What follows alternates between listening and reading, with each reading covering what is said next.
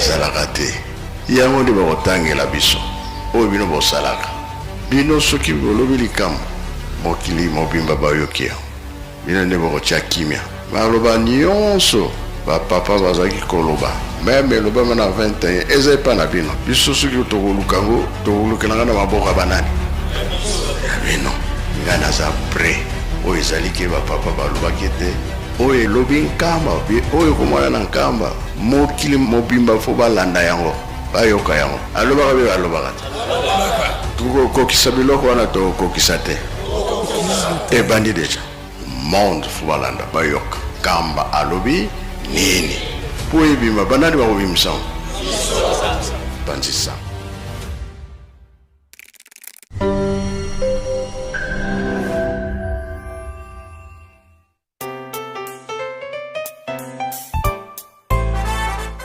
Bonjour à tous et bienvenue sur cette chaîne YouTube Presque Nkamba, une nouvelle chaîne créée officiellement pour vous donner l'actualité de Nkamba dans différents programmes comme l'émission Plateau des Pèlerins, l'émission Opinion des visiteurs de Nkamba. Bref, toute l'actualité de Nkamba sera disponible tous les jours sur cette chaîne YouTube.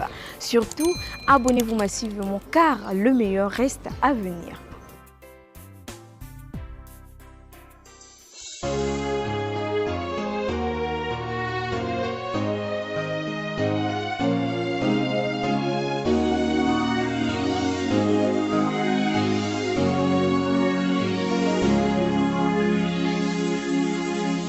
C'est du nouveau sur Presque Nkamba officiel.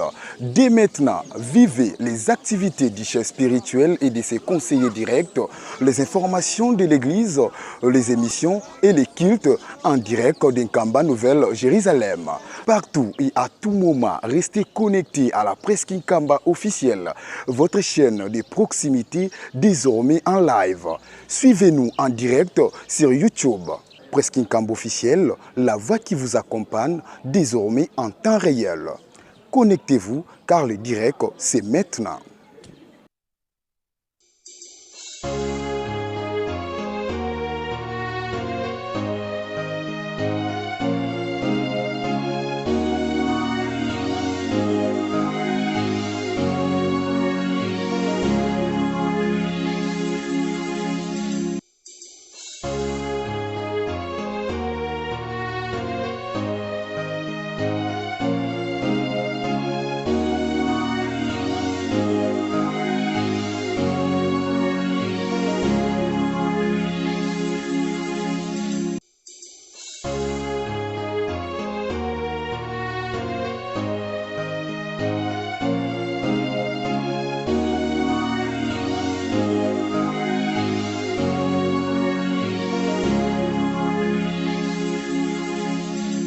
tozala na esengo bapapa bazalaki koloba na biso ete tozali bana mapamboli tosimba mosala.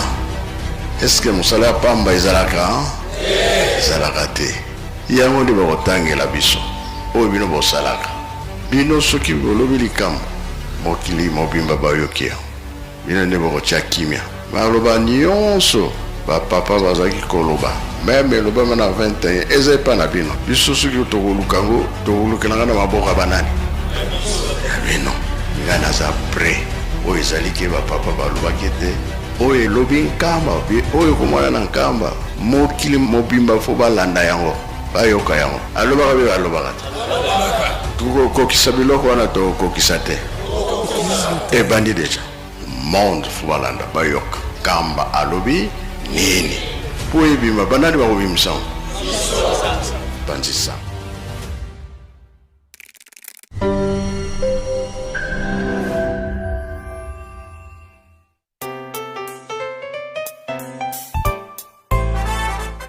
Bonjour à tous et bienvenue sur cette chaîne YouTube Presque Nkamba, une nouvelle chaîne créée officiellement pour vous donner l'actualité de Nkamba dans différents programmes comme l'émission Plateau des Pèlerins, l'émission Opinion des visiteurs de Nkamba. Bref, toute l'actualité de Nkamba sera disponible tous les jours sur cette chaîne YouTube. Surtout, abonnez-vous massivement car le meilleur reste à venir.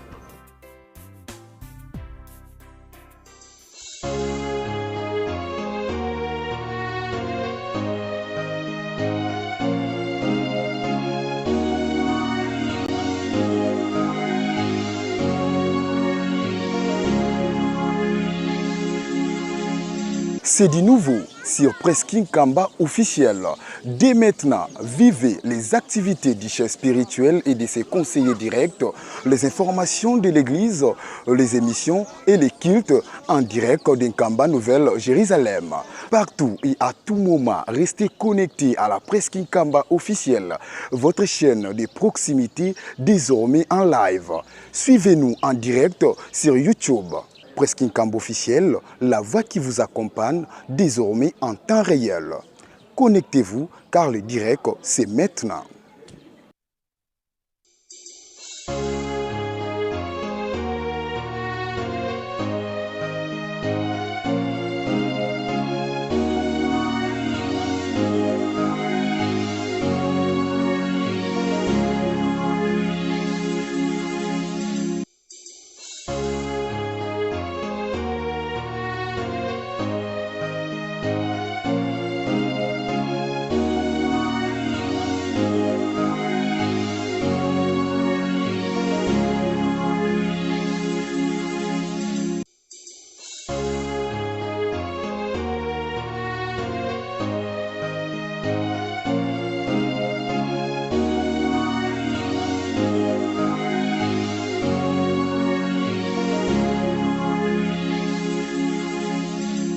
tozala na esengo bapapa bazaki koloba na biso ete tozali bana mapamboli tosimba mosala. Eske mosala ya pamba ezalaka ezalaka te, yango nde bakotangela biso oyo bino bosalaka. Bino soki bolobi likambo mokili mobimba bayoki yango, bino nde bakotya kimia.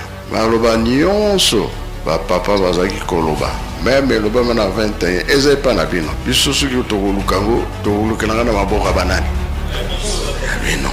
Ngai naza pre oyo ezaliki bapapa balobaki ete oyo elobi nkamba oyo ekomwana na nkamba mokili mobimba fo balanda yango bayoka yango. Alobaka be balobaka te, tokokokisa biloko wana tokokokisa te, ebandi deja monde fo balanda bayoka nkamba alobi nini po ebima. Banani bakobimisa bandisa.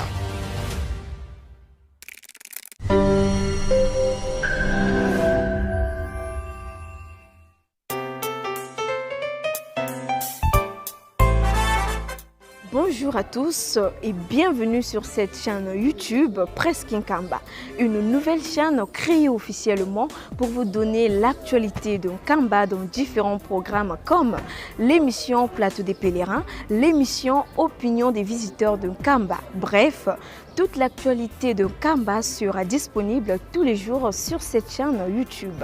Surtout, abonnez-vous massivement car le meilleur reste à venir.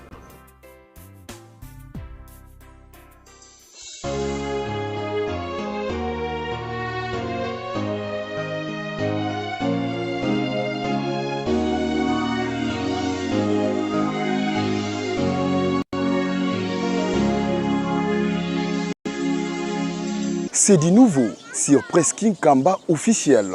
Dès maintenant, vivez les activités du chef spirituel et de ses conseillers directs, les informations de l'église, les émissions et les cultes en Jérusalem. Partout et à tout moment, restez connectés à la Presqu'île Kamba officielle, votre chaîne de proximité désormais en live. Suivez-nous en direct sur YouTube. Presqu'île Kamba officiel, la voix qui vous accompagne désormais en temps réel. Connectez-vous car le direct c'est maintenant.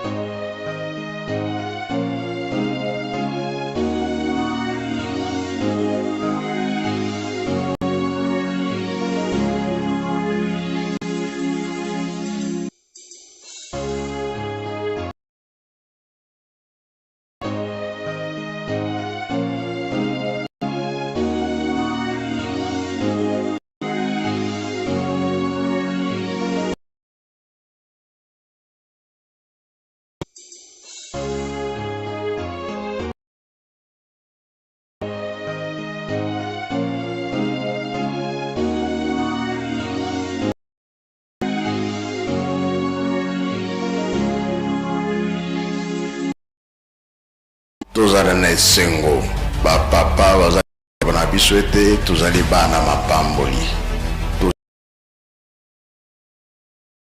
ezalaka te yango nde bakotangela biso mokili mobimba bayoki bino nde bakotya kimia maloba nyonso bapapa bazalaki koloba meme elobama na 21 eza epa na bino maboka banani bino nga naza oyo elobi nkamba oyo komwana na nkamba mokili mobimba fo balanda yango bayoka yango alobaka be balobaka te kokokisa biloko wana tokokisa te ebandi deja monde fo balanda bayoka nkamba alobi nini po ebima banani bakobimisa banzisa.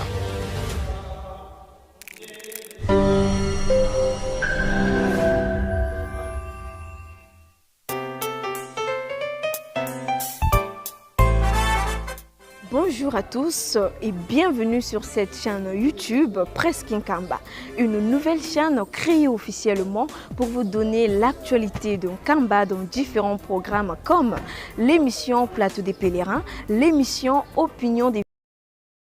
Bref, toute l'actualité de Nkamba sera disponible tous les jours sur cette chaîne YouTube. Surtout, abonnez-vous massivement car le meilleur reste à venir.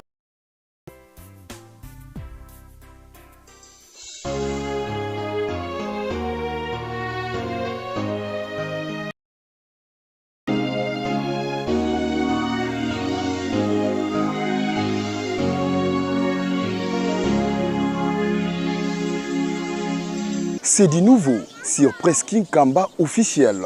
Dès maintenant, vivez les activités du chef spirituel et de ses conseillers directs, les informations de l'église, les émissions et les cultes en direct d'Nkamba Nouvelle Jérusalem.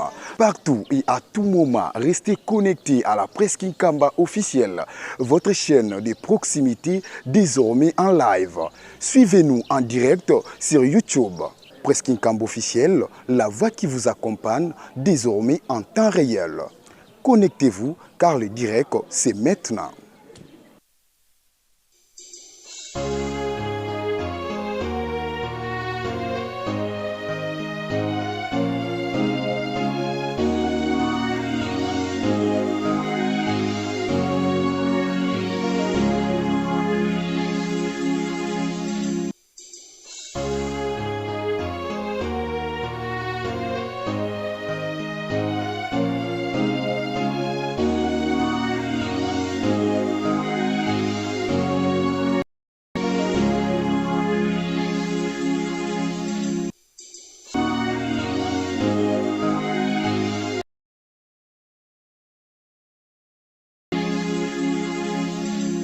tozala na esengo bazaki koloba na biso ete tozali bana mapamboli tosimba mosala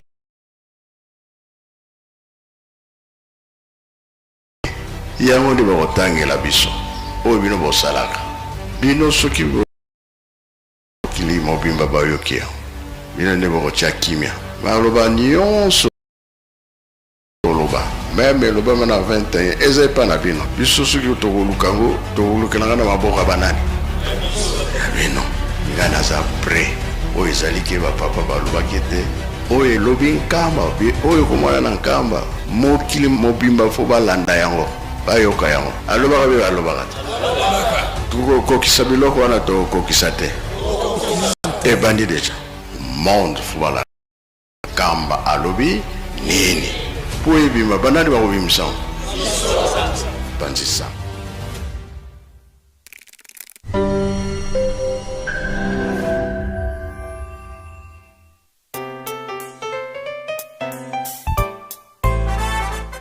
Bonjour à tous et bienvenue sur cette chaîne YouTube Presque Nkamba, une nouvelle chaîne créée et l'actualité de Nkamba dans différents programmes comme l'émission Plateau des Pèlerins, l'émission Opinion des visiteurs de Nkamba. Bref, toute l'actualité de Nkamba sera disponible tous les jours sur cette chaîne YouTube.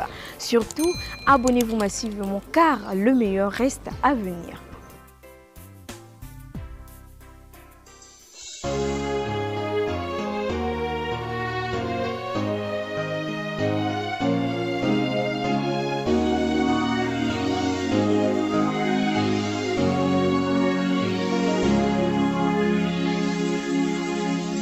C'est du nouveau sur les activités du chef spirituel et de ses conseillers directs, les informations de l'Église, les émissions et les cultes. Jérusalem. Partout et à tout moment, restez connectés à la Presqu'île Kamba officielle, votre chaîne de proximité désormais en live. Suivez-nous en direct sur YouTube. Presqu'île Kamba officielle, la voix qui vous accompagne désormais en temps réel. Connectez-vous car le direct, c'est maintenant.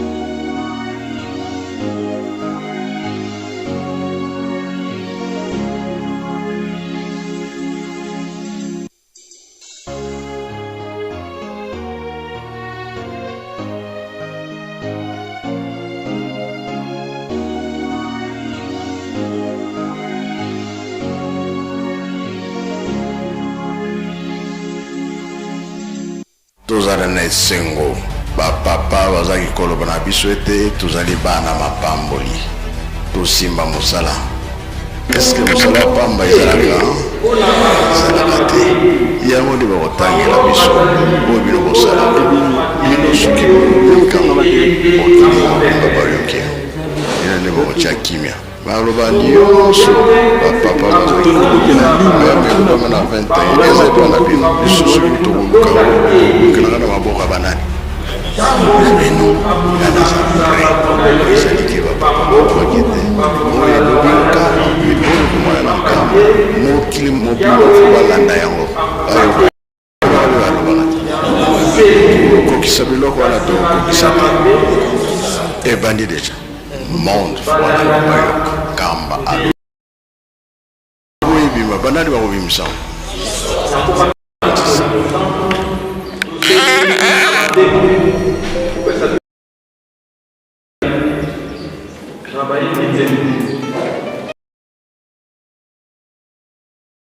Bonjour à tous et bienvenue sur cette chaîne YouTube Presqu'île Kamba, une nouvelle chaîne créée officiellement pour vous donner l'actualité de Kamba dans différents programmes comme l'émission Plateau des pèlerins, l'émission Opinion des visiteurs de Kamba. Bref, toute l'actualité de Kamba sera disponible tous les jours sur cette chaîne YouTube.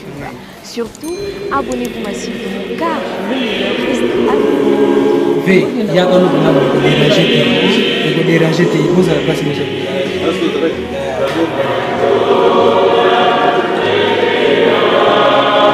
Matondo, muzonga kuna awo.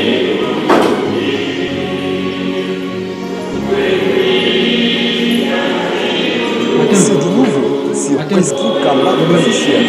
Dès maintenant, vivez les activités du chef spirituel et de ses conseillers. Les informations de l'Église, les émissions et les cultes en direct de Kamba Nouvelle Jérusalem. Partout et à tout moment, restez connectés à la Presqu'île Kamba officielle, votre chaîne de proximité désormais en live. Suivez-nous en direct sur YouTube. Presqu'île Kamba officielle, la voix qui vous accompagne désormais en temps réel. Connectez-vous car le direct, c'est maintenant.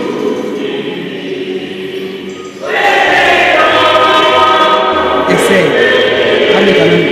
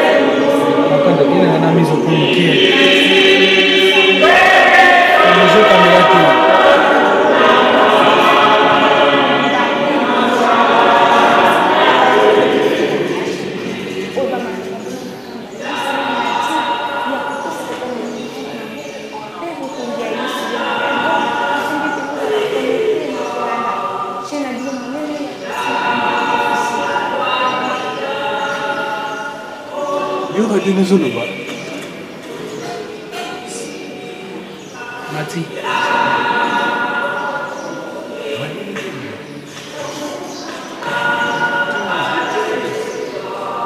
Uyuka.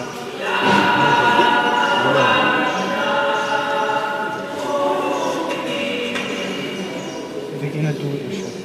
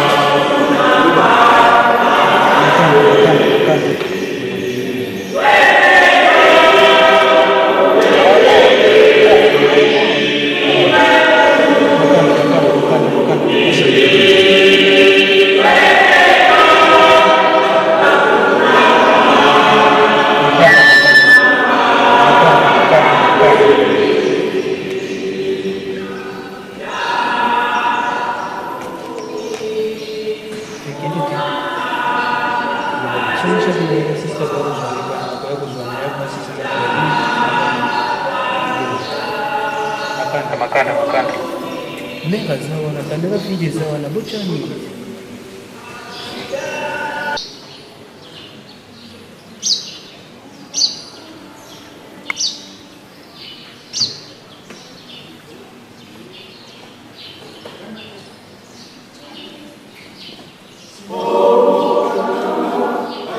makanda nazapa varie.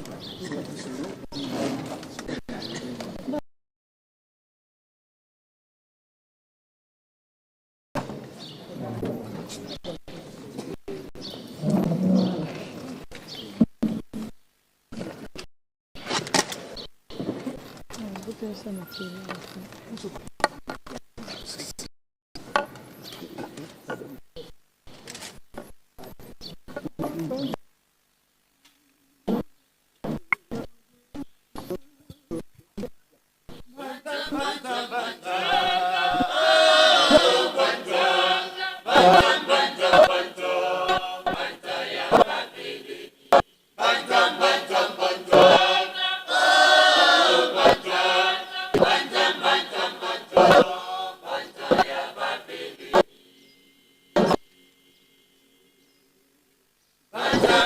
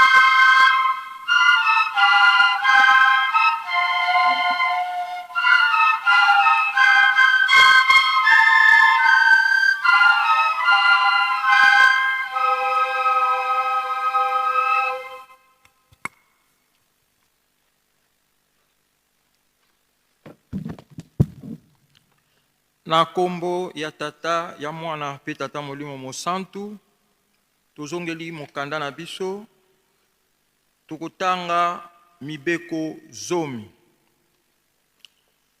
Mutu ya mokanda zomi tubandi kotanga na kombo ya tata ya mwana pe tata molimo.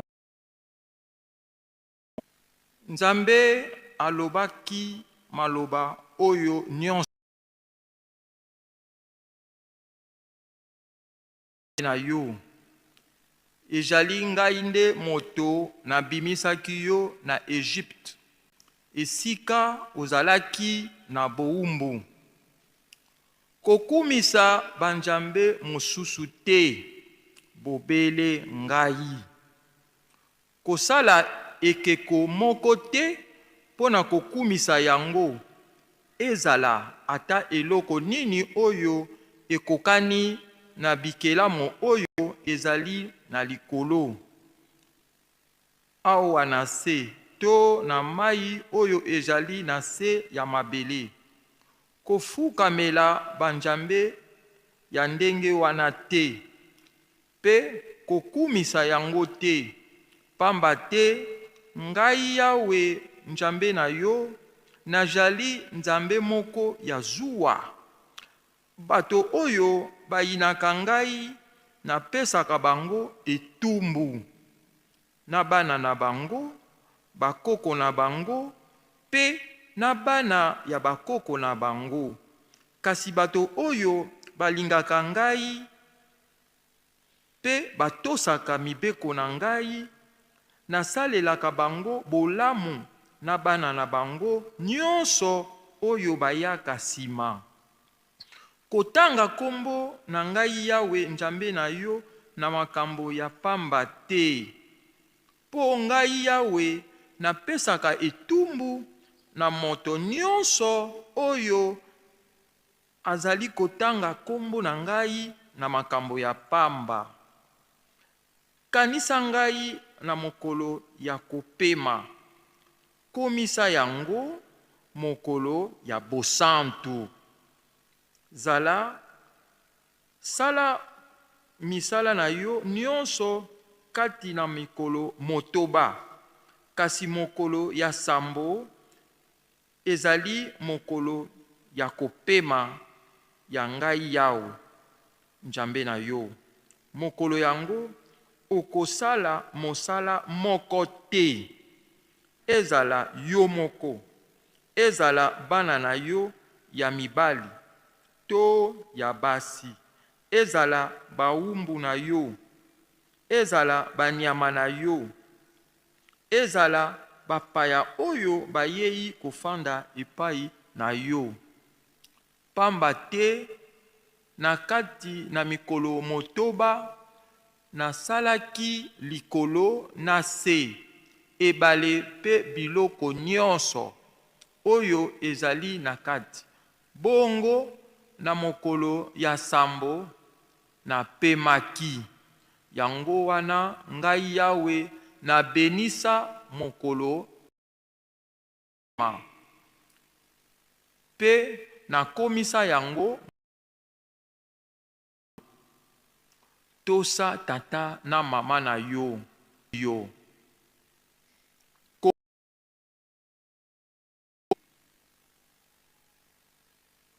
kosala kolula eloko ya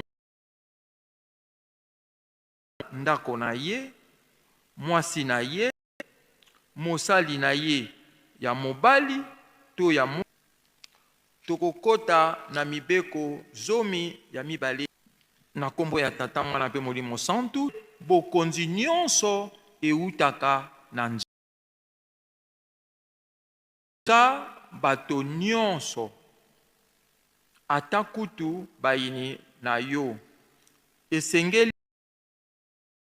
bango kaka komela likaya te komela bangi to diamba te komela masanga ya milangwa te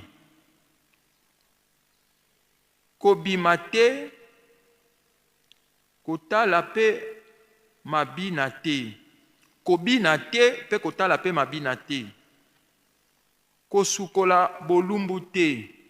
Kolala pe bolumbu te. Koswana te, kobunda pe te. Kosala kisi te pe kokende epai ya nganga kisi te. Futa mpaku ya leta. Kokanga nkanda te pe kobombela moninga na yo kanda te. Ndima mabe na yo liboso ya baninga. Kolia ngulu te, ezala ngulu ya mboka, ngulu ya zamba, to ngulu ya mai kolia yango te. Ba makako nyonso kolia te, kolia nyoka te. Na komba tata mwana pe molimo santu, tosengi nzembo deuxième tour na bayembi oyo bayembaka.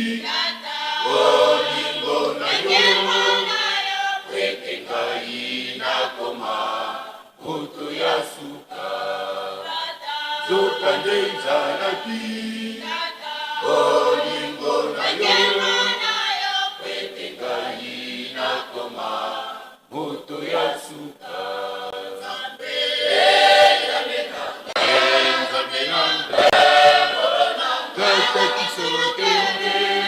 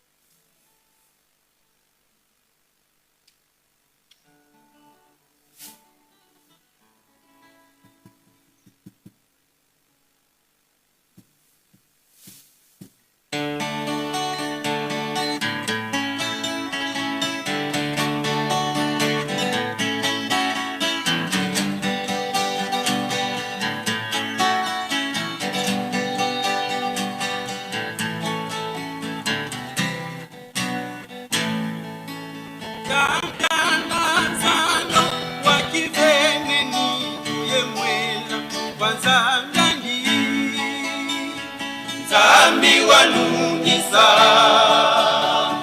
Nzambi wanungisa, oh, lukala mumainu, mumainu kwa tata Lazaro, oh, Nzambi wanungisa,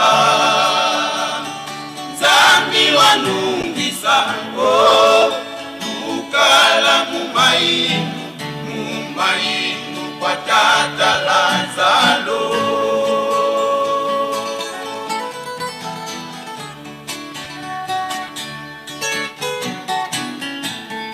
Tata Lazaro wakiveneni yemwela kwanza ndani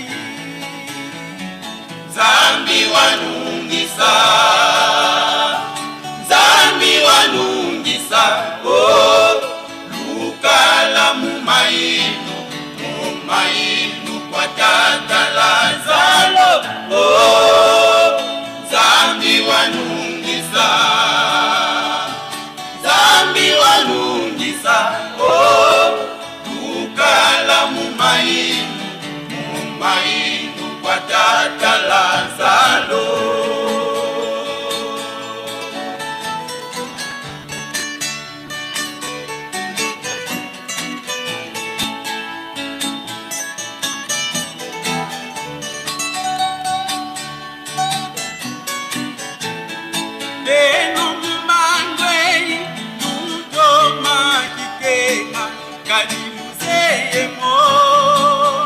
Osomono ya lutelele mitima meno lubenisa, oh, lukala bakitiona bosokitona tatata lazalo botsomono ya lutelele mitima mielo lubenisa tukala bakitona bosokitona tatata lazalo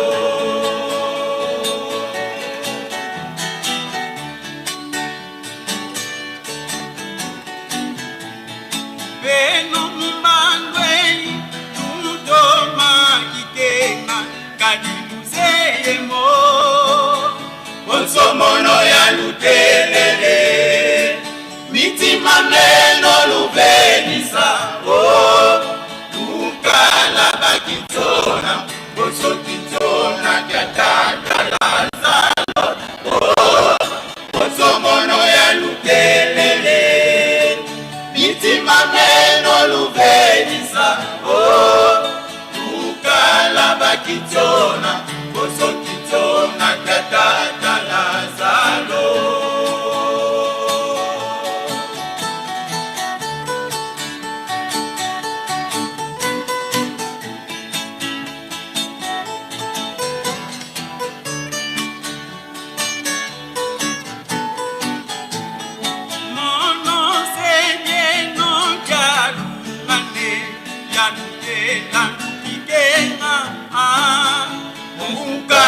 bakitona bosokitona katata lazalo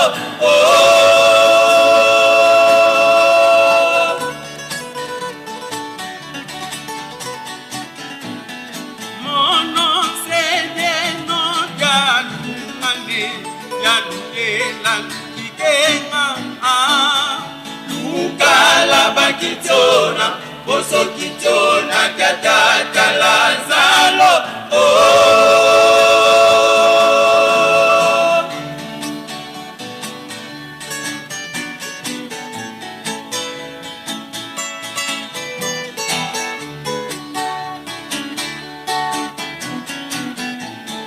mono sene no jalungane yalulela kikenga botsomono ya lutelele mitima meno lubenisa tukala bakitona bosokitona katata lazalo botsomono ya lutelele mitima meno lubenisa tukala bakitona bosokitona katata lazalo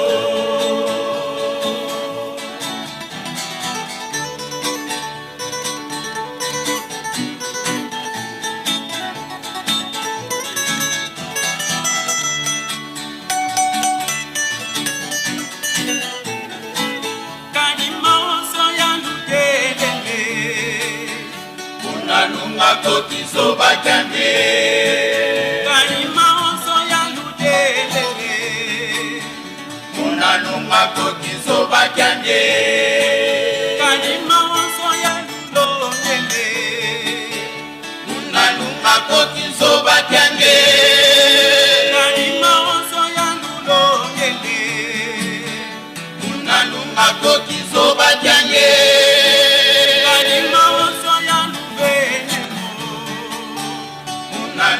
kokizo bakyange kalimanso ya lubenemo unanumba kokizo bakyange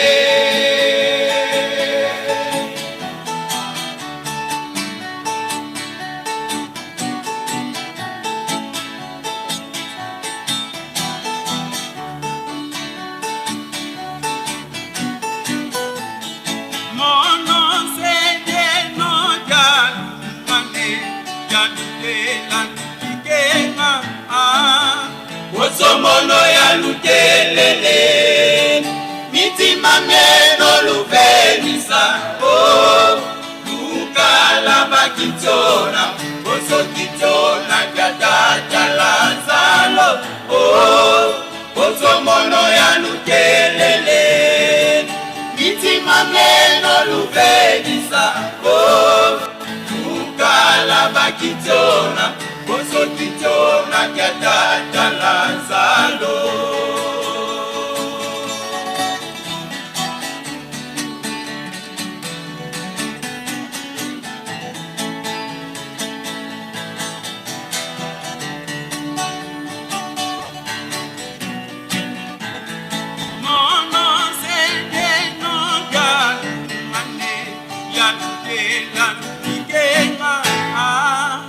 Osomono ya lutelele mitima meno luvenisa oh lukala bakitiona oso kitiona kiatata Lazalo oh osomono ya lutelele mitima meno luvenisa oh lukala bakitiona boso kitiona kiatata Lazalo.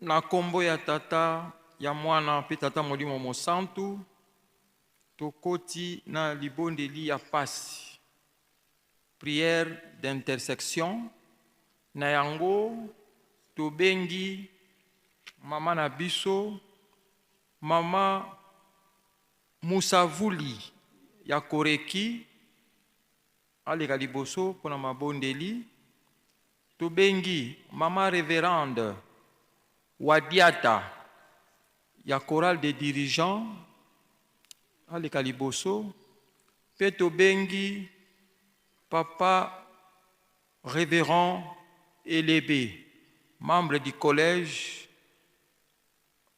aleka liboso mpona mabondeli ya passe.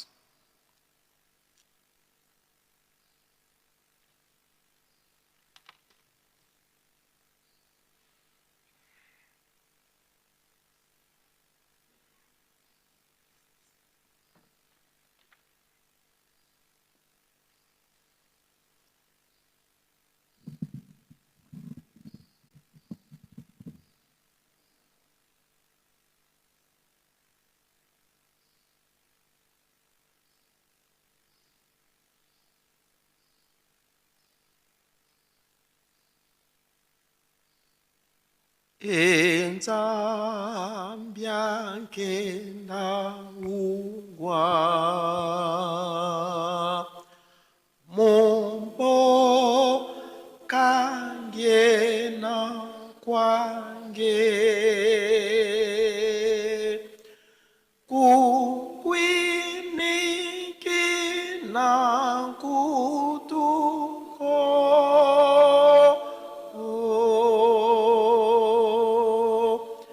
esambu ya metambula. Tobondela na nkombo tata Nzambe nkolo na biso Yesu Kristo, tata Molimo Mosantu, papa Simoki Mbangu Kiangani. Yawe na kobika na biso tozongisi merci mingi na bolingo na yo oyo ezangi suka epai na biso bana na yo. Obateli biso mikolo nyonso eleki, okomisi biso mokolo lelo na mawa pe bolingo na yo. Tosengi bolimbisi liboso na yo pamba te toza kokoka te. Maimanso tokosalaka bokeseni liboso na yo.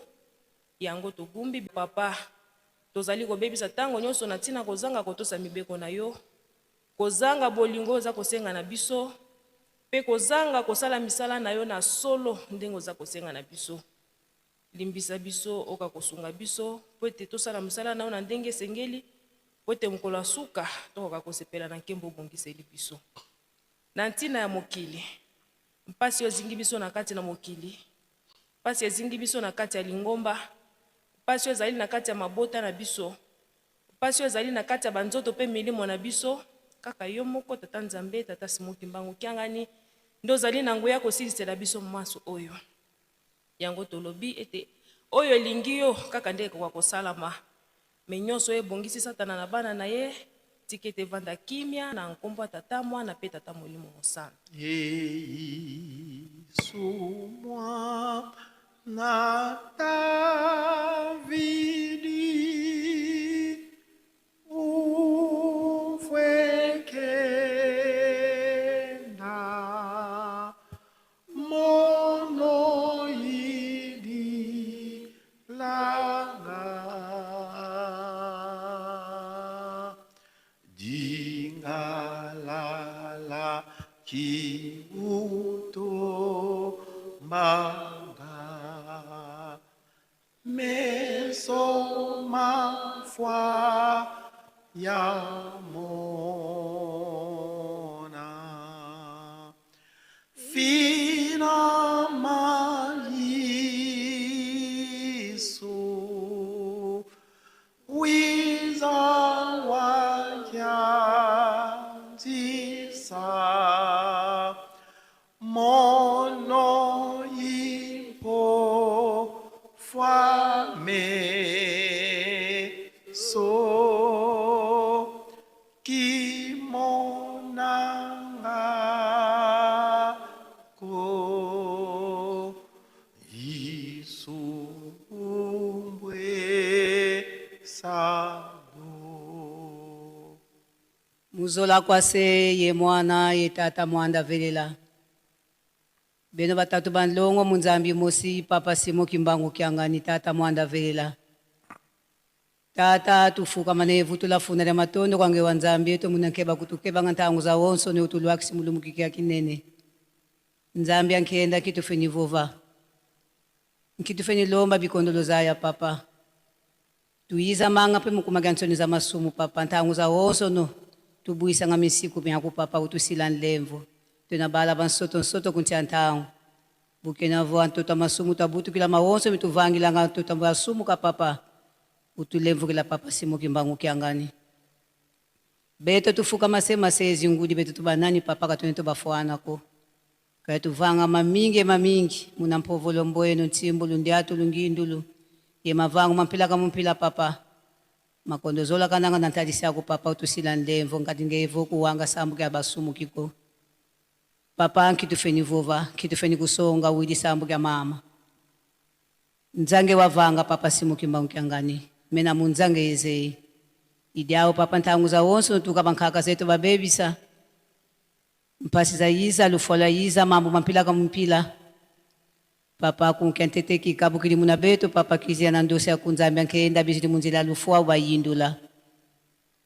banka kama mini lamba la muna bimbevu na mintanda muna zinzo muna tupita alo munza ya mvimba papa bidilu babingi petu tombe kele vafulu kikatuneto bafuana ko bimbevu mempila kamumpila nzambia nkenda utulemvu kila utusadisa lumbu kiki kya bala baku papa batombo kele mongo bosubu widi ko mama muna 1921 wavanga mampila kamumpila idiawo papa ngefo bala bantsuka batombo kele mongo anlongo papa babingi kabalueki ko mbakuluike babingi pe bamini lamba la muna mintanda nga bafeni tombo ka kumongo anlongo kansi mpasi babeto babingi katabutu kila muna bifuma ko kansi bububeka nitu zeka mne bifuma byampila kamumpila papa vovikanza bika basaku muna papa dimu kana ubagana muna lumboki babingi balembolo waka afulueki kubavilaka niko ba umpe banatanga zitu kya u papa benantumu ba webizigana moko muna bao papa basaku muna bana mpengolo luvwa mukatuta lomba munza ya mvimba katunetoliaka wankaka kutulenda sila vuvu kangeta tamwanda vela ko papa songa nkenda zako pasi zele zingi kuntiantangu kuna este papa mfwilu za mpila kamumpila na mwamo papa ntini kukini bakuluna bamobondo mama mpila kamumpila zianlefima boso bututele mwanlefima papa mwana ku papa mama reverande muyasu wetidila mwana tuka kuna kinsasa tuka 26 avoka mukuiza ku Yerusalemi nzambi ankena tele mka unu kalueke tiko waboki la vona mbanza ngungu kena kansilu mka unu kalueke tiko Yerusalemi ko tuka 26 avril papa nzambi ankenda bika wasadisa vo akanga makena bika wasadisa vo mpasize na yani nzambi ankenda ngeka kakala nkebintani ni muna yandi kinkenda kena muna kanda papa ngeka kakungu na mansanga mawo idiao papa tukiyana lumukia mvima na mako moko kala kebintani ni mumamena luta kuna mongo anlongo papa bika menda muna nzaya mvimba muna nkumbaseye mwane mwanda velela Elo loki kwange twizidi dowiza watuloloka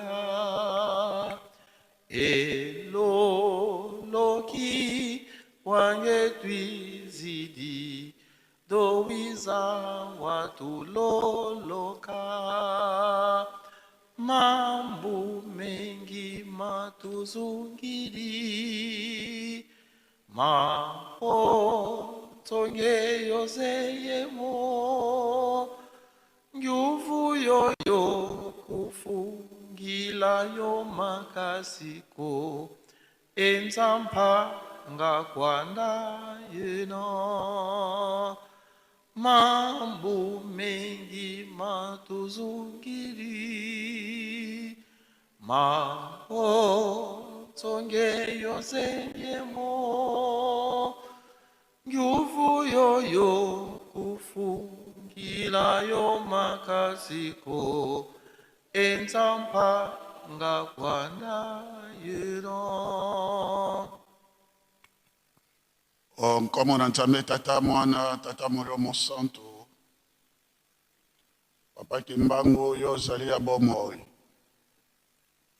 yo ndozalaka yo mpo zali kati na biso bengi yo tata Simo Kimbangu Kyangani Alpha et Omega ebandeli pe kilo na suka kati na yo tata kisolokele tata dialonga na tata diangeni misato kati na moko kati na basato mama Marie mwilo tiawanga molobeli na biso na ntango nyonso ya pasi yo ozali ya bomo papa Kimbangu fete oyo ya le 10 mai ezali kopesa biso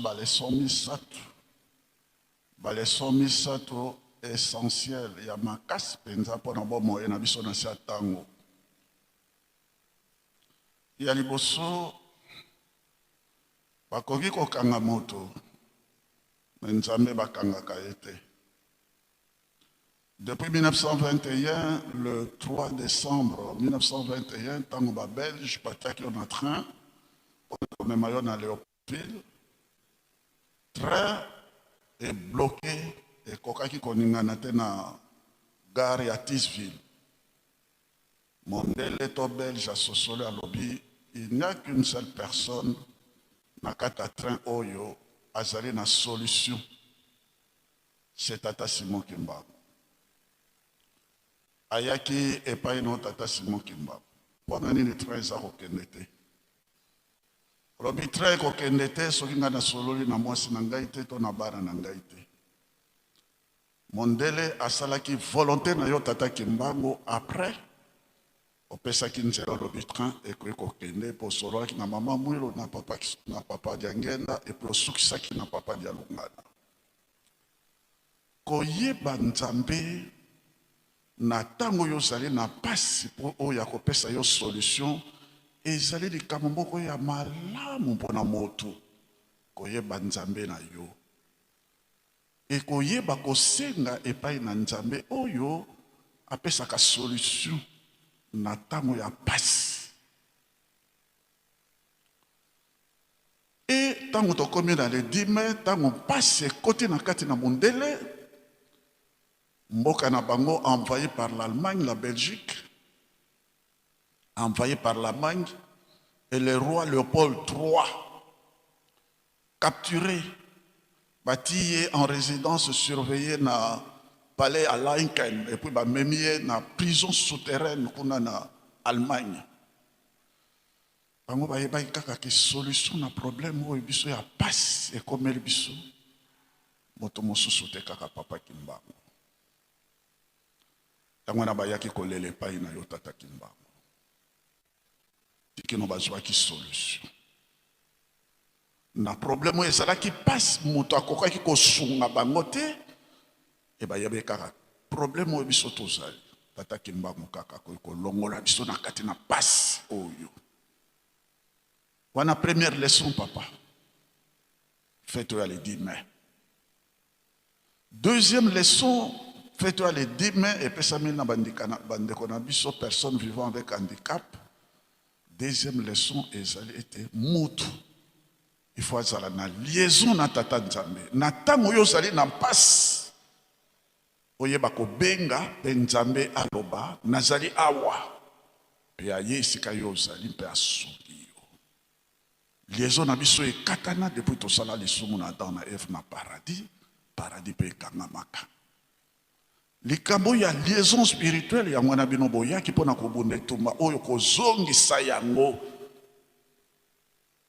Papa, deuxième leçon de ya mwana koyeba kobenga Nzambe na yo mpe Nzambe mpe ayoka yo mpe apesa yo eyano okangolama. Troisième leçon enfin Nzambe yo ozali bolingo. Babelge bakangi yo banyokoli yo basali yo pasi me na ntango bango bamoni ke bazali na mpasi baye epai na yo kolela epai na yo olakisi bango ke yo ozali moto te yo ozali Nzambe.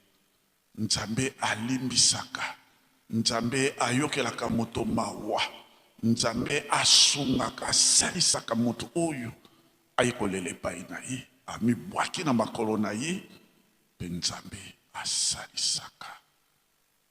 Yangono lobi depuis Banzanzana le 10 septembre 1921 lobaki bamindele bakoyokisa biso pasi me atako bongo tozongisela bango mabe te.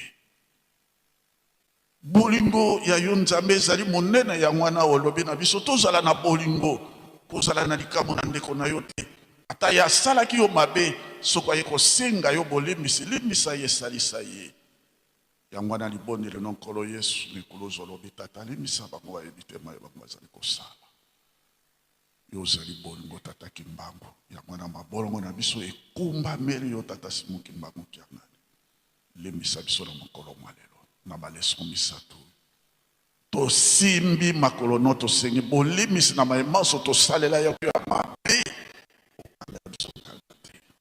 biso bonsomi ya molimo mpe ezongisela biso oyo biso tobongisaki po te moto moko nazonga na esika na ya yambo longola biso bituma mpasi oyo ezali na kati na mokili kimia ya na kati na mokili mpe tosengi na yo tika loboko no ya nguyaki bosantu epambola biso na bana na yo banso na fete oyo ya le 10 mai toyeba kozwa lipamboli ndenge Yakobo asimbaki makolo na yo alobaki okoki kokende te soki yo pamboli ngai te yango no pambolaki ekomona ekomaki Israel biso bato mwino tozali lokola ekomba tosalaka eloko moko te liezo ekatana salisa biso tozwa 3K opambola biso tozala lisusu ekomba te tosala mosala tomona na bato na kati na mokili na bolingo pe nkembo ya bino misato abole tata mwana moyo mosantu amen amen.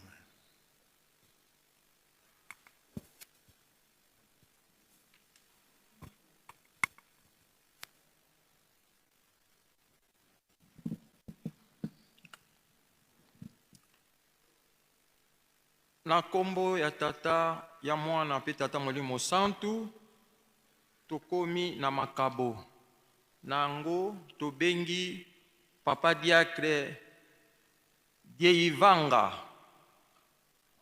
aya kotambwisa biso na programme ya makabo ya mokolo mwa lelo.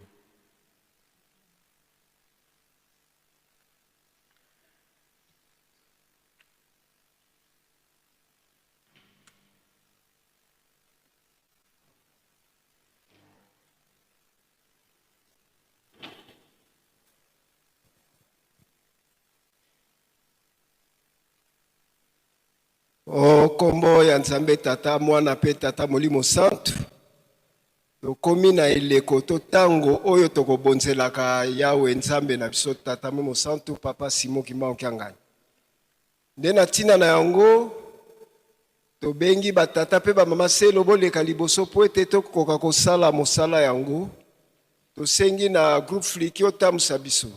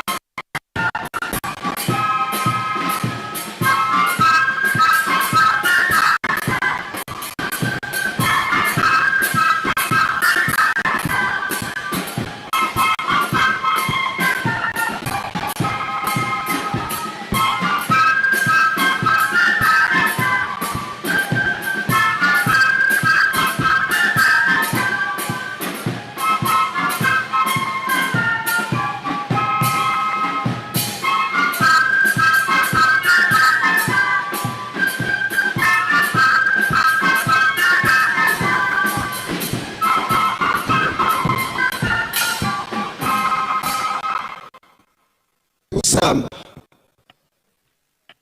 Mungu mwase mwana yetata mwana velela. Matondo yenzitu suye ntembo kwange wase ya Nzambi yetu tata mwana velela Nzambi papa Simon Kimbangu Kyangani. Mumambote be kutuwangilanga munkebe kutukebange munchilulu zaku ze kutulungisilanga. Silulu zaku zimulumukia hunu kale 11. Me zimalamana lungana kwa bana baku. Bena ebieta ovo bifuma. Mutomba ku Yerusalemu na vimba. Asimungu isafila bisambu yetunga Yerusalemu.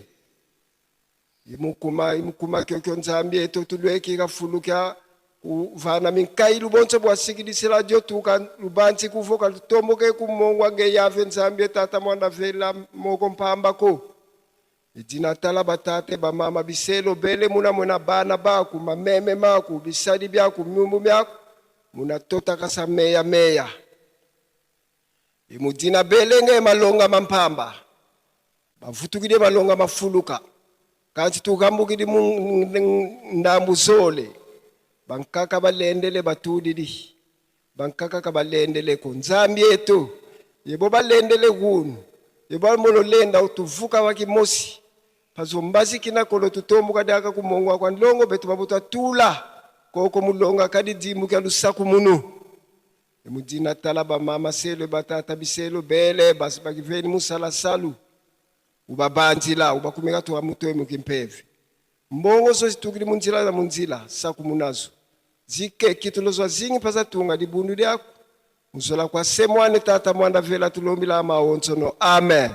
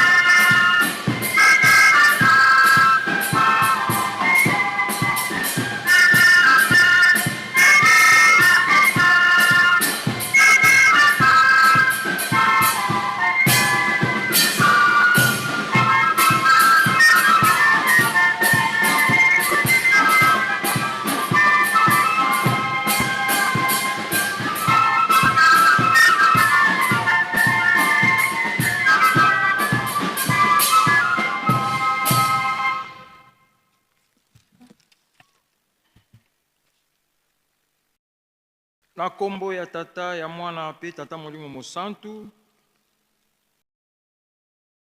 tobongama po tolanda mateya.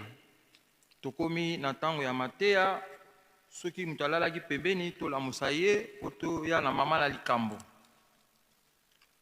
Totangaki mukanda na biso ya liboso ezalaki na psaume nzembo ya bayuda, psaume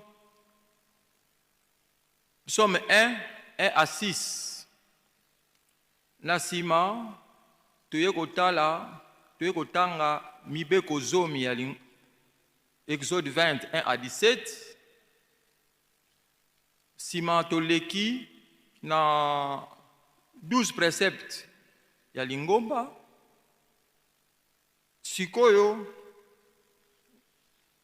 tokotanga mokanda ya Esaïe na lingala Esaïa.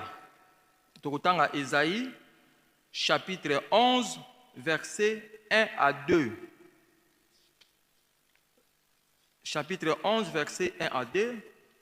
Nasima tokoleka susu na Deutéronome kozongela mibeko, Deutéronome 28 1 à 2.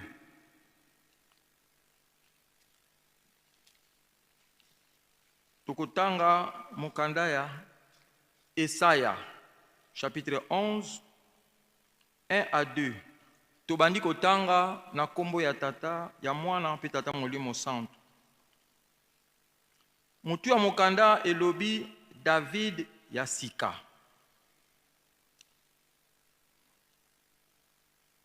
Libota ya David ekomi lokola nzete oyo eumela.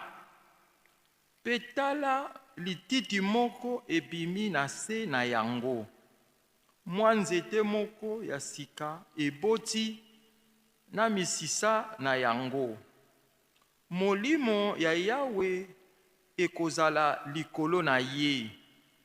Molimo ya mayele pe ya koyeba makambo.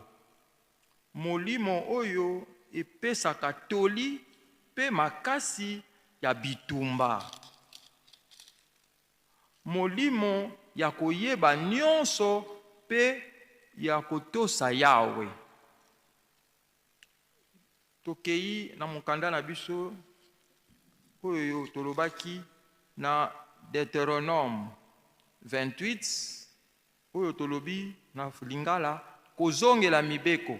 Deutéronome 28 1 à 2. Tobandi kotanga na komba tama na pe molimo santu. Mutu ya mokanda elobi elaka ya bomengo. Elaka ya bomengo. Tobandi kotanga na komba tama na pe molimo santu. Soki bozali kotosa penza maloba ya Yawe Nzambe na bino. Soki bozali kosalela mibeko na ye nyonso oyo nazali kopesa bino lelo, wana nde Yawe Nzambe na bino akokomisa bino ekolo ya liboso na kati ya bikolo nyonso ya mokili pe akopesa bino bolamu oyo. Tobondela na kombo na Nzambe tata, Nzambe mwana, Nzambe molimo mosantu. Tata Nzambe nkolo Yesu Masia, papa Simoki Mbangu Kiangani, Nzambe ya bakoko na biso, ya batata na biso, ya bana na biso, ya biso nyonso, Nzambe ya banzambe. Yo muto zalaka na tango kala, yo wana oza lelo, yo wana lobi, libela na libela. Tika to yembela yo, tika to kumisa yo, tika to sanjola yo. Papa ngai mwana na yo, na ye liboso na yo, na ponami, pona kota na zamba na yo. Papa nazala kokoka te, na bengi nguya na yo, présence na yo, ezala kati na ngai, kati na biso nyonso, na bayoki, nanga muna koyoka, nanga mutu na koteya, eteya biso, ebongola biso, po tosala makambo minene, toyoka, tobomba, tosalela, pe toteya baninga, tosala makambo minene, papa assiste ngai, biso nyonso eleka malamu na nguya na yo, papa Kimbangu Nzambe, na kombo ya tata, ya mwana, tata molimo santu. Amen. na kombo ya tata ya mwana tata molimo santu batata na bamama totangaki na psaume 1 à 6 na psaume 1 kuna balobi esengo na moto oyo ayokaka toli ya mabe te ntango bapesi ye toli ya mabe azodekonsidere yango azobwakisa yango esengo na koyoka maloba ya nzambe na kolanda nzela ya nzambe na kosalela nzambe esengo na mutu oyo balobi tokende eglize ndenge toye na biso awa na nkamba touti bamboka ebele balobi tosala tu toprepare tokende nkamba toprepare baera mabondeli esengo na baconseil wana eza te na baconseil ya mabe bwakisa na yo sala no boye nazala nu gene tika nasala boye non batata na bamama esengeli tomibatela vraiment soki moto alobi na yo tokomi 18 heures tobondela vraiment c'est fantastique tokende na biso na église tokende soirée tokende na église ya tongo eza te ke bokende na bino na église ya tongo te tobaye tolembi et puis tango oke na église zala na moi un bout de papier na cahier na feuille et puis okomaka tango ozongi na ndako batuni batei nini oyeba pe koexpliquer non ezalaki boye c'est excellent eza kitoko makasi eza te ndenge kaka balobaka te non ntango bazoteya yo ozala concentré oyeba oyoka pe ozala na a mesure ya koteya pe baninga mosusu donc kuna na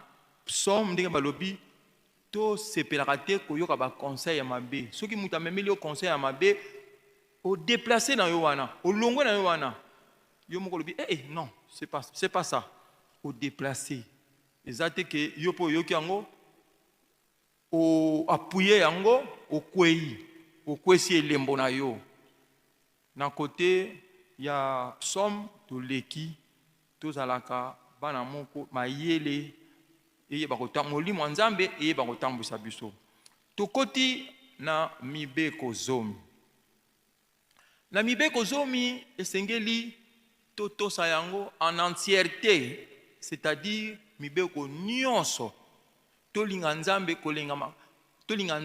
kolinga makambo nyonso ya mokili koleka makambo nyonso pamba te papa kimbangu nzambe ye moto azodirige biso ye moto azooriente biso ye moto azolongisa biso tolinga makambo na ye toyokela ye ete na mibeko tana bamama tolinga kotia commentaire te na likambo oyo ozana obandi kotia mungwa na pilipili na nini soki tout ça eza kutu boye te eza kutu boye c'est pas bon so oyo balobi esengeli na mibeko zomi totosa yango tolongola moko te mpona tozala véritable bana nzambe mpona molimo ya nzambe ekota kati na biso etambwisa biso elongisa biso mpo tosepela surtout biso bamwela biso bahandikape tosenga molimo ya nzambe eyeba kotambwisaka biso ekotambwisa biso soki tokimi masumu papa diange naza koloba nzambe azalaka ne mosika na biso te ntango kaka olobi nakomata mwana mpe molimo santu obengi ye aye nzambe azalaka mosika na biso te nzambe abosanaka bana na ye te nzambe azalaka ne pembeni na biso tobatela bilembo papa diange papa simon mokianga nazo insiste tokwesa bilembo na biso te tobatela bilembo onomona eza bongo yango balobi na mibeko zomi toloba matatolo ya likuta te toke na 12 préceptes ya lingomba na kati ya 12 préceptes ya lingomba tozobeta se te wana ezali lokola civilisation na biso tobeta se te na mibeko nyonso esengeli tolanda yango nyonso balobi na biso kuna toliaka ngulu te bamakaku te batusa mpo nyonso eza biso ya mokili ntango ozolia mosuni ozolia boye mili ozolia milimo mabe ezokotela yo susu na nzoto. Nzambe alingi tozala saint. Saint, to prétendre, to bundana kozala saint. Alors, tout ça la sacrifice ya kolia bilialia. Omoni mwa boudin boyo ote, boudin. Nzokande ezo bebisa yo, ezo tindo na mabunga mosusu. Yango esengeli tozalaka na ba principe ya kolanda. Yo balobi na biso awa na 12 préceptes to liangulu te, ba makaku te, ba nyoka te, to beti sete en entièreté. Esengeli to landango, to sokolaka bolumbu te, to salaka boye te, to lalaka bolumbu te, tout. Mibeko yango nde moto ekokomisa biso bato minene. Omoni ndenge toye awa na nkambe eza esengo ya koya awa. Yango wana biso ba handicapé ndenge toye awa papa lobaki na biso boye. Bino mutu boye aka ko annoncer biso arrivé mwana nzambe alingi kobotama. Omoni donc na kati ya calendrier lelo tokomi le 10 le 11 eza moment oyo to annoncer que mwana nzambe aza kobotama. Lokola mwana nzambe papa di alungana kiangani Salomon Paul aza kobotama kati na biso asi abotama sikoyo alingi abotama de nouveau kati na biso esengeli tomisukwama to se repentir toyeba kosenga pardon toyeba kosenga kolimbisa batu totambola na ndenge ya sika et surtout ndenge nzambe na biso papa Simon Kiangani alobi ekokisi 105 ans. Lokola 105 ans ekoki nzambe atie misu na Yesu pa na biso. Ndenge atie misu na ye pa na biso elakisi to changer catégoriquement to tambola na bobangi bwa nzambe. Ndenge papa diange na banango loba bobangi bwa nzambe eza ebandeli ya mayele. Alobi toluka liboso bokonzi na nzambe nyonso ekopesa mela biso. Tango tolandaka Matéa oya le 10 mai tango papa di angenda bandikape balelaki pai na ye papa tala tomona na tokoma ba mandia kende na ville kuna na Kisasa bandikape akotawe kabelange pesange sombelange tosange. C'est faux, c'est pas bien. Mbongo bazo kabela yo eza mbongo moko yebi ndenge bazo zwila ngo te. Okolia na motoki na yo ndenge Bible lobi tu mangeras à la sueur de ton front. Yekola tanga bundana na muke nzamba ko fongola yo ezate okenda ko flatter okoti na ndako mabe osengi oyo mabe. Non, c'est pas ça. Yangwana mapamboli ya liboso elakisi toluka liboso nzambe tango toluki nzambe esengeli tosala nini totosa ba loi mabeko apesi biso pona molimo na ye ekota kati na biso efanda kati na biso atambwisa biso bien aguide biso aorienter biso pe to gagner to longa. Yangwana lokola moment oyo tozo annoncer tout le monde azala prêt bakosa yo te biso bato mingi bayoka pe ba conseil mabe Osano boye, osano jeune, salaboye, osano salaboye. Non, yo handicapé. Ata oza handicapé, mibeko bakotangela biso yango boye. Na molimo handicapé, nzamba talaka bunzoto yo te. Handicap ya makasi ezali muto yo amesani kosala masumu. Oyo eza nango bunzoto. Oyo eza nango atakutu makolo nange tenga mai ozotambola soki ndenge nini bato ekufa liso ekufa ozana soki forme nini nyonso wana c'est la chair. Nzamba lingi tozala totambola na handicap spirituel yango nde nzamba azoboya tozala digne donc tozala ba otozoloba tozala kutu donc totambola na bobangi bwa nzambe to bundana kozala ba saint nzambe ako inspiré biso makambo malamu yango papa di angenda alobaka alobi na discours wana bosali discours na discours basengaki papa tala biso te koma ba flatter na ba famille bazo négliger biso na ba classe bazo négliger na ba misala toza déconsidéré partout. Papa lobi salinga pasi mais bino nasalaka fete ya mwana na ngai abalaka. Na fete wana nabengisaka bakonzi minene me bayaka te. Me namonaka bino bandikape boye esalinga esengo oyo bosengi bokozwa yango. Kati na bino bato minene bakobima, basavant bakobima, banganga nzambe bakobima, bato ya mbongo bakobima, bato ya bia bakobima. Alors esengeli biso sikoyo totambola na vrai bobangi bwa nzambe mpo nzambe a inspiré biso. So ozala likambo te ofandi na ozoyemba na yo, ozokumisa no nzembo, ozokosala no boye, eza esengo makasi. Lokola bazopromettre biso moment oyo eza moment moko tozala digne, tozala ba vrai responsable, toteyanaka. Omoni moninga alingi kabunga boye, oriente ye, dirige ye, eza teke boye na boye songi kokosa. Ngi tolobi matata oli alokuta, so oza na épreuve te tika. Soki ofandi boye, mususu ayeli yo conseil moko, tala mokonzi boye, boye na boye, papa te, non. Tozalaka mpona bongo te. Touti kotanga ndenge tolobi Ezaïe wana ezali po tozo annoncer mutu na mutu azala prêt. Tozala prêt ya koyamba mwana na nzambe kati na biso. Papa dia lunga na kiangani Salomo Paul aza kobotama aya kokuta biso propre. Ennemi ezala te, conflit ezala te, problème ezala te, tolingana.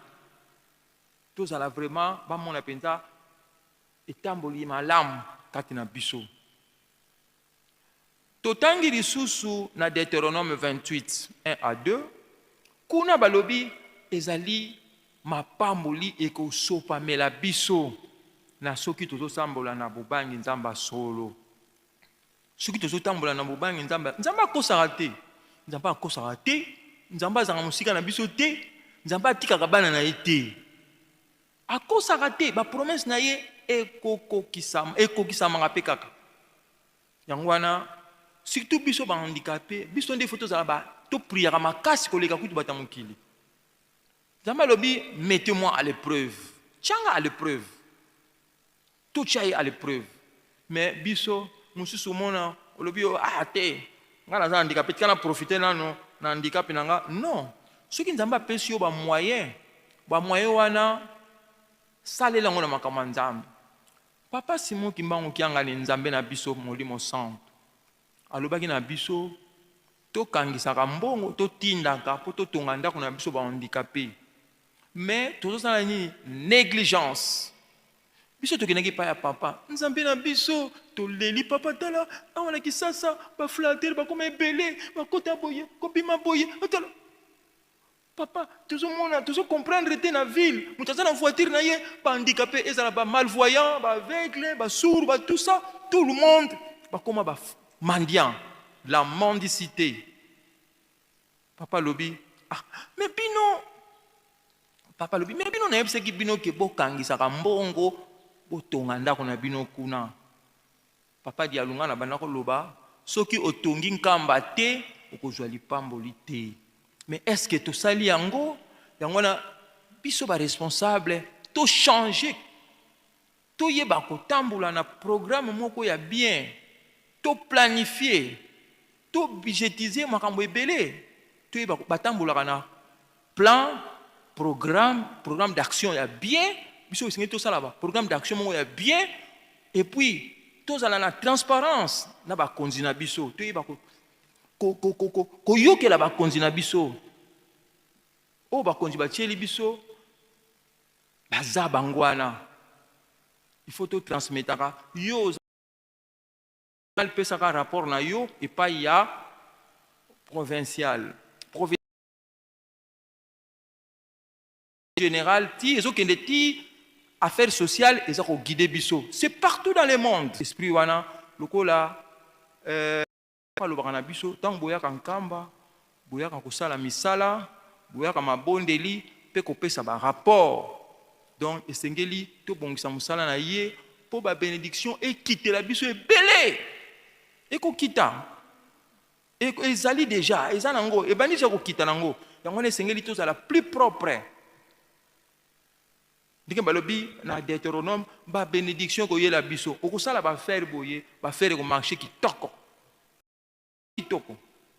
blocage kozala te ba inspiration avant basi babandi kobima wana eza nano ye moko kaka il faut.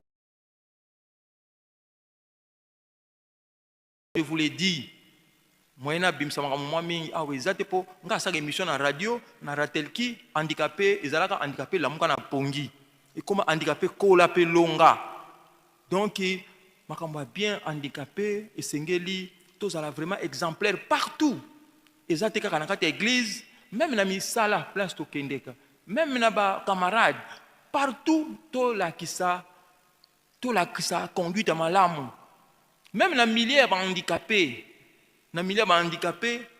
tout se respectaka ezate eza milieu ba handicapé même na classe même na milieu ba étudiant même na milieu ba handicapé ba association na bango ya libanda wapi tozala ba exemplaire partout oyo tozali balobaki oui bubangi bwa nzambe mutu soka ye yambai na libondeli pona nini tamuso ye na milimo moko ya mabe tamuso ye esku ndenge nini ndenge lingomba ezolakisa biso esengeli tolanda yango à 100%. Lingomba esalaka erreur te lingomba bakondanaka yango te okondane lingomba yo oza nani molimo nini elati yango wana biso esengeli biso bahandicapé tochange ntango babina biso toya na nkamba toyaka ebele toteyaka mpe baninga tosala sacrifice eza sacrifice tofuti batransport tosali boye bikateli tout ça eza sacrifice mpona nini eloko malamu ezalaka sacrifice mwana po akoma expert na domaine moko boye esengeli atanga ase sacrifier esengeli teke asala soki makambo ya kotricher corruption tout ça non yango wana atata na bamama biso esengeli toyeba mpe kosenga pardon na makambo na biso soki obimisi likambo mabe yeba kosumilie komikitisa kosenga pardon mingi balinga kosenga pardon te et puis na teme na biso ya lelo tokolobela mingi merci na tata pasimoki maokiangani pamba te biso na moment mingi même tangu tomonaki pasi mpona koyaka awa mais afongoli ba ouverture afongoli alors nous devons toyeba kosenga merci na nzambe na biso tata molimo santu.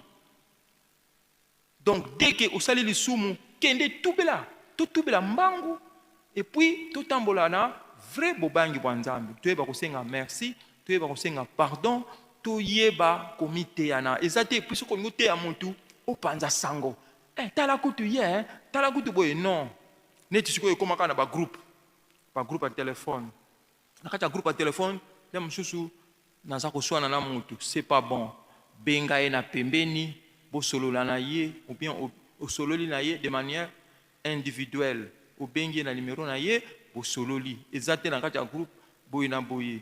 Donc biso tozala ba vrai exemplaire totambola vrai kobanga nzambe tolingaka makambo ya nzambe koleka ndenge tolobaki na psaume 1 tolobelaki nini tolingaka makambo ya nzambe koleka tosepelaka na ngo tosepelaka na mateya tosepelaka na baconseil ya malamu totangi Exode 20 oyo kuna tolobi nyonso mateya tosengeli torespecte yango totosa po mokolo wana tobika tosepela kuna nde tolobaki tolongola matata olia lokuta soki oza na épreuve te eza te obimisa oza na épreuve kotia commentaire c'est pas bon ya kote na 12 préceptes kuna nde tolobelaki tolia bilialia te ekotisaka molimo mabe mosusu moto mosusu okoma lokola liboma même ba mosusu okomela basigarete badiamba kotia boye ekomisa motu longola liboma kolia bilialia esalaka boye non olingi olia obondeli bangulu oyo bapekisi biso lingombe esala erreur te tolanda à 100% makambo bazoteya biso ndenge tolobi tozo se préparer koya ya nkolo Yesu esengeli akuta biso propre très propre toyeba kolimbisa tolimbisana eza te moto mosusu opesi ye bonjour abokozongisa te. Donc totambola na sembo kuna ndenge balobi na Esaïe ke mwana nzambe aza kobotama ye akoyela biso makambo bien kuna na Esaïe 11 1 à 2 pe kuna na Deutéronome ndenge balobi ke soko tozosala na bosolo mapamboli ekosopamela yo makasi yango wana tozalaka na esengo ya kokumisa papa ya kosalela ye ya kotonga nkamba ya kosala nyonso oyo bazosenga biso eza po tokóma bato minene po toteya mpe mokili po balobi tokokóma bato ya liboso soki totosi totamboli na bobangi bwa Nzambe. Mwa moke tozalaki nango yango wana tosukisi na kombo ya tata ya mwana tata Molimo Santo. Amen. Prions. Au nom du Père et du Fils et du Saint-Esprit, notre Père qui est aux cieux, que ton nom soit sanctifié, que ton règne vienne, que ta volonté soit faite sur la terre comme au ciel. Donne-nous aujourd'hui notre pain quotidien. Pardonne-nous nos offenses, comme nous pardonnons aussi à ceux qui nous ont offensés. Ne nous laisse pas tomber en tentation, mais délivre-nous du mal, car c'est à toi appartient dans tous les siècles le règne, la puissance et la gloire au siècle des siècles. Au nom du Père, du Fils et du Saint-Esprit. Amen. Tosengi nzembo.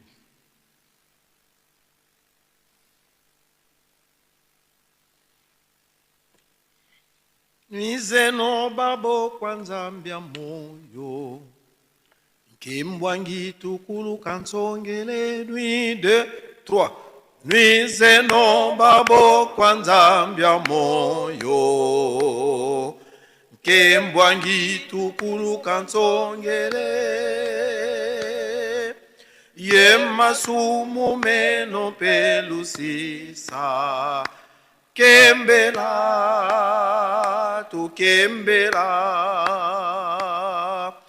Nuizeno babo kwa Nzambia moyo Kembwangi tukulu kansongele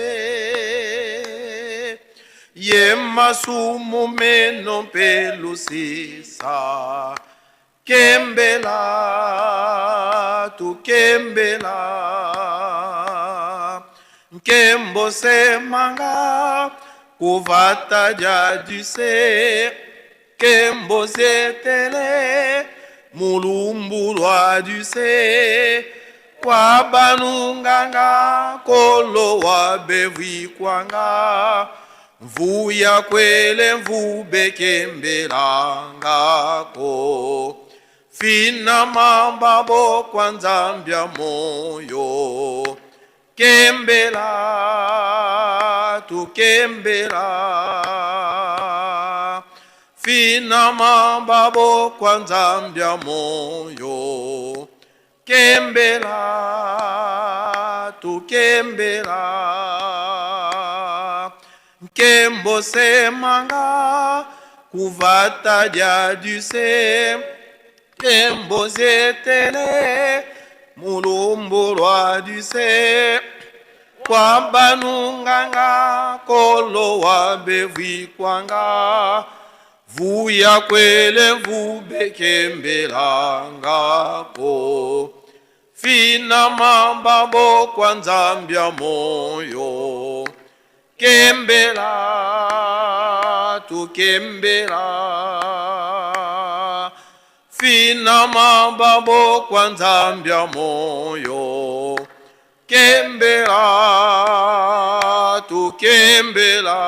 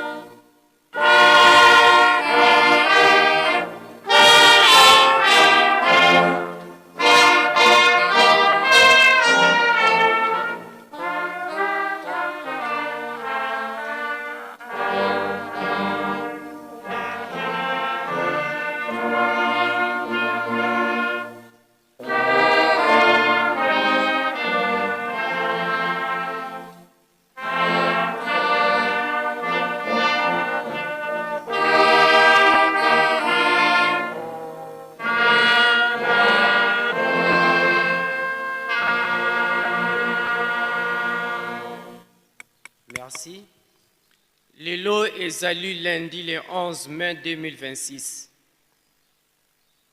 Mokoloma lelo batata ba mama bandeko ezali mokoloma esengo pamba te touti bipai na bipai na tina ya mokumba susi pe bolingo oyo emonanaki nde na tina wana lelo toyebiso banso ba personnes vivant avec handicap et autres personnes vulnérables rassemblées na ngomba ya Boule Nkamba Nouvelle-Jérusalem pona ko commémorer mokolo oyo epesameli biso ya le 10 mai de chaque année.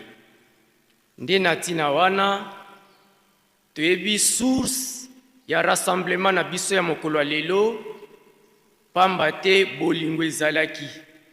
Nde na tina ya bolingo euti na Yawe ekiti epai na biso bikelamu na ye. Biso nyonso tosili koyeba ke awa 4e génération ezali génération ya suka Nzambe aye na programme na ye. Nde avant asukisa programme na ye ezalaki na ye kolakisa bolingo pona ko clôturer ndenge tokolobaka tango nyonso libanga ebwakama. Awa ekomi une importance maçon ake kolokota yango po ete atia yango na ndako et soutenir mire ya fondation na ye. Nde na tina wana biso pe esalemaki lokola sa divinité papa Diangenda Kuntima amoni ke mission na ye ayaki nango na deuxième venue na ye esengeli akende ko se déshabiller mais akoki kokende te soki akokisi mayeba yokanaki te.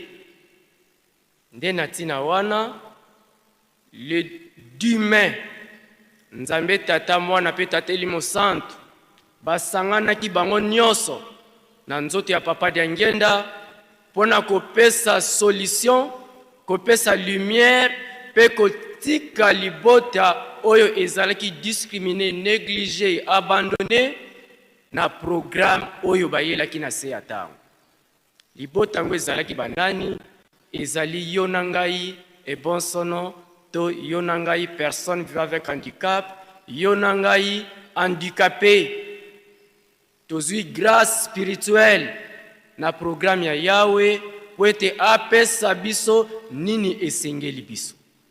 Tolandi mateya moko na moko bisika azali azui oyo ye yango wana batata na ngai bamama na ngai awa toyebi ke papa Diangenda azali rassembleur, azali mutu azali kosangisa abengi biso banso ozala handicapé kimbangiste, ozala handicapé protestante, catholique, réveil, quoi que ce soit encore o nyonso toyebi lokola mangomba biso banso tomati na ngomba ya Boule pona koya kokumisa pe kosenga merci na likambo monene o papa Diangenda apesaki biso depuis 1992.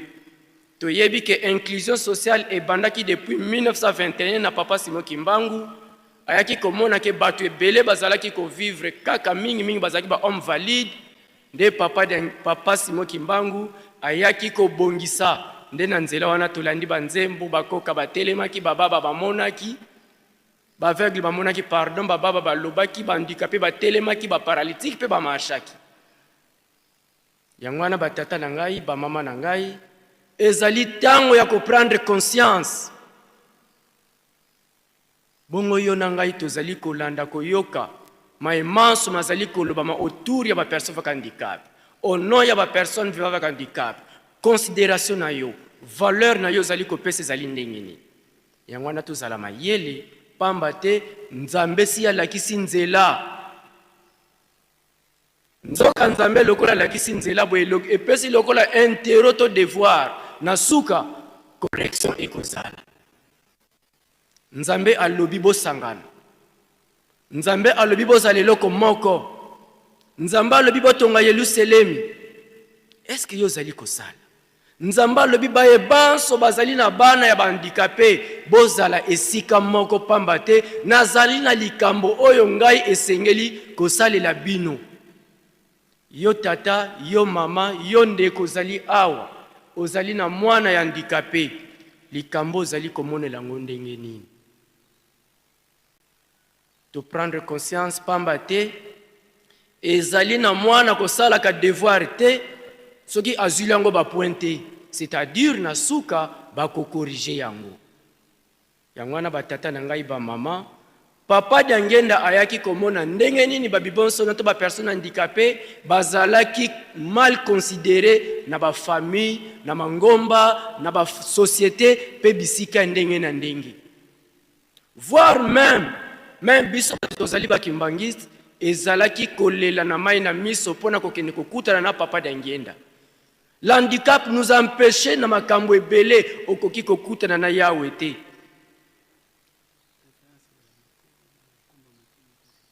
Yangwana batata, ba mama, bandeko, tozala vraiment prudent pamba te soki tosali erreur tokoya kubunga pe tokoya kokweya.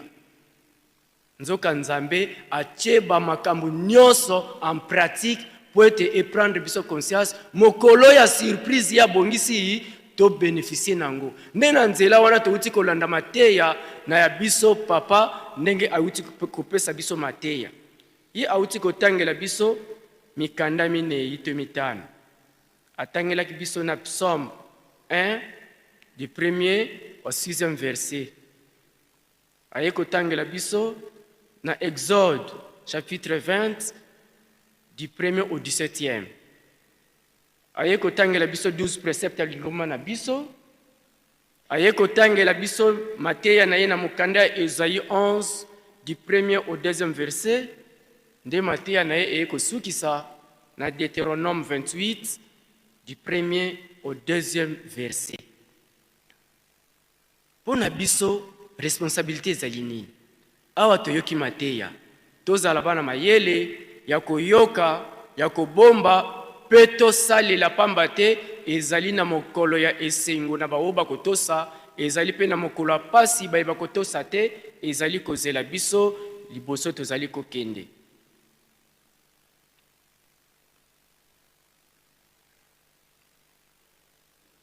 Nde natina wana batata na ngai ba mama na ngai, vraiment le 10 mai ezali une grande opportunité. Nenge tosili ko rappeler yango moko na moko prendre conscience.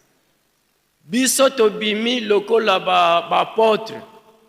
Mokumbe pesa meli biso ya kokende ko retransmettre ma imanso tozali komona awa. Pamba te Nzambe mokeli azana posa bikela munaye. Tomata ebele pamba te azali na liloba azali na likambo oyo esengeli kosala me akosala ngona banani toyebi yango malamu ke soki mutu akufi na masumu Nzambe akosepelaka te parce que Nzambe akomona keno comment toute la journée na sala mutu e mutu yango alongi na yete ekokani na parent oyo afutelaki mwana na ye minerval mais na fin d'année mwana zuite ekosalaka pasi na parent oyo azalaki na sosia beti ya mwana nae. Yango wana batata na ngai, ba mama na ngai, biso batutolaki selongi na Yerusalem. Pe na bandeko bazali kolanda biso na banzela ndenge na ndenge bisika bazwami, c'est le moment ya ko resensibiliser et ko sensibiliser. Bandeko na biso bazali ko vivre na handicap, bisika nyonso bazwami ete Nzambe Molimo Santo Papa Simon Kimbangu Kiangani azali kozela biso banso chaque le 10 mai na Terre Sainte, Nkamba Nouvelle Jérusalem, pour un programme spirituel oyo epesa melibango. Matondo mingi.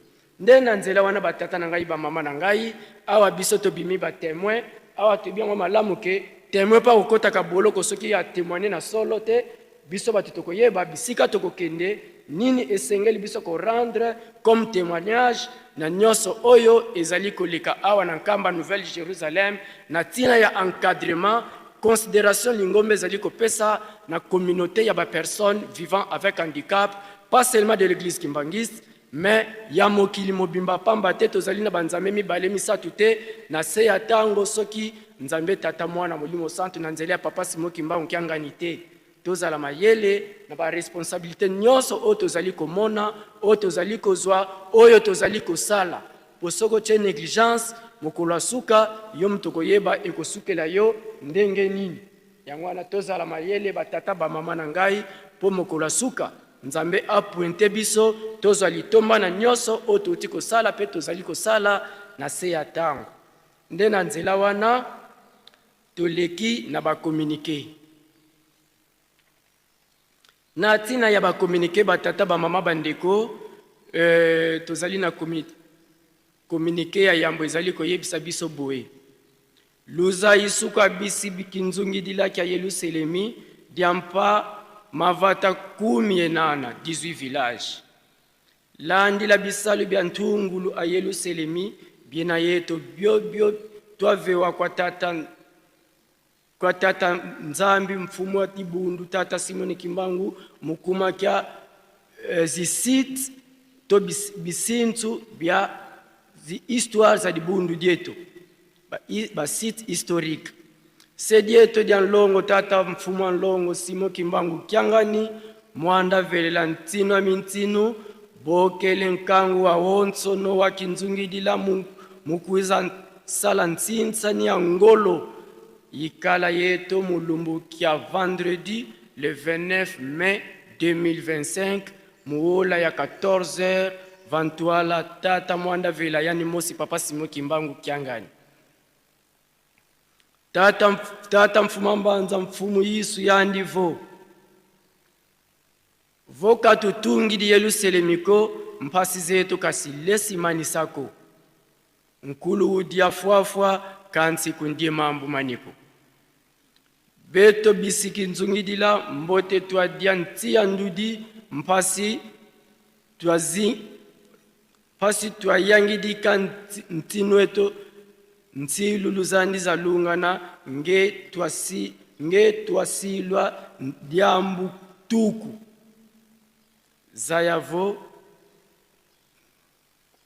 zayavo kukosi ntumpa yena koko. Donc biso nyonso to bengami na date le 29 mai 2026 na tinsa monene oyo ekotambwisama na ye moko Nzambe Molimo Santo papa Simo Kimbangu Kiangani nde na tina wana biso banso to biangami po ete toya ko participer na tinsa nyango nde na tina wana maloba ya nkolo Yesu alobi ke non aussi longtemps Yerusalem etongami te biso pe tokozwa mapamboli te tokozala beni te. Yango wana batata bamama bandeko biso banso to bengami toyeba kolandela tina likambo to libiengami oyo esalemeli biso pona bolamu na biso moko. Na kombo ya tata mwana pe tata Molimo Santo. Na tina ya milulu na biso ya le 18 mai oyo ezali journée de la chanson kimbangiste, le 20 mai journée de la Paki, le 25 mai journée de nativité ou de Noël, et service d'exploitation et promotion de chorale. Babongisi soirée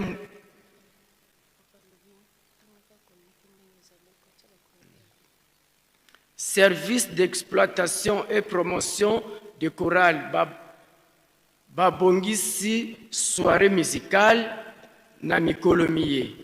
Lundi le 18 mai 2026, mercredi le 20 mai 2026, samedi le 23 mai 2026, dimanche le 24 mai 2026.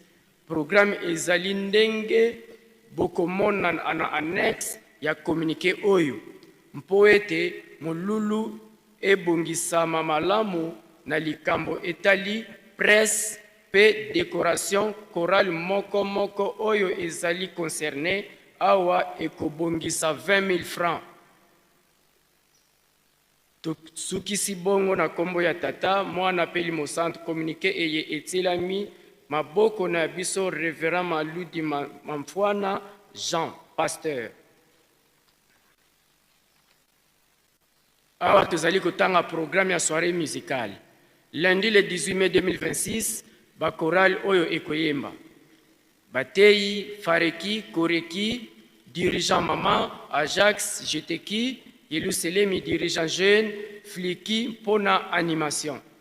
Mercredi le 20 mai 2026, chorale Oyo Ekoyembe Zali Bongo Fareki, Bapapa Koreki, Ajax, Bapapa Jeteki, Apaki, Bapapa ya dirigeant jeune, Gaki pour la animation. Samedi le 23 mai 2026, Bakoral Oekoyembe Zalibongo, Batei, Fareki, Koreki, Dirigeant Mama, Ajax, Jeteki, Yerusalem.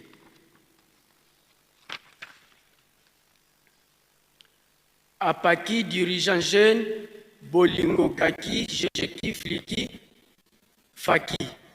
Dimanche le 24 mai 2026, Bana Kelasi ya ESK, Tutangi Bango Zalibongo, Epensona Kinyenzi 1, EPA Nkamba 1, Epensona Kinyenzi 2, Mpanga, Epe Mama Kiwasisulwa, Epe Nkamba 2, Lycée Papa Diangela, Collège Papa Charles Kisolokele, Institut Mpanga, ITP Nkamba, ensuite Institut Nsona Kinyenzi. Fait en Nkamba le 9 mai 2026, Yabiso Papa Maludi Mamfouana, Jean Pasteur. Toleki na communiqué ya Banankoli, Direction Générale. Na kombo ya Tata Mwana pe Tata Molimo Santo. Direction Générale ya Fareki Banankole ezali koyebisa na Bankole, Banankole, Bakoko Yankole, pe baebanso balela na Bankole, no baebanso balela na Bankole ete Tolanda qui demande spéciale, il y a $20. Nanzambe na biso, Papa Simo Kimbangu Kiangani, nkole ya liboso natina ya cadeau phare. Na yango toleka biso nyonso, totelema na ba oyo totelemaka te, na bureau ya Fareki ezali na pembeni ya atelier ya couture ya Papa Mpanzu ya Faki to na bureau ya Mama Shako pembeni ya bureau ya protocole esika bapeselaka $10 na misala $10 ya misala to komisa bakombo na biso pe bakopesa reçu. Tout ça, le tango pambate, date limite ezali le 20 juin 2026. Tobo sanate que lingomba na biso ekokisi 105 ans. To profite na likambo oyo poto zwa mapamboli. Soki tolongi nzambe asepeli,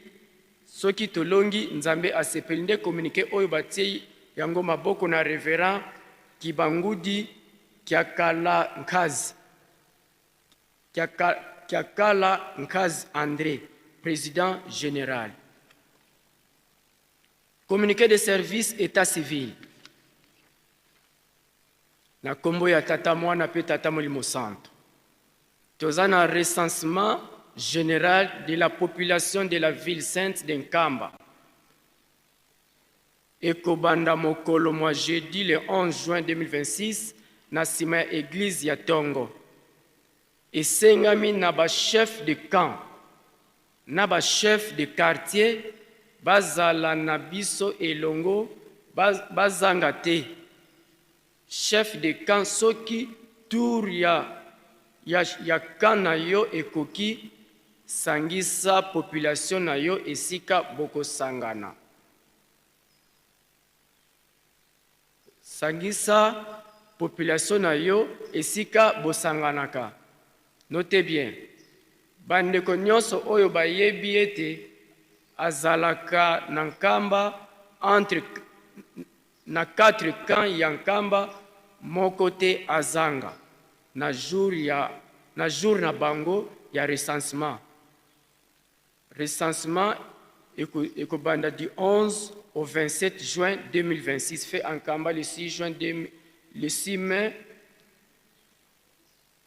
fait en Nkamba le 6 mai 2026, Papa ou Maman Mbungu, Belge.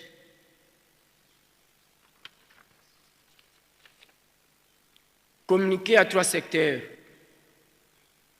Batata pe ba mama bilenge, mibali pe ya basi. Il y a 3 secteurs. Ntimanti, Ngombe Matadi, pe Lunzadi. kolala na kolamuka mikolo ezali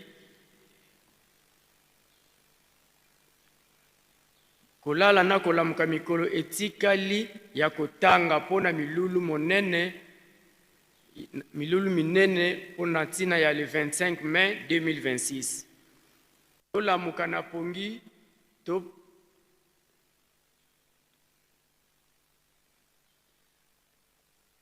tolamuka na pongi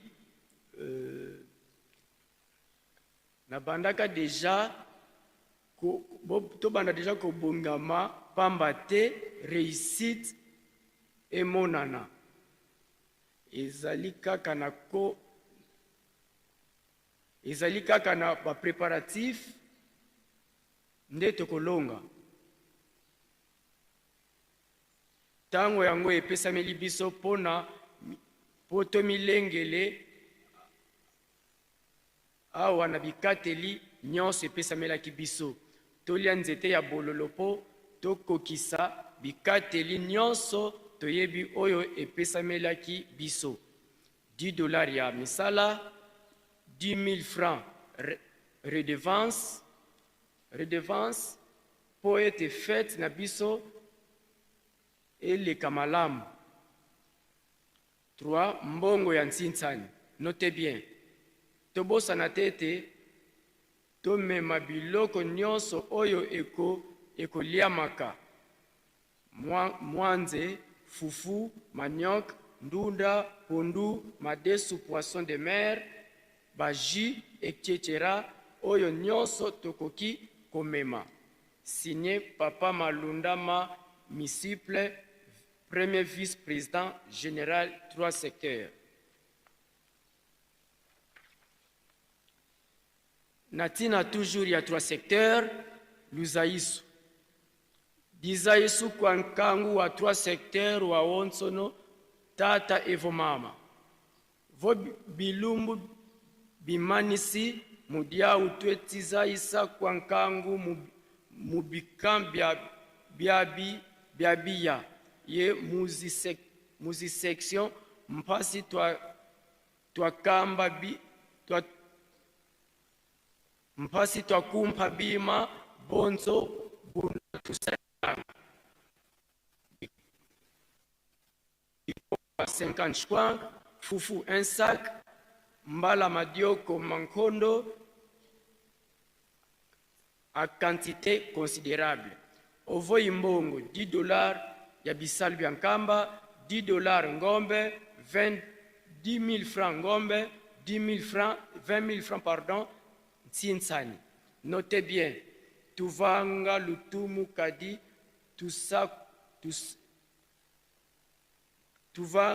tuvanga lutumu kadi lusaku munu soswa lusoswanga.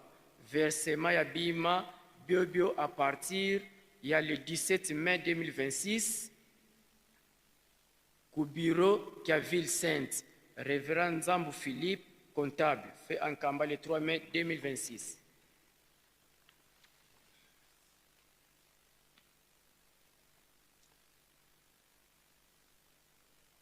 Service du protocole Kimbangis du département d'accueil, aménagement et relations, direction générale, communiqué.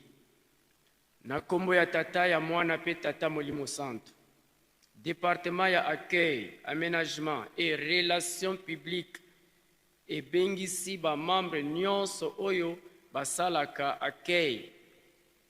Kobanda na direction générale, ba chef de division ya Ville Sainte, na ba adjoint na bango pe ba membre nyonso au mokolo mwa mercredi 13 mai 2026 na musée Papa Simon Kimbangu na ngonga ya 11h. Notez bien, moko azangate to ya ebele pamba te tokozala na ntsintsani monene pe tokoyamba papa directeur général, deuxième adjoint révérend Kaluzeimoko Zaïsa Kalu.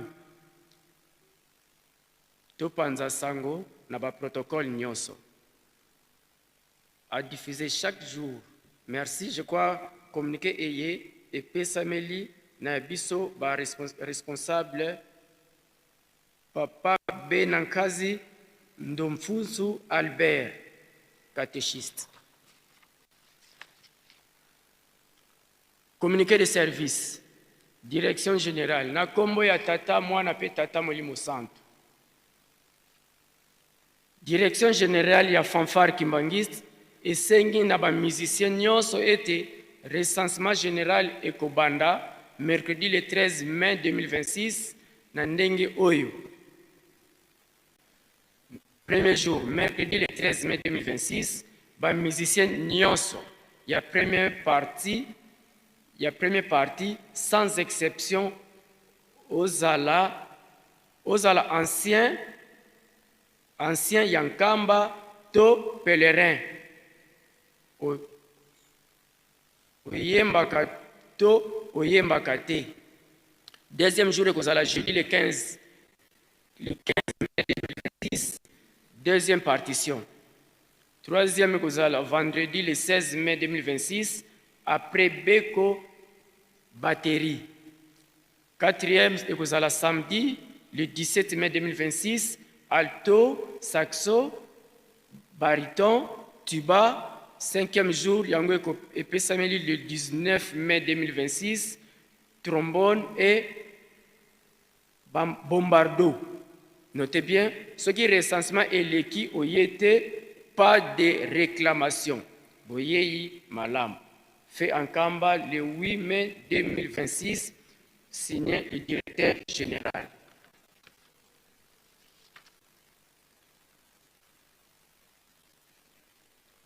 Avant toleka na communiqué nécrologique, ndeko nyonso oyo ayebi ke akweyisaki mwa lomeya na ye, ezali mpo na ye obligation kokutana na secrétaire ya ville sainte mpona kokende kozwa ba précision par rapport ya somme na yo. Nde na ntina ya communiqué nécrologique,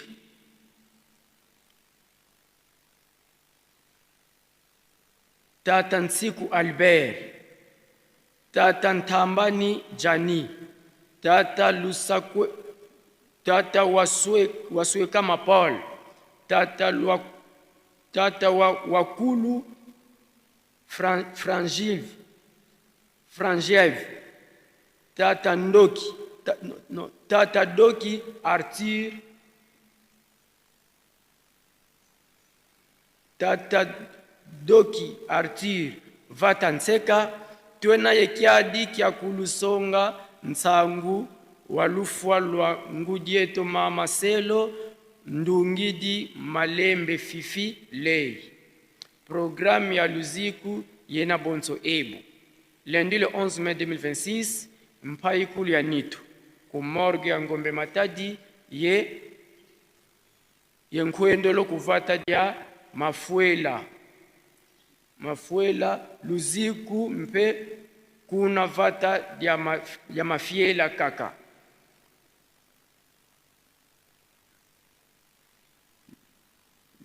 Lukadila Mpisulu Zambote. Merci. Signé le chef de famille, Ntsiku Bitomene Albert.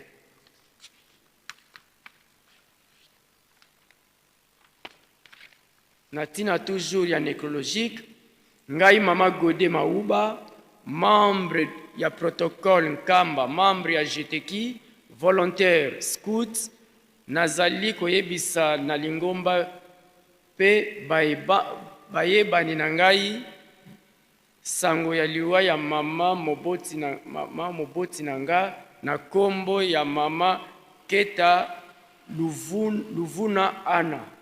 Ye akufaki le 16 avril 2026 na mboka Inga. Nzoto ya Mowei ezali na morgue ya Inga Bafleuve mardi le 12 mai. Bobimisi ya nzoto na morgue pe bayeyi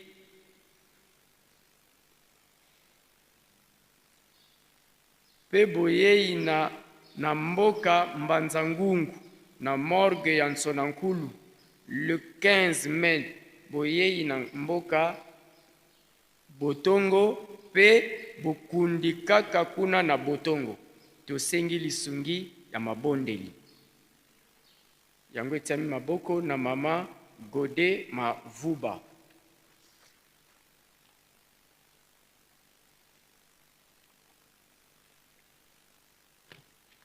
Na nzela wana batata bamama bandeko mbala moko epesi biso nzela ya koleka na ba recommandation nde na ntina wana tozali koyebisa bandeko na biso ya fanfare bamilengele na ntina likambo eye.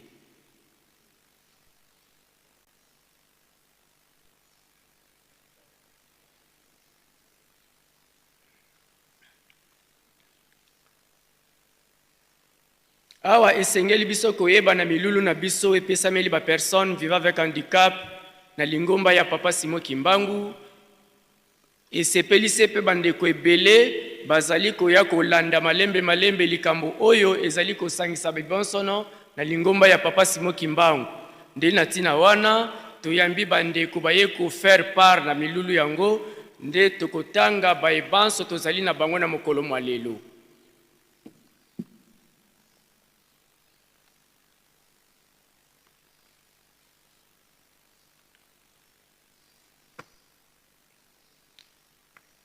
Natina wana batata ba mama tosengi na basali na sali na ba fonctionnaire ya l'État ba chef coutumier ba konzi ya FARDC ya PNC hommes et femmes d'affaires ba telema topesa bango mbote tosengi na bandeko na biso ya mandombe mususu tosengi na bandeko na biso ya mangomba mususu balongwe bipai na bipai baye pèlerinage awa na Yelusalemi pe bazali na biso elongo kati na tempelo na losambo ya lelo tusengi na bango bisika nyonso bavandi batele malingomba epesa bango mbote faki.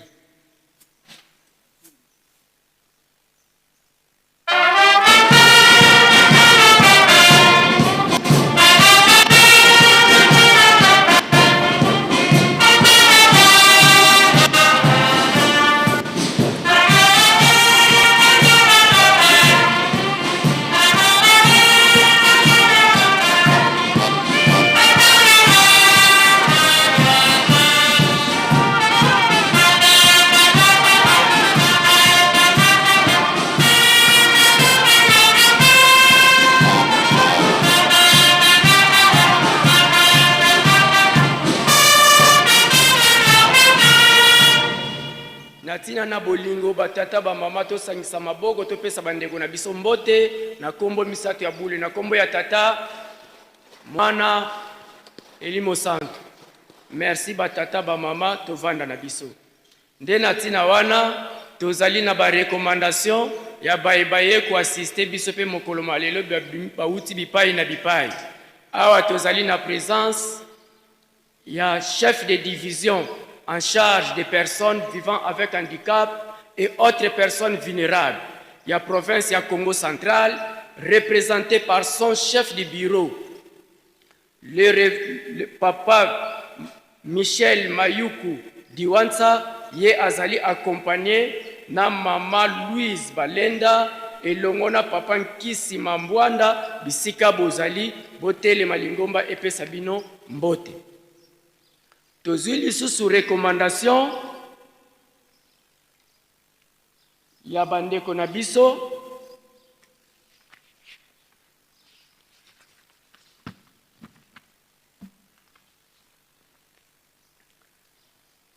papa ou mama Balemba Mbala Kolino ye azali chef du bureau à la division provinciale des droits humains dans la province du Congo central. Yepe azali accompagné na mama bisika bazali batele malingombe pesa bango mbote.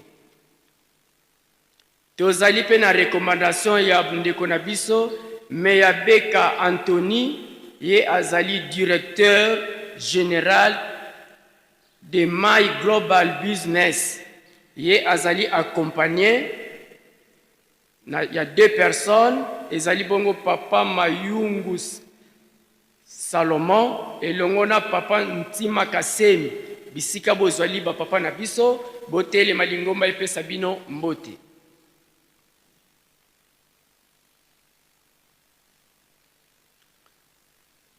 Awa tozali lisusu na invitation to recommandation ya monsieur Dercy Moba. Ye azali président ya association Réveil des personnes handicapées. Bisika ozali botelema to pesa bino mbote. Faki.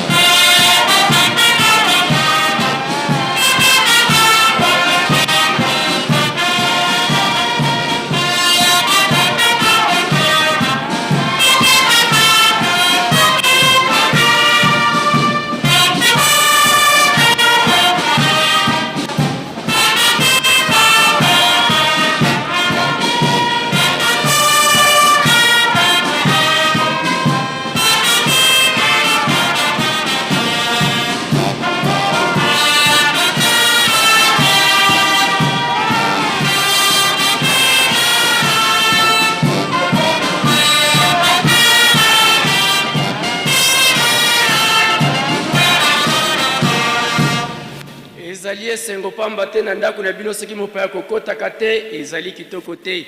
Na tina ya bolingo tomoni bandeko na biso baye ko assiste biso tolakisa bango bolingo na kombo na tata mwana Pelimo Santo na kombo ya tata mwana Pelimo Santo bozali bovanda na bino. Tosengi lasi niveau maternel, primaire, secondaire et professionnel, botele mabanso, tope sabino mbote.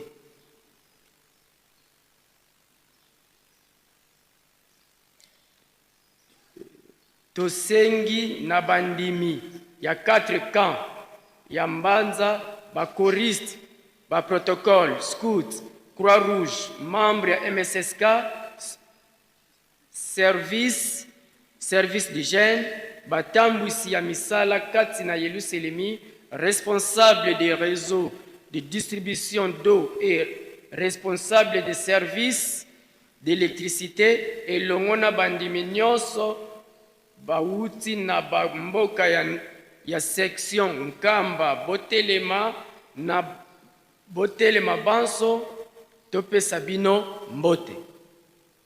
Tosengi na tata médecin directeur ya hôpital na biso ya Yanda, Mansenga Kinyunga, pe tata infirmier titulaire ya centre de santé Papa Dialungana na quartier Mama Mwilu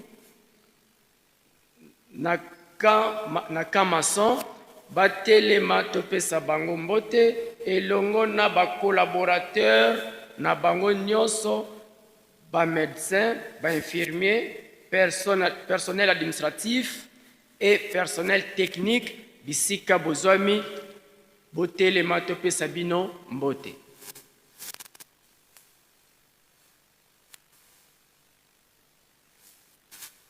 Tosengi pe elongo na ntina likambo yango kaka, tosengi na mama conseillère résident des ECK awa na Nkamba atelema topesa ye mbote, elongo na batambwisi ya bitelo na biso nyonso. Tosengi na ba chef de camp, ba adjoint na bango, ba chef de quartier batelema banso topesa bango mbote. Tosengi na bankengi balongi baselo botelema banso topesa bino mbote, elongo na bamafola bamama veuve awa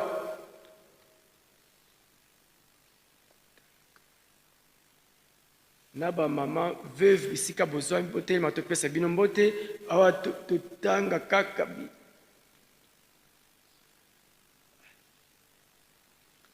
Faki.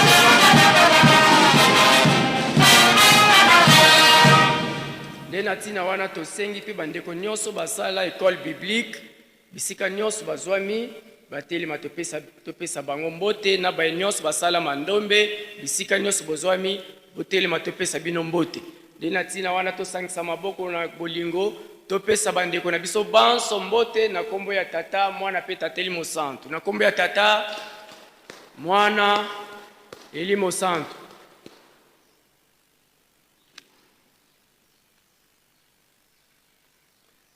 Tosengi na batata pe ba mama pasteur, ba pasteur de cellule, poste, section, commune, territoire, responsable des mouvements, associations et services au niveau communal, territoire ou division unique, province, secrétaire, il y a inspecteur,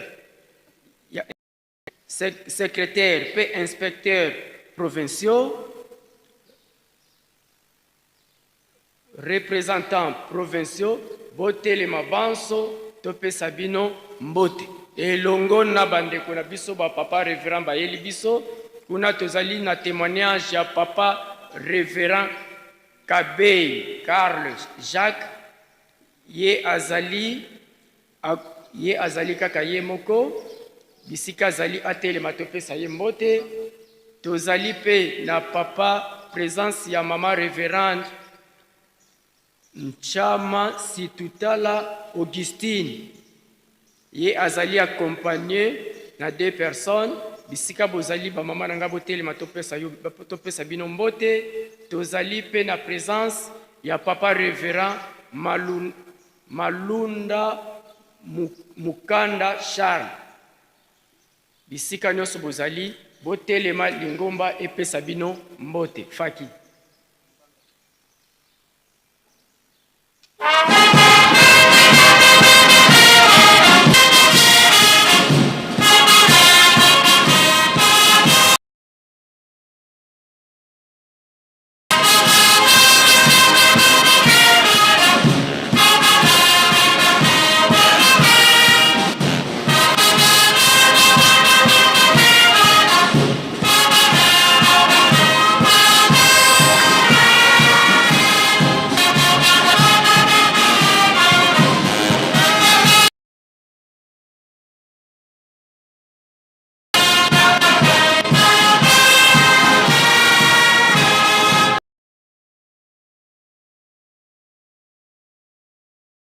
Santu na kombo ya tata mwana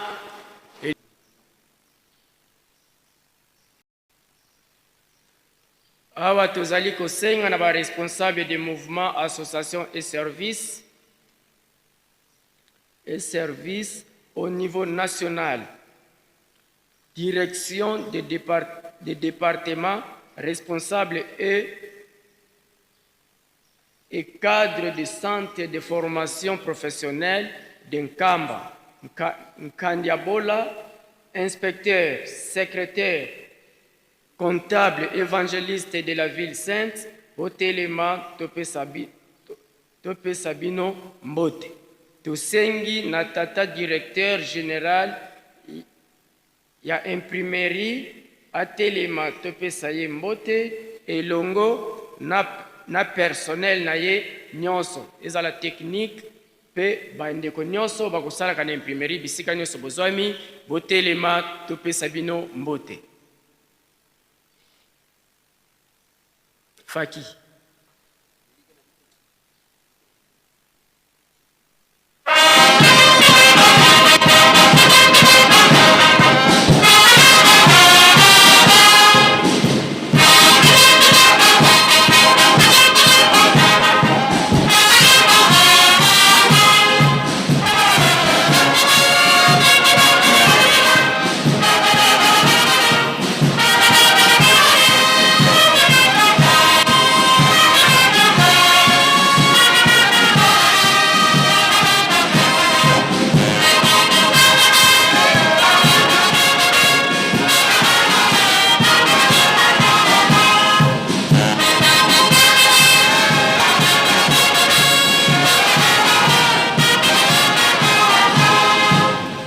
Topesa batata na ba mama na biso mbote na kombo ya tata mwana Elimo Santo na kombo ya tata mwana Elimo Santo.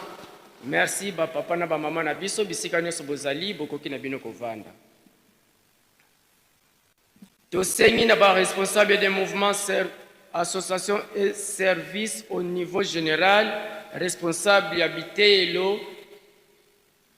le Minene, Nabiso, école de formation biblique, école de formation de pasteurs, école de missionnaires, ba responsable yaba université Nabiso, Eska, Totelema, Banso Tope Sabino, Mbote.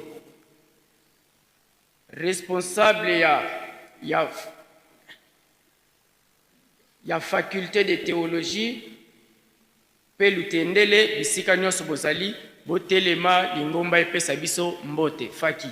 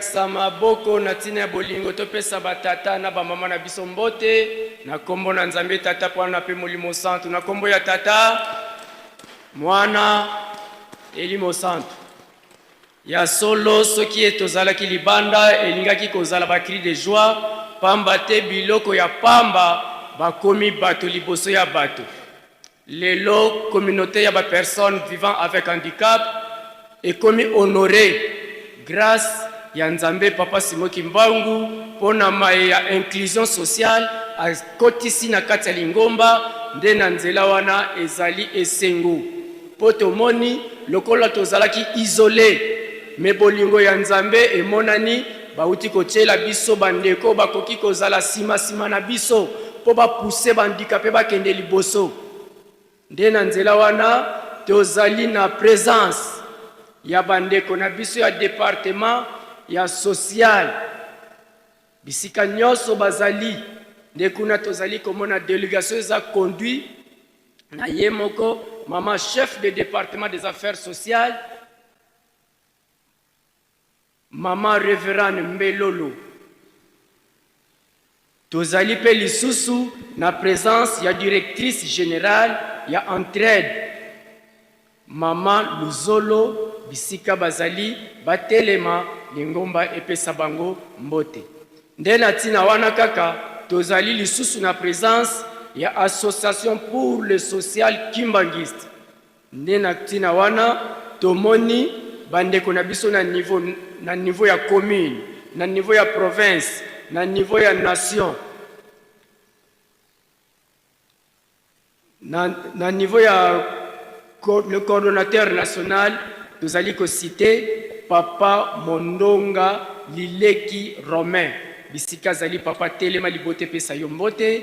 Nous allons na présence ya coordonnateur national deuxième adjoint, Papa Diacre Simon Lubangi.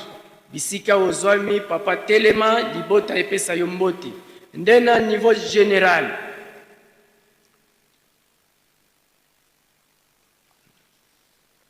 Awa pe tozwami na présence ya bandeko na biso ya OPHK bazali parmi bato oyo baye toujours ko soutenir ba œuvre ya ba personne vivant avec handicap ndenge nzambe Papa Simon Kimbangu azali kotombela yango wana tozali na présence ya papa to mama Joan Niuza Kitemona.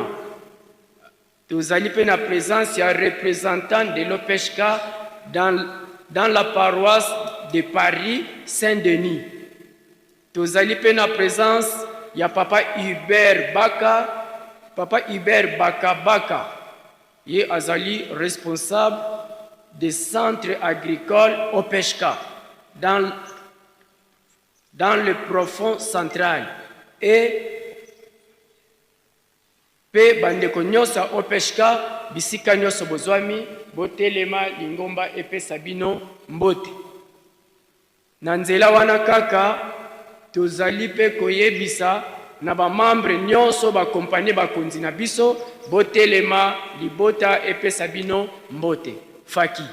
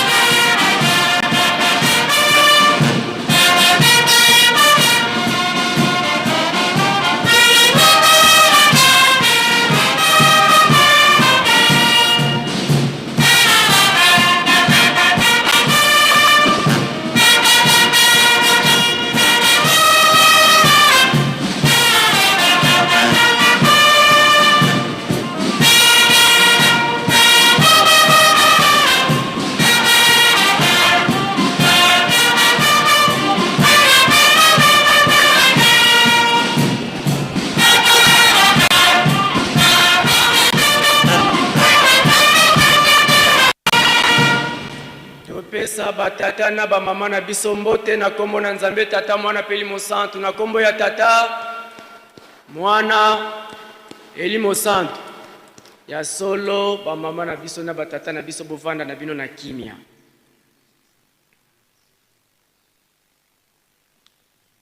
Awa tozali na présence ya direction générale ya Asiki ndina tina wana tozali kobenga papa coordonnateur général papa Diacre Zwabi Lulundamo Dominique bisika zali ateli matopesa yembote. Tozali na présence ya papa coordonnateur général deuxième adjoint papa Landu Dikivoveleko Eric bisika zali telematopesa yombote. Tozali na présence ya papa secrétaire papa docteur Kayembe Kumbangu papa Kayembe Kumbangu Simon bisiko zwami papa telema lingombe pesa yombote.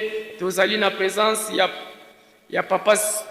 papa to mama trésorière générale adjointe mama Kavira Aurélie bisiko zali mama telema to pesa yombote. Tozali pe na présence ya papa conseiller général papa Kumbi Lukanu Félix bisiko zali papa telema topesa yo mbote. Nde na tina wana tozali pe kosenga na direction communaux provinciaux pe nationaux ya Ashaki bisika bozwami botelema lingomba epesa bino mbote faki.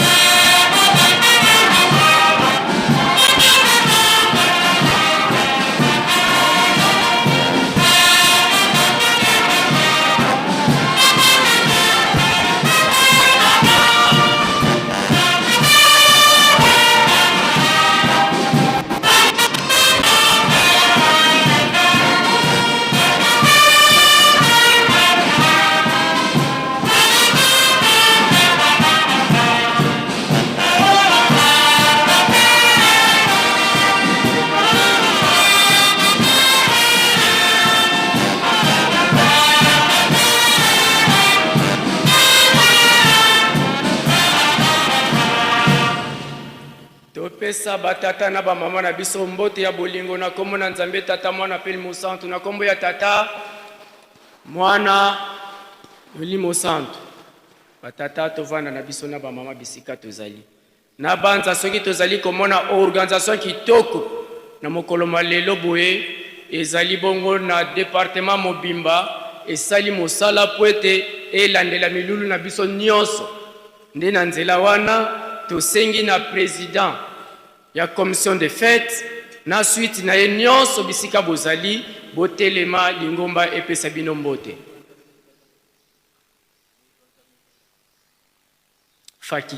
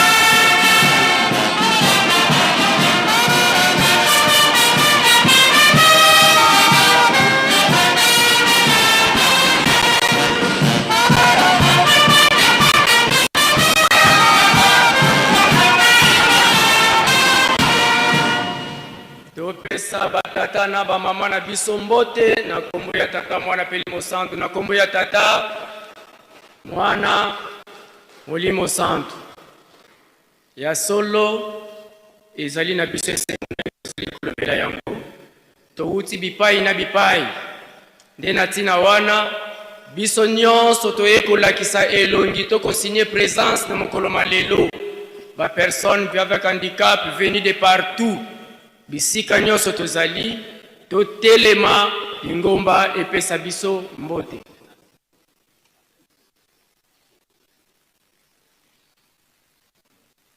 Faki.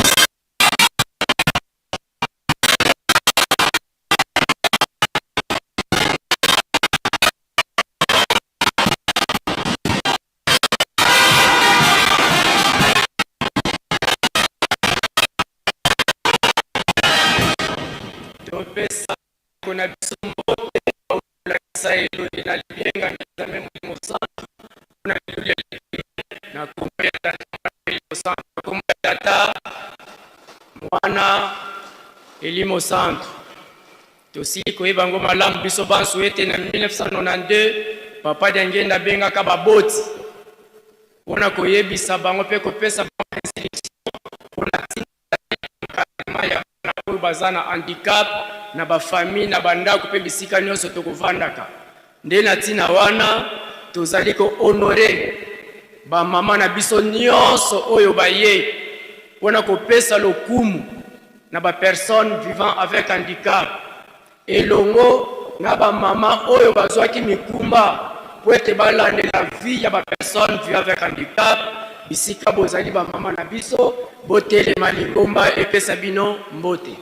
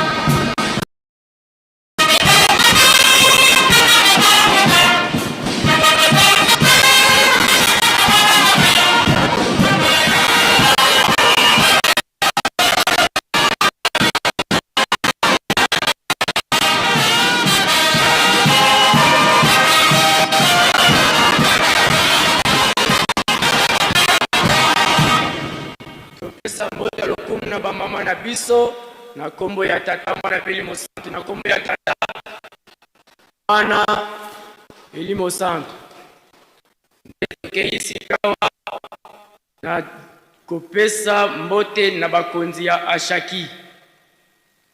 Tozwami awa na présence ya mama secrétaire générale ya association de personnes vivant avec handicap au sein de l'église kimbangiste, mama Matondo Ntiama Angélique, ici kozwami mama Telema Lingomba epesa yo mbote. Tozali pe na présence ya papa comptable général bongo tozali kotanga papa Diacre Lunziti Samasumu Salomon, bisiko zwami papa Telema Lingomba epesa yo mbote. Tozali pe na présence ya papa secrétaire ya papa caissier général papa Kenge Metwazola Nchama Paul elongo na papa Diacre Lukani Luani Tozo yazali conseiller général. Tozali pe na présence ya papa conseiller Situlua Kachar. Tozali pe na présence ya mama Ngeka Meli elongo na mama Lusonge Kiese Angel bisika bozwami botele malingomba epesa bino mbote. Faki.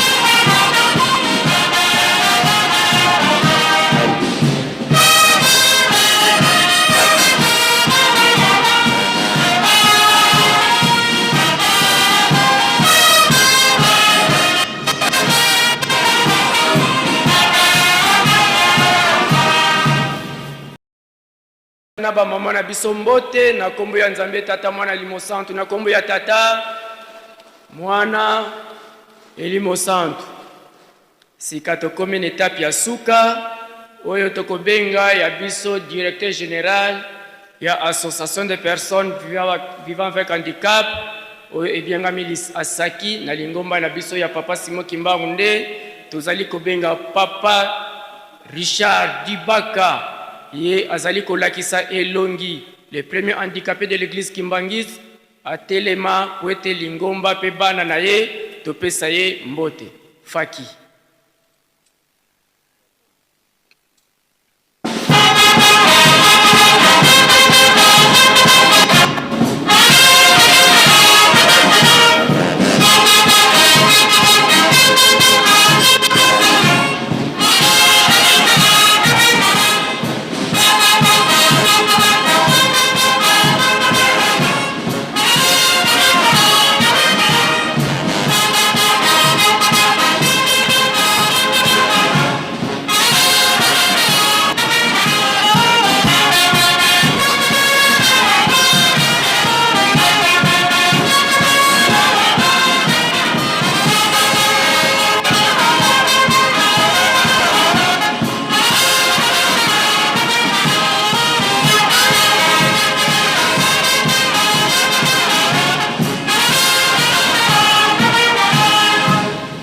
Solo natina na bolingo topesa tata na biso mbote na kombo na Nzambe tata mwana pe Elimo Santu na kombo ya tata mwana Elimo Santu ya solo pona continuité ba programme na biso banso tozali kobenga secrétaire ya ville sainte aleka pona continuité ya programme. Merci.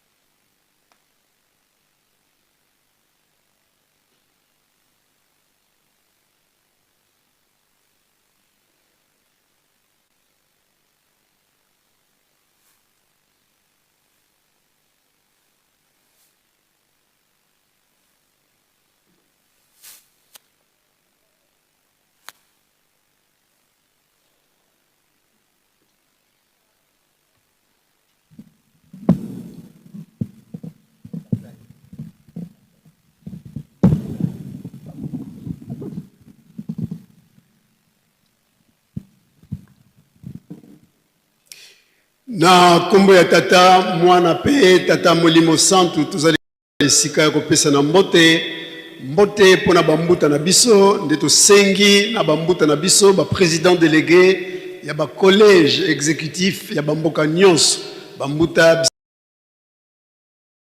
bino ba proche collaborateur na bino pesa bino mbote faki musique.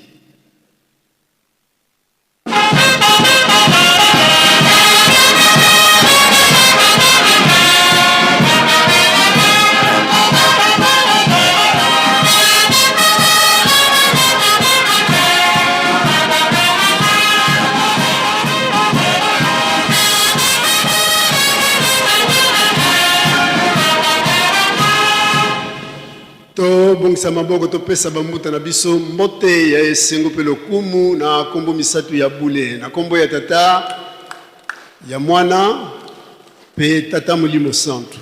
Merci bambuta bokoki na biloko fanda pour le moment to telimina nanu wana soki tata mokonzi wa bule ya koti nzambe na biso nde tokozonga na esika oyo pona kopesa mbote na ba invité spéciaux ya tata molimo mosantu.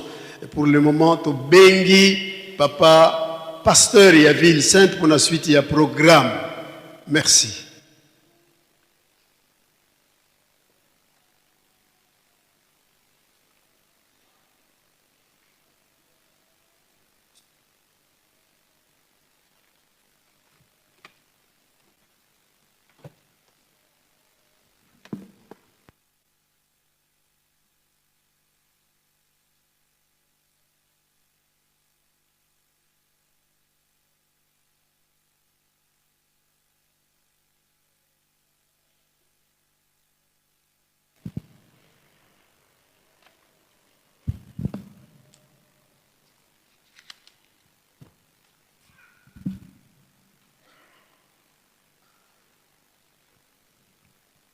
Na kombo ya nzambe tata ya mwana pe tata molimo santu tolandi banso na bokebi matei bapesi biso na mokolo mwa lelo lundi 11 mai 2026 aye toyoki tobomba tosalela po ete mokolo ya suka tokoka kobika tozala kaka makasi na mabondeli ya tongo mabondeli ya bangonga soirée spirituelle pe babeko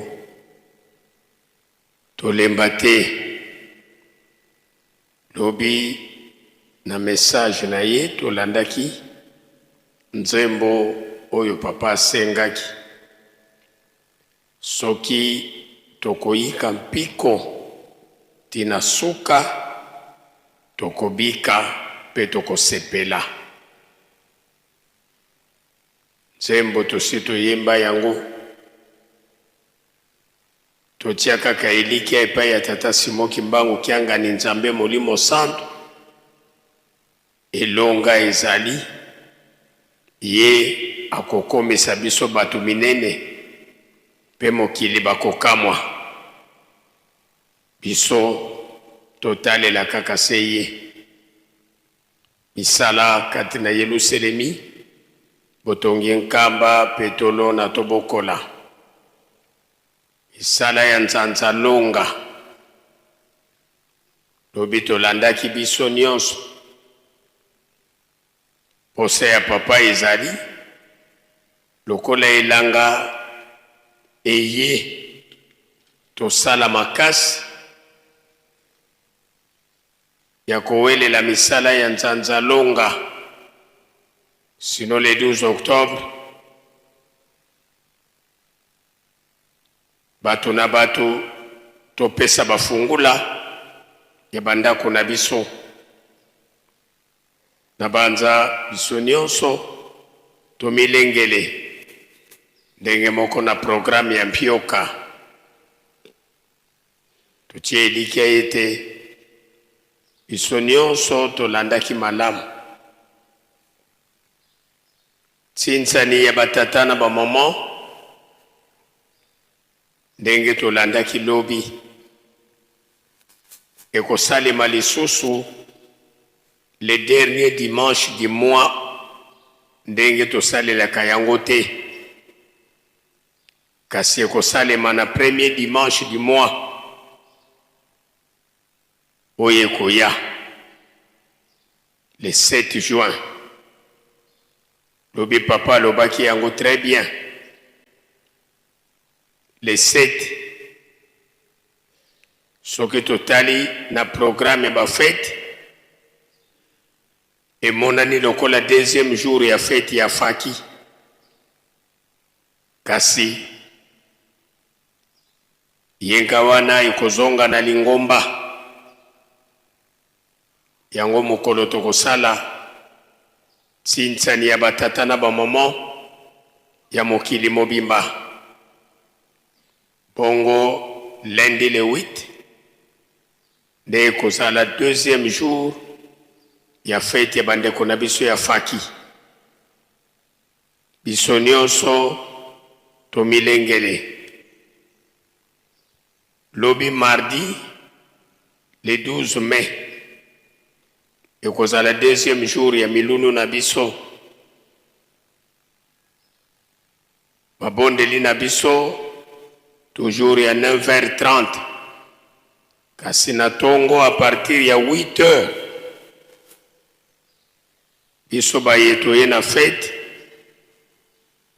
tokozala na marche kubanda kuna na tribune bisika tozali ti toye liboso ya résidence ya tata mokonzi ya bule ndenge bandeko na biso asaki basengaki assistance ya faki bozala na bango elongo. Lelo oyo tangu tokobima libanda honneur ya papa, sima ya honneur ya papa défilé ya bandeko na biso faki na ba surveillant soki bango basilisi remise ya fleur d'alliance. Sima ya fleur d'alliance ekolanda senet ya bandeko na biso ya asaki. Sima ya senet nde tokoti na opération 3000 francs bongo toleki na ntsinsani. Alors bantsinsani na biso etikala lisusu te ndenge tobandaki kosalela yango.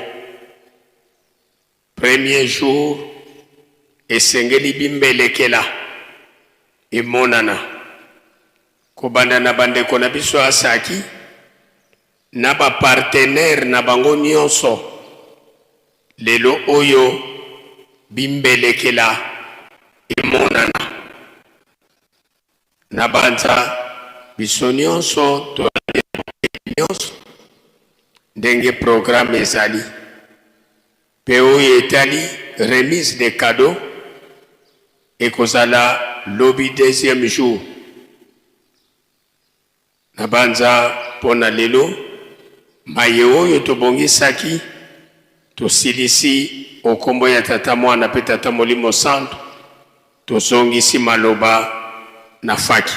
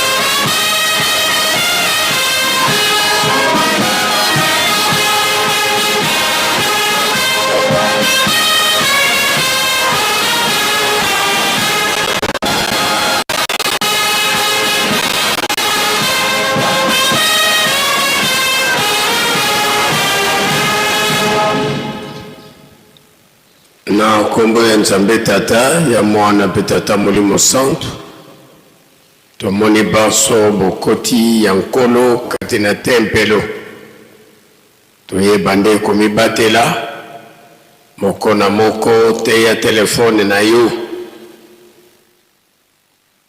mpona continuité ya programme tosengi lisusu na papa secrétaire ya ville sainte okoka kozongela biso na o esika.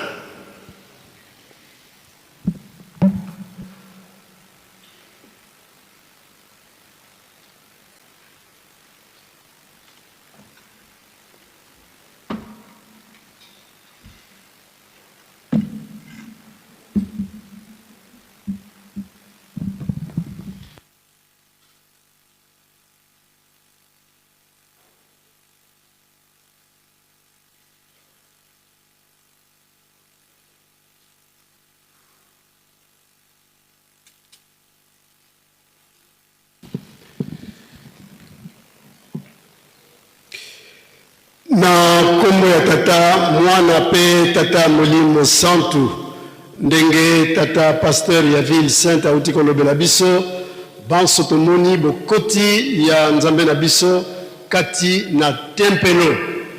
Ainsi que nous l'avons dit ou annoncé il y a quelques instants, nous continuons avec la salutation des éminentes personnalités invitées de la Saki et par surcroît invité de sa divinité Papa Simon Kimbangu Kiangani aux présentes festivités du 10 mai 2026. Ainsi donc, Faki, veuillez vous apprêter pour leur agrémentation. Cela étant dit, nous demandons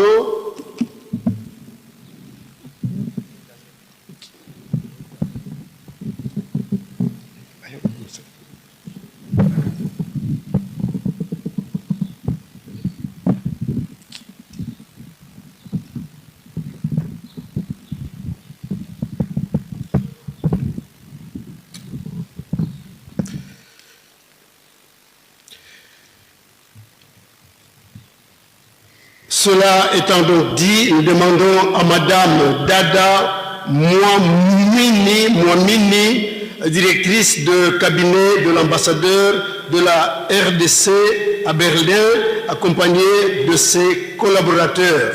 Maman, nous vous demandons donc de bien vouloir vous lever afin que nous puissions vous saluer. Nous avons également présent devant nous Monsieur Anthony Meya, directeur général de l'entreprise EMAI Global Business, accompagné également de ses collaborateurs Maman Maungu et Israël Ntimantieni, Faki Musique.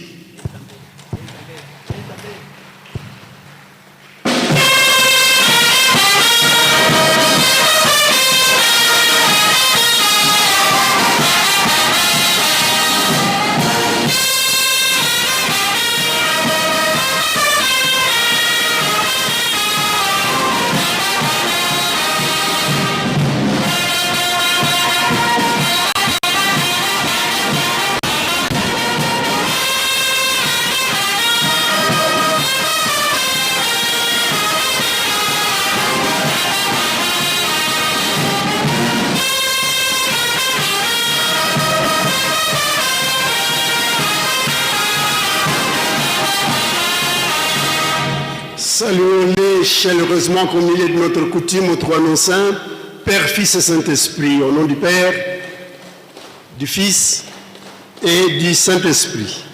Veuillez vous asseoir, je vous en prie. Nous avons également présent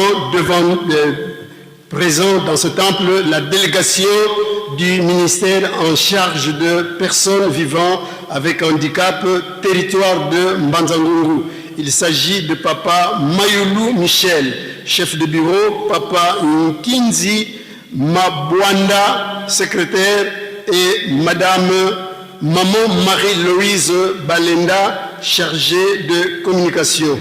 Nous demandons également à Madame Kaindo Lusenge, chargée des relations publiques de l'ONGD, organisation non gouvernementale, regroupement de personnes vivant avec handicap pour l'éveil de et le développement, accompagné de Madame Kavira Kassinde Clarisse.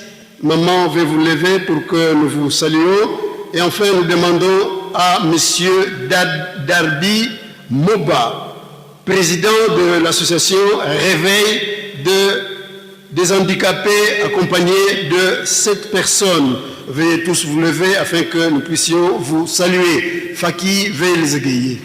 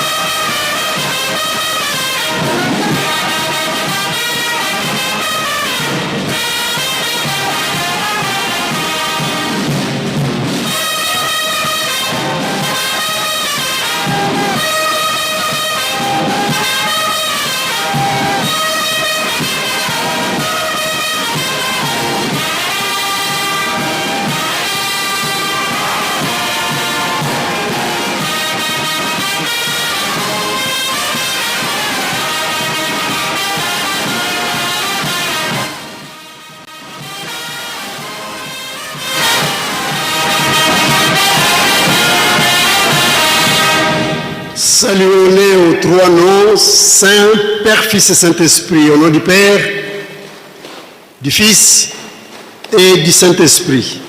Veuillez vous asseoir, s'il vous plaît. Tozui communiqué ya lombango, commission ya organisation et zali kosenga naba association nyos. Bakende na table ya commission pour un versement ya $10 ya misala pe ba versement misusu. Communiqué Etienne Loboko na papa docteur Kayembe Kimbangu Simon. À présent, nous allons suivre le discours du président de la commission de festivités du 10 mai. Discours qui nous sera prononcé par papa Rollin Mbaya Batina. Nous demandons donc à papa Mbaya de venir devant ce micro pour son mot de circonstance. Merci.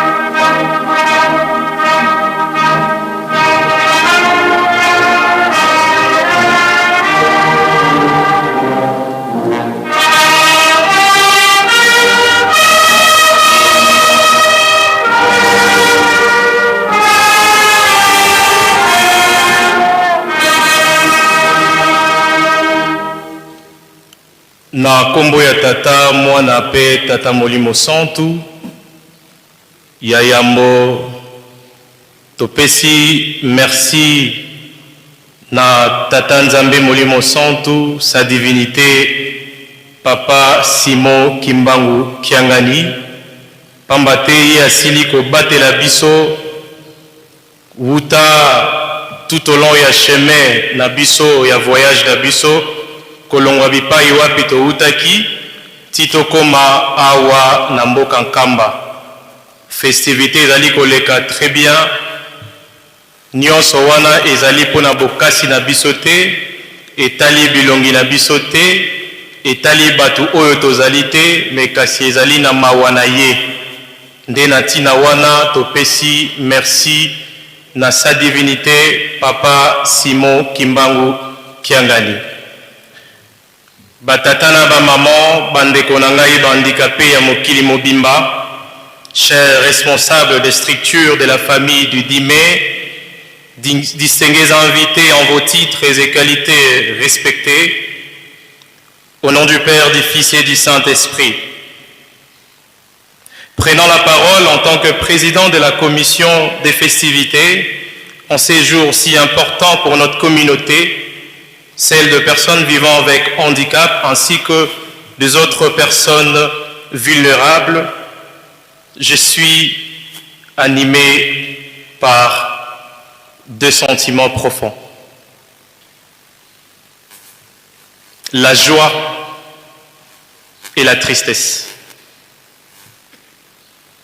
La joie parce qu'autrefois, cette date du 10 mai était célébrée presque exclusivement par les personnes vivant avec handicap. Mais aujourd'hui, nous voyons naître plusieurs structures, plusieurs œuvres et plusieurs initiatives qui viennent désormais célébrer cette journée avec nous et pour nous. Cela témoigne d'une véritable prise de conscience et nous constatons que plus de personnes vivant avec handicap et des autres personnes vulnérables. Petit à petit, les mentalités changent. L'amour du prochain commence à prendre le dessus sur les préjugés, l'exclusion et l'indifférence. Aujourd'hui, nous ne voulons plus être regardés comme des personnes incapables ou inutiles dans la société. Une personne vivant avec handicap n'est pas une personne sans intelligence, ni vision ou sans avenir. Les handicaps n'enlèvent ni la dignité, ni la valeur humaine, ni les capacités données par Dieu.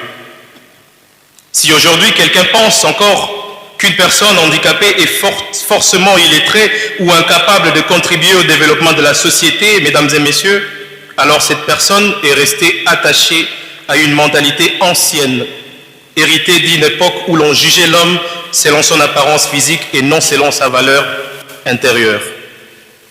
Les personnes vivant avec handicap étudient, travaillent, entreprennent, dirigent, chantent, prient et participent activement à l'évolution de notre société ainsi que notre communauté, l'Ekimbongisme. Elle ne demande pas la pitié, non s'il vous plaît. Elle demande simplement le respect, l'égalité des chances et l'inclusion véritable. Mais à côté de cette joie, je ressens également une tristesse. La tristesse de voir que malgré le progrès réalisé, plusieurs personnes vivant avec handicap continuent encore de souffrir du rejet, de la discrimination, du chômage, du manque d'éducation et parfois même du mépris au sein de la société. La tristesse aussi de constater que beaucoup pensent à nous seulement pendant cette journée du 10 mai. Alors que nos besoins existent chaque jour. Nous avons besoin d'accompagnement, de formation, d'autonomisation et surtout d'amour sincère. Sa divinité, Papa Simon Kimbangu Kiangani,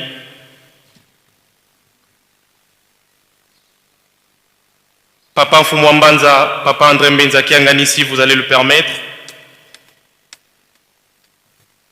C'est pourquoi nous lançons aujourd'hui un appel à toutes les structures de la famille du 10 mai. Que cette célébration ne soit pas seulement une fête, mais aussi un engagement concret envers les personnes vivant avec handicap. Venir au 10 mai doit désormais signifier soutenir les personnes vivant avec handicap et toutes les autres personnes vulnérables. Moralement, spirituellement, matériellement et socialement. Que chacun apporte sa pierre à l'édifice afin que cette journée devienne une véritable œuvre d'amour, de solidarité et d'inclusion. Bandeko na ngai bandikapé, tozala na sengo. Pambate biso nde tozali sujet ya élévation ya mabota na biso nyonso. Lelo ezali mokolo na biso. Sa divinité, Papa Simon Kimbangu Kiangani, Papa Fumwambanza, si vous allez nous permettre, tozali na mwana na bino moko oyo azali ingénieur na kombo ya Papangi na Mau Wete Emmanuel, ye asili kosala innovation pour na ba personnes vivant avec handicap. Kasi mingi peut-être bakomitu na innovation yango ezali nini. Ye asali vélo ya ba handicapé oyo ezali na ba fonctionnalité koleka vélo classique. Ponangonga, si l'Embuta, vous allez nous permettre, nous souhaiterions avec le comité de la direction générale puisse le présenter aussi à sa divinité, Papa Simon Kimbangu Kiangani. Mesdames et messieurs, distingués invités, chers responsables, ensemble, bâtissons une société où la personne vivant avec handicap ne sera plus considérée comme un fardeau, mais comme une richesse, une force, une bénédiction pour la communauté. Il y a également un détail très important. Ces messages s'adressent particulièrement aux Mbuta de notre Église. Nous croyons que l'année dernière que nous avions aussi parlé de ça, il s'agit de l'aménagement, il s'agit de l'infrastructure de la ville sainte. Plusieurs personnes vivant avec handicap souffrent de l'inaccessibilité en ce qui concerne les infrastructures. Nous le remarquons lorsque nous nous rendons aussi aux installations hygiéniques, nous rencontrons des difficultés pour aller utiliser les installations, que ce soit du côté de maman et du côté de maman, de papa s'il vous plaît. Nous demandons avec tout le respect que Papa Simon Kimbangu Kiangani puisse penser à nous par rapport à cette situation. Il y a beaucoup de préoccupations au sujet de personnes vivant avec handicap que nous ne serons pas en mesure d'étaler maintenant. Et nous demandons, c'était une demande exclusivement que nous faisons pour que cela soit résolu. Merci encore une fois de plus pour cette tribune offerte. Cela m'a été offert non parce que je suis le plus éloquent, c'est parce que je suis votre enfant. C'est parce que je suis aussi l'un des handicapés. C'est parce que je suis aussi l'un des kimbanguistes. J'ai été choisi par mes chefs pour prendre la parole et parler de la cause de toutes les personnes vivant avec handicap. Nous disons également merci à toutes les structures ici présentes qui accompagnent les personnes vivant avec handicap. Que Dieu bénisse toutes les personnes vivant avec handicap, que Dieu bénisse toutes les structures ici présentes et que Papa Simon Kimbangu Kiangani bénisse abondamment cette journée du 10 mai. Nous disons au nom du Père, du Fils et du Saint-Esprit. Amen.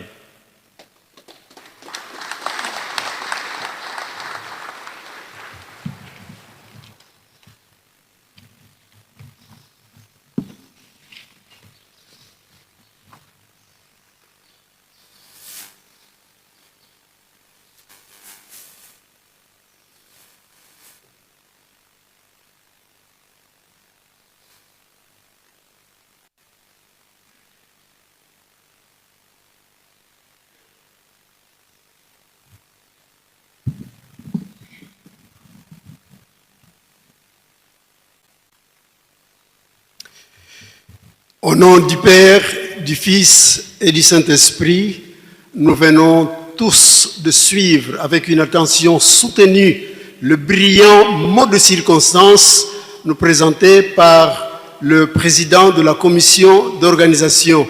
À présent, joignons nos mains et saluons-le sincèrement aux trois noms saints, Père, Fils et Saint-Esprit. Au nom du Père, du Fils et du Saint-Esprit. Merci. Tosilisi bongo na kombo ya tata mwana pe tata Molimo Santo pe bengi papa pasteur ya Ville Sainte ako kozongela biso liboso ya micro. Merci.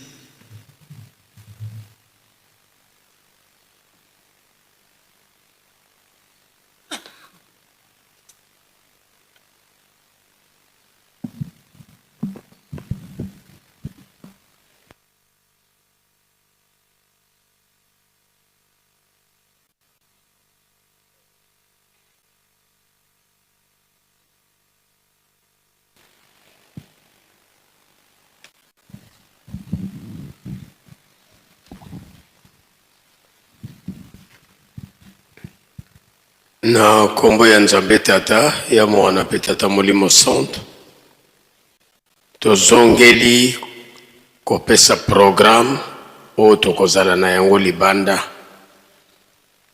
soki tobimi kuna na tribune yambo honneur ya papa sima ya honneur ya papa de défilé ya bandeko na biso faki na ba surveillant simanango remise ya fleur d'alliance sima ya fleur d'alliance tokolanda senet ya bandeko na biso asaki soki bango basilisi senet na bango e tokoti na opération 3000 francs bongo Tsinsani ndenge tolobaki Tsinsani etikala lisusu ndenge yango ezalaki kala te ke bozali na mbongo kasi mbongo wana tokoluka kobomba yango tina 3e jour souci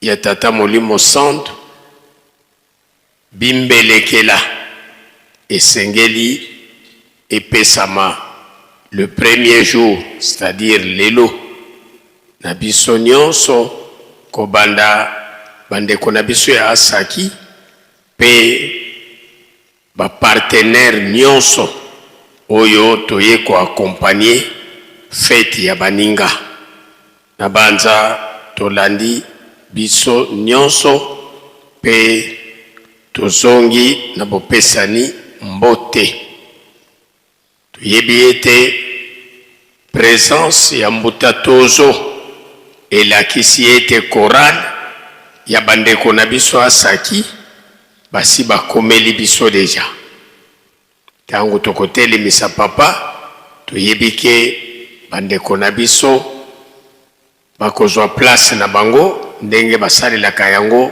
mbula nyonso faki tozwa deja disposition Musola kwa se ye mwana itata mwanda vilela tulombele kwa tata directeur du cabinet kintwali ye mbuta za onso no basalanga ku cabinet ki tata mfuma longo mfuma dibundu fulube onso no bilovo andidi lutelama beto pangise no mudibundu tolovana kyambote faki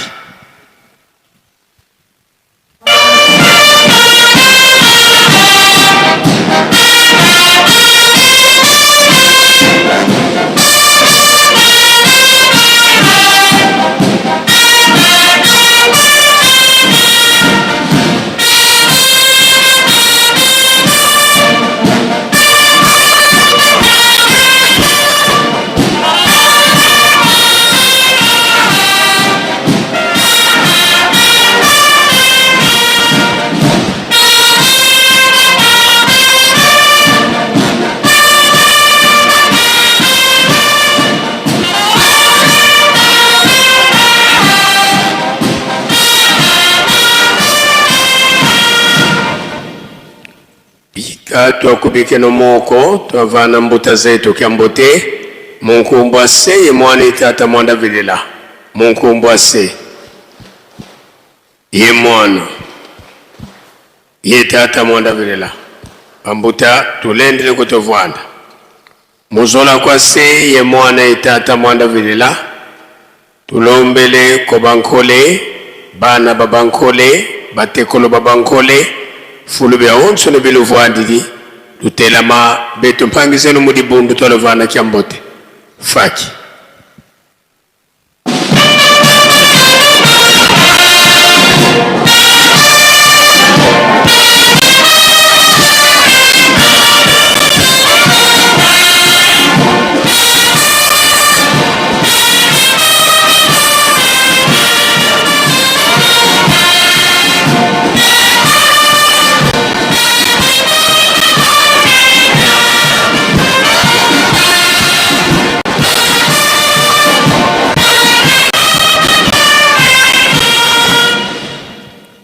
bika twakubike no moko twavana moni miampasi mbote munkumbwase ye mwana itata mwanda vilela munkumbwase ye mwana ye tata mwanda vilela bambuta tulendele kutovwata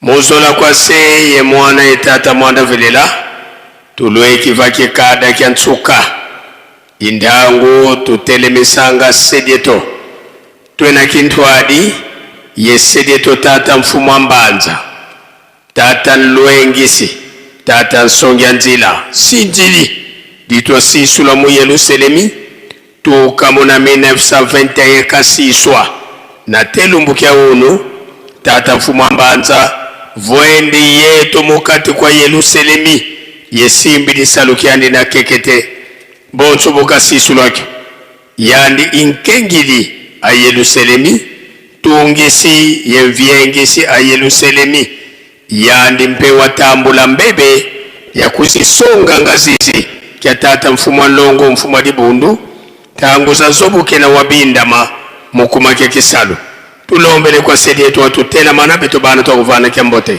faki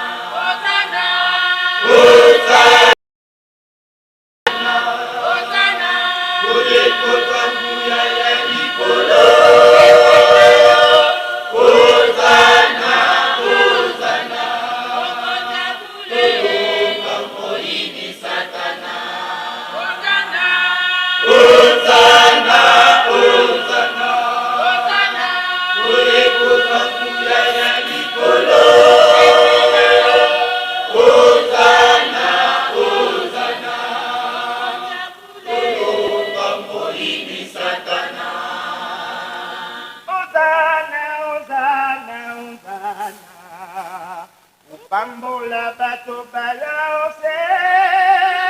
Ozana, Ozana, Ozana. Potokota mboka elaka. Ozana, Ozana, Ozana. Toyekoza mbuya ya likolo. Ozana, Ozana. Toyoka moyini Satana. Ozana, Ozana, Ozana. Toyekoza mbuya ya likolo. Ozana, Ozana. Toyoka moyini Satana. Ozana, Ozana, Ozana. Opambola bato baya ose. Ozana, Ozana, Ozana. Potokota mboka elaka. Ozana, Ozana, Ozana. Toyekoza mbuya ya Ozana, Ozana. Ni Satana. Ozana, Ozana. Toyekoza mbuya ya likolo. Ozana, Ozana. Toyoka moyini Satana. Bika twakubike no moko twavana sedieto kyambote munkumbwa se ye mwana tata mwanda velela munkumbwa se ye mwana ye tata mwanda velela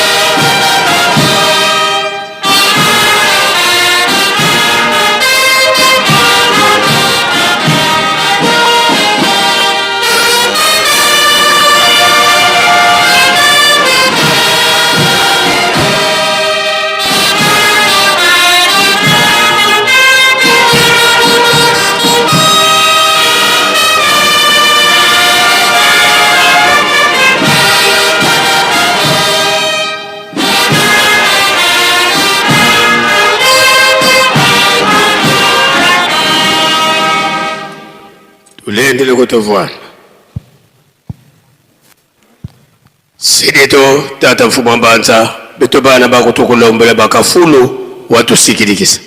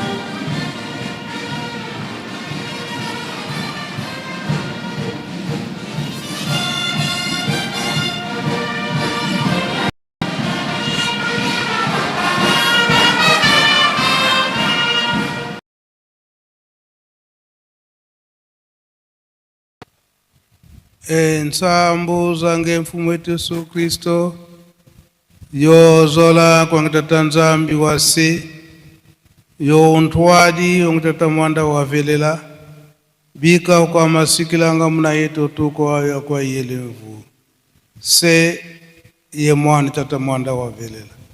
Amen.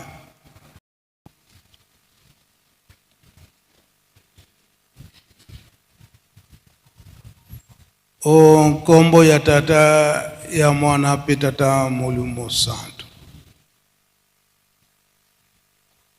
Lelo tozana date ya le 2 mai to komina le 11 kasi tozali kokanisa date ya le 2 mai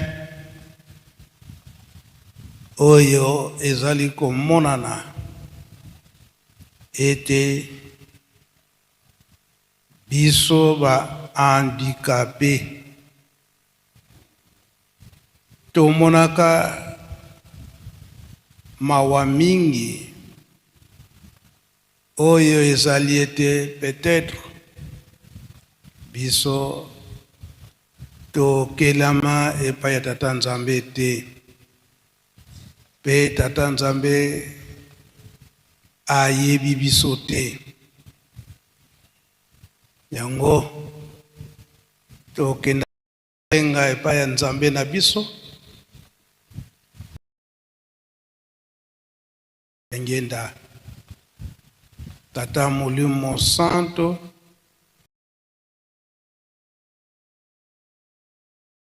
papa ngenda kuntima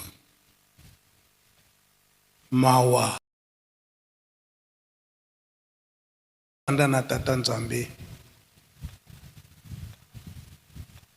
papa auti kote ya biso na kokanisa date ya le 2 mai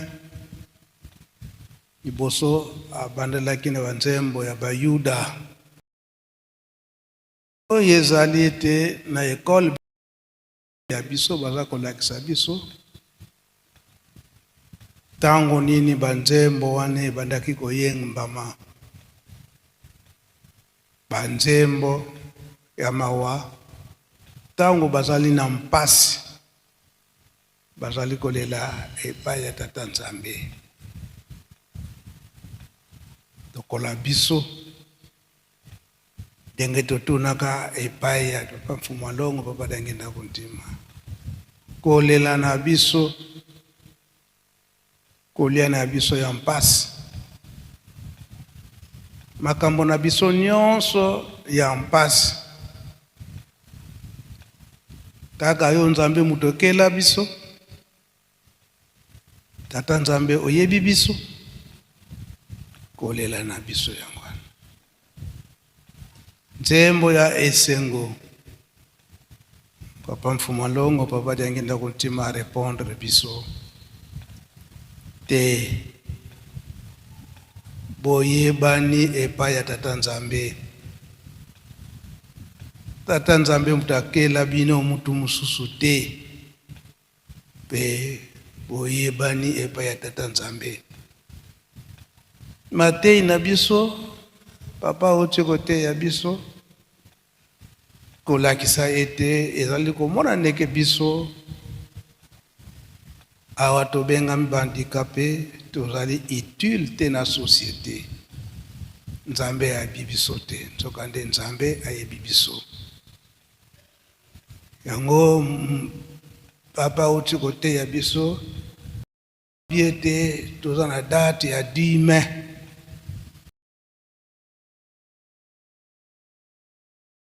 ya mwana ya Nzambe ya nkolo Yesu amonanaki na bato ya bozu bato bamonanaka na bango bamonanaka ntango nyonso te ake komonana na babatele ya bampate bana te ezali lokola biso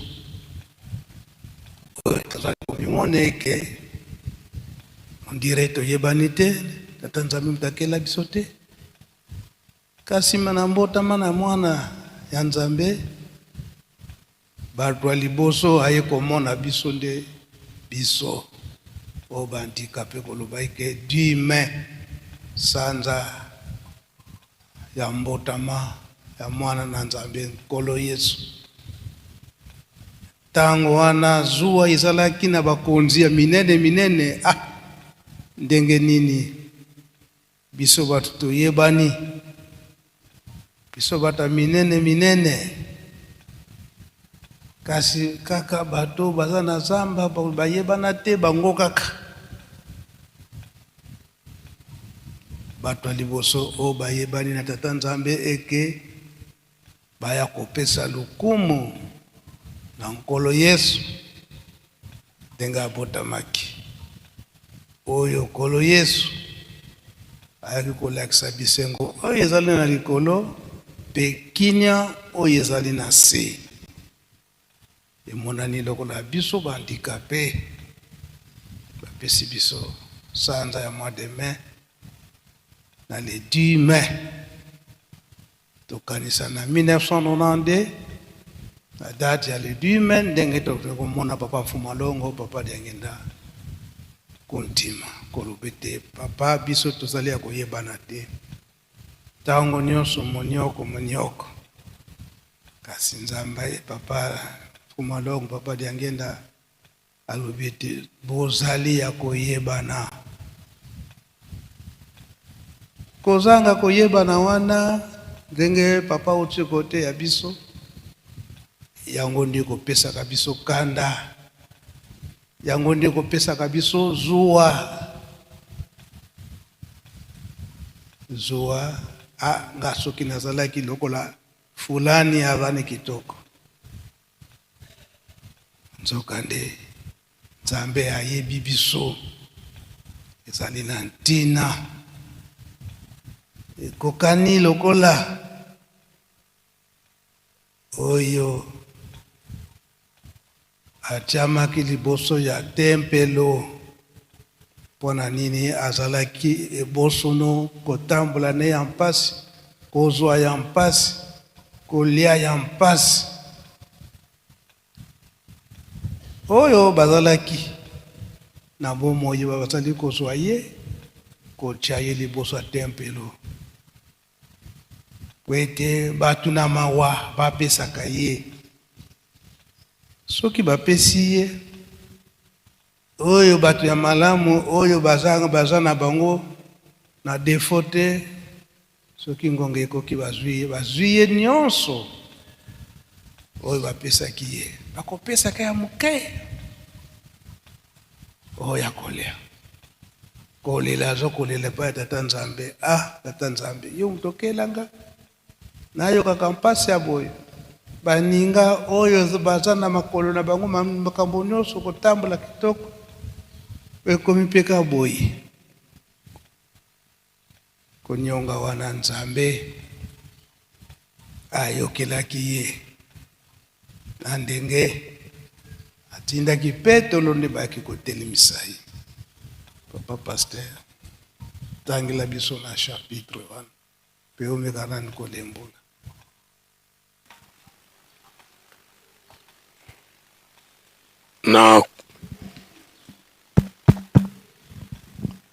na kombo ya Nzambe Tata ya Mwana pe Tata Molimo Santo. Merci papa kopesa biso maloba likambo oyo papa alobeli tokomona yango na mokanda mwa Tata Nzambe na Actes des Apôtres.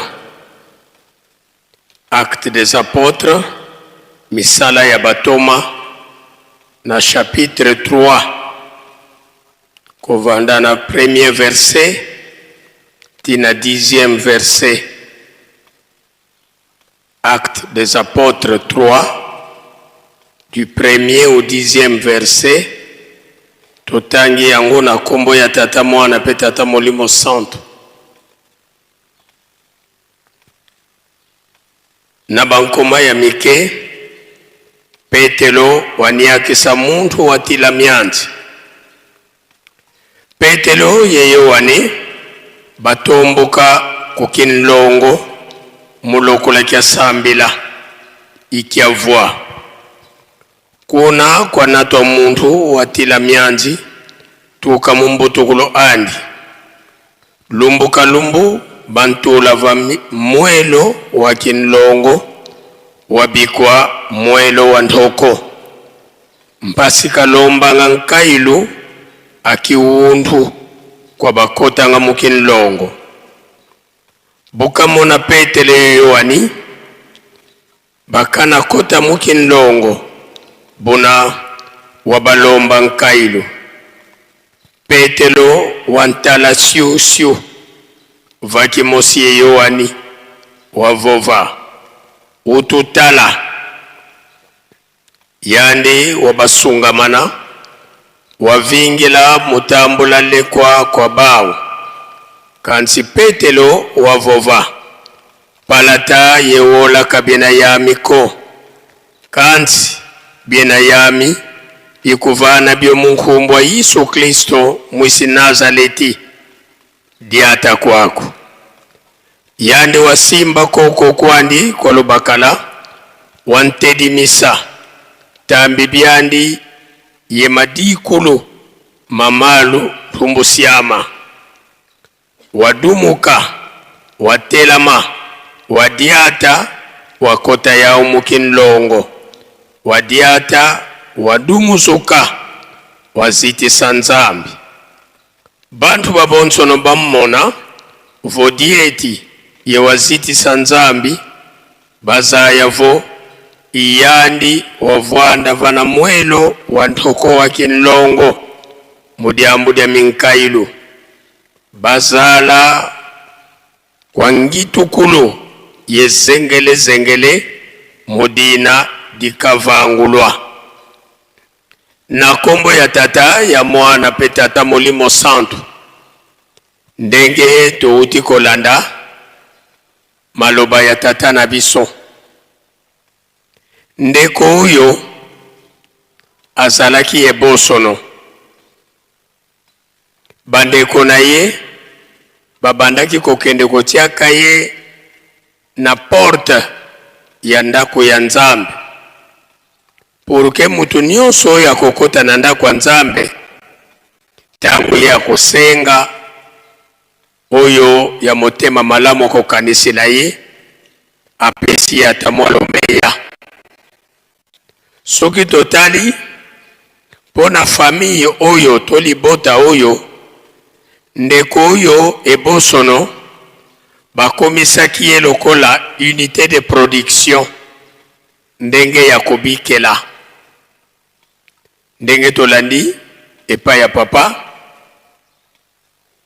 soki mokolo esili tango ye bakokende kozongisa ye na ndako bango bazwi nyonso oyo ye azwi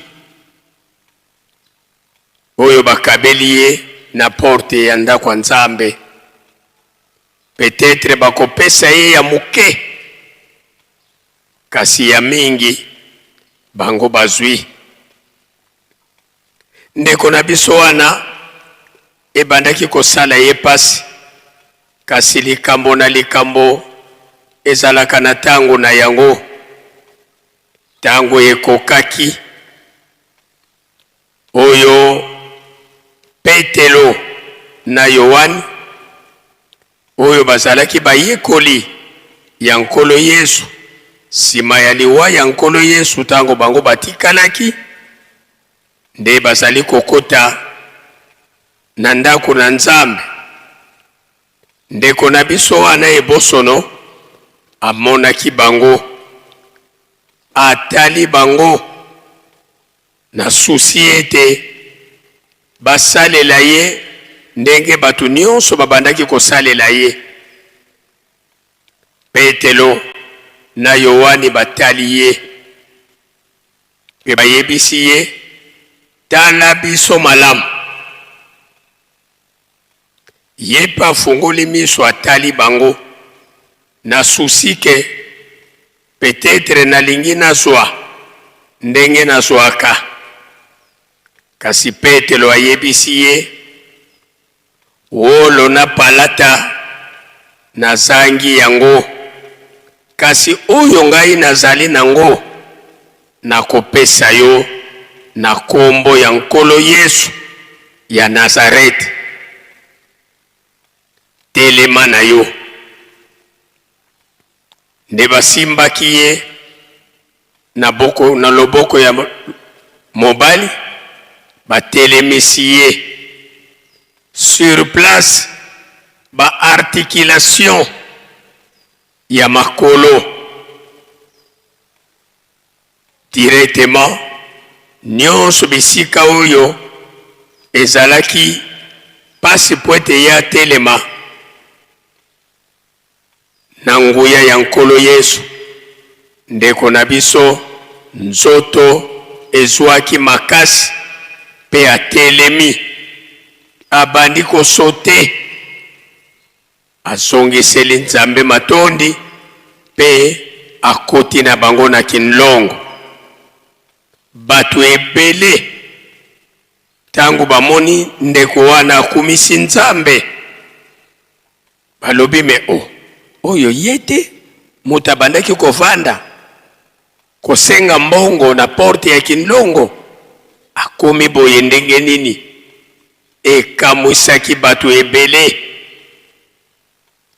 Soki tokititi kuna na se tangu bazokotala ndeko na biso wana ebosono na ba Petelo.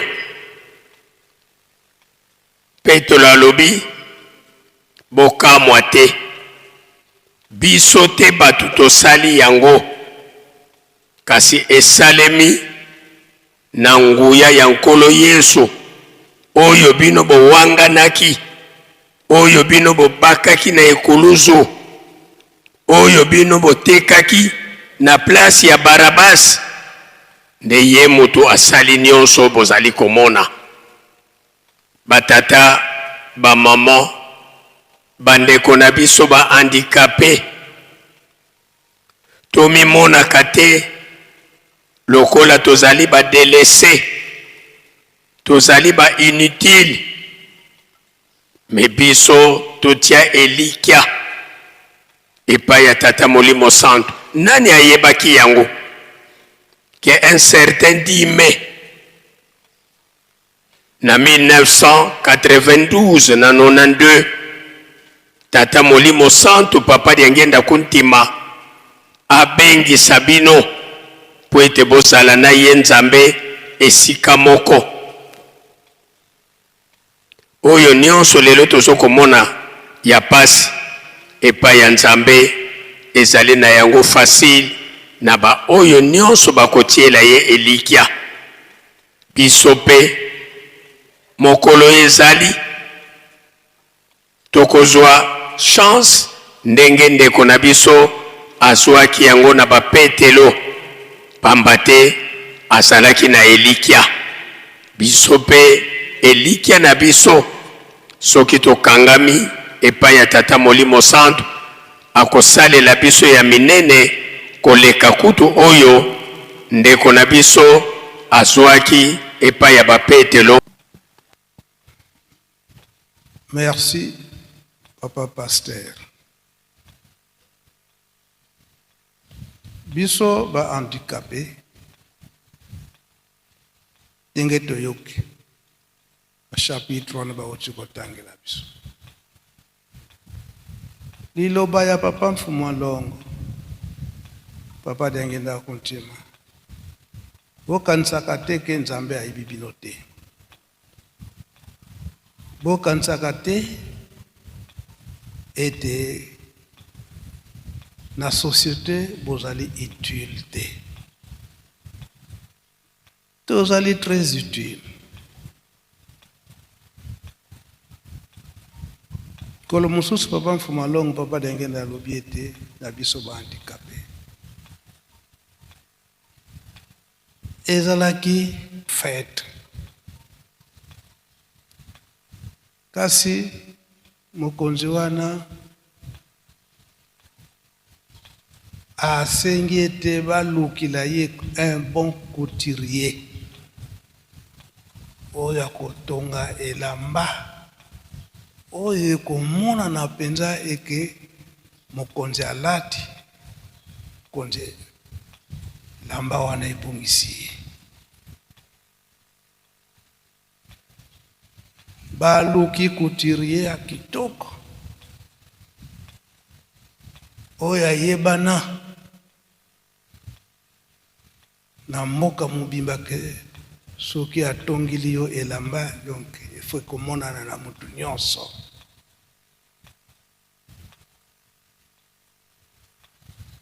Bake komona ke un bon couturier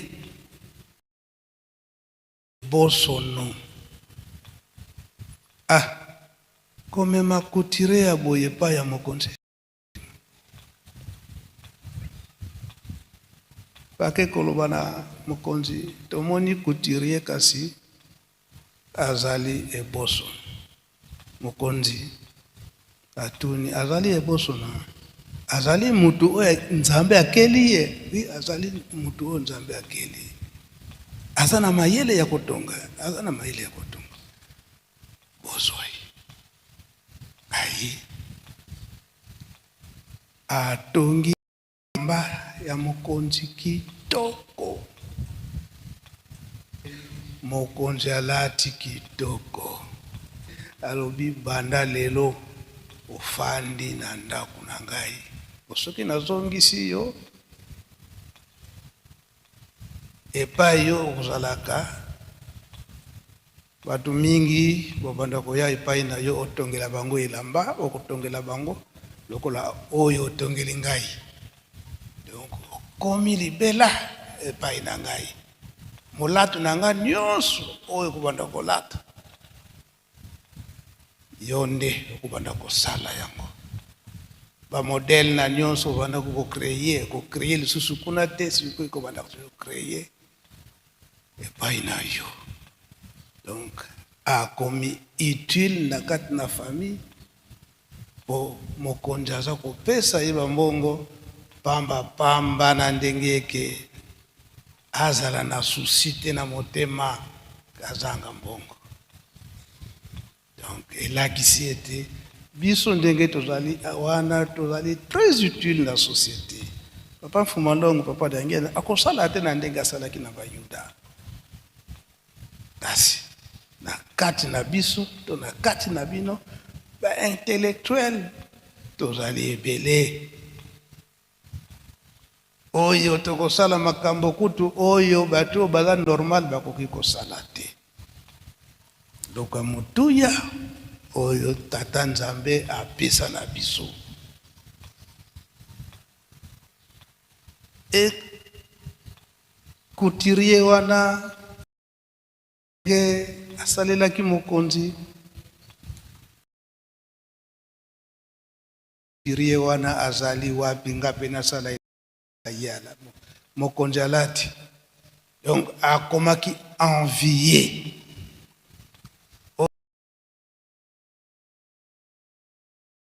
Akomaki envier. Et mokonzi pa lobi même bino ba protocole même bino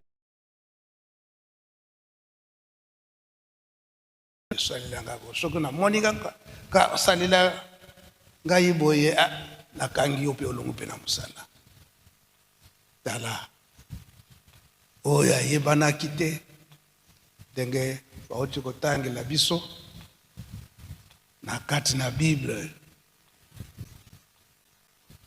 akomi utile na nzambe. Réponse ya mokonzi owana azali eboso. Si aza ekelamu ya tata nzambe te to azali ekelamu ya tata nzambe. Aza na mayele te kotonga elamba wana mayele makasi. Yango eza komonana ke biso ndenge tozali wana ba intellectuel tozali ebele oyo tozali très utile na société e bakuluka biso tango nyonso. Esika wana pumalonga lobete toyoka kama wate nzambe ayebi biso tomimonaka te ke toza utile te na kati na société tozali très utile esika wana ke alobaki ete tolulaka te na kolula wana eyokomemisa na lukunia nzoka nde bato na mokili oyo baza normal baza koanvie biso baza kolula biso na misala oyo tokosalaka koloba ete toyebani epai ya tata nzambe yango mateyi toyoki lelo apapa moteyi ndenge aotiaki kote ya biso tozalaka na zuwa te kokanisa ete nzambe ayebi biso te nzambe ayebi biso wana nini tata nzambe asala ngai boye ye moko ayebi ntina apesi yo mayele makambo nyonso okosala kutu oyo bato oyo baza normal bakoki kosala te yango tokokumisaka ntango nyonso papa Simon Kimbangu lelo na papa Simon Kimbangu Kiangani mpo tolobaka ete papa Kisolokele papa Dialungana mpe papa Diangenda Kontima bango nyonso na kati na papa Simon Kimbangu Kiangani yende nzambe na biso bamisusu bakokanisa bango mpe baza na bango handicapé kasi bapesi bango mokolo le dumain wana jalousie zuwa tolanda yango te oyo bakolobaka na biso ndenge wana yango tolobaki ete na nzembo ya David banzembo ya mawa banzembo ya kosepela me papa Simon Kimbangu Kiangani alobi ete tosala molende na makambo nyonso misato oyo batata batikeli biso soki kokisi makambo nyonso wana misato bolingo mibeko mpe misala nzembo ya mawa ekozala lisusu te kolakisa ete botongi Yelusalemi bapesi biso programme tozo kobima libanda kobima na biso libanda kosala misala ya botongi bantitsani na biso ndenge tobongisi lobi toza na carnaval nsima ya carnaval remise de cadeau kolakisa ete manso ndenge esalamaka na kati na lingomba na bafete nyonso na bamouvement nyonso esengeli mpe biso tosalela yango ndenge wana po koloba ete tata nzambe ayebi biso kolo Yesu to tata Molimo Santo bayebi biso et surtout awa tozali kozela mbotama ya nkolo Yesu na boyei na mbalane ya mibale na kombo ya papa Dialungana préparation wana ndenge tolobeli yango ezali de bino mois de mai na kati na lingomba le 10 mai biso nde tozali kosakola boyei na ye na mbala mibale nkolo Yesu na kombo papa Dialungana awa na mokili oyo ye aloba mete aye wana kokabola na oyo bazali kotosa pe na oyo bazali kotosa te biso avertissement ete tozala na ngambo na oyo bazali kotosa po biso nyonso tokaka kosepela na bango elongo yango tozala bana botosi ndenge papa Simo Kimbangu Kiangani aza kotinda biso na kati na bolingo mibeko pe misala onkombo tata mwana tata Molimo Santu. Amen. Bika twakubike no moko twatonda lusiku musu tutambuli kwa sedieto muzola kwa se mwana tata mwanda velela munkumbu se ye mwana ye tata mwanda velela.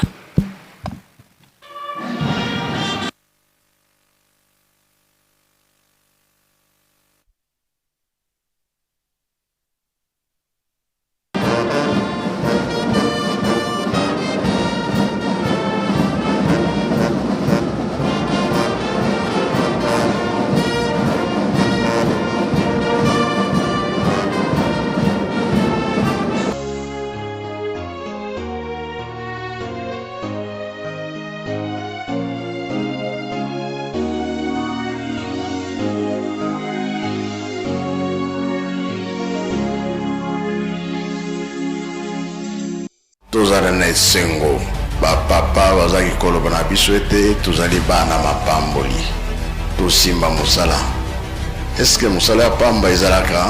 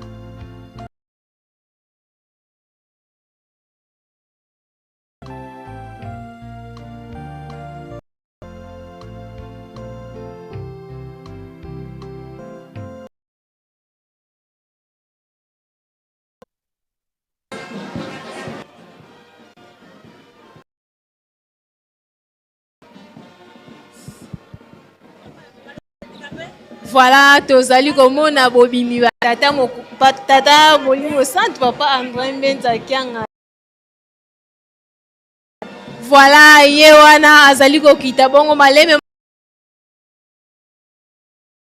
Kianga ni papa Nsonga Nzila azali kopusa na malembe pwete yako kwa kufanda esika ote azo lokumu penkemo papa Mwambanza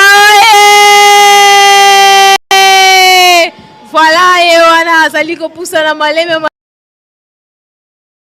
penkemo oyo ebongisami mpona ye na mokolo ya le 11 mai na milulu ya bandeko na biso na papa Nsonga Nzila aza kopusa na malembe likolo ya tapis vert kaka malembe pamba te incarnation Simon Kimbangu esi esalema tanga nisano bango wana baza malembe toza kaka kokoba ndeko na biso ba handicapé.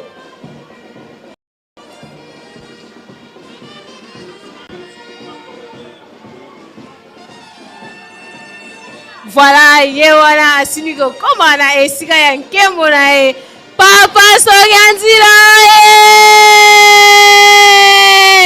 voilà toza kokoba kaka malembe na milulu molelo ya kitoko ya bandeko na biso ba ashaki bango ba pamba te milulu molelo epesameli bango le 10 mai nde tosili komona bango bamati ebele na milulu molelo ya le 10 mai 2026 na nkamba ya Yerusalemu ya sika na ntina kozwa mopepe ya sika mpe malendisi na yango pamba te na mibu esili koleka na Nzambe ayebi bango te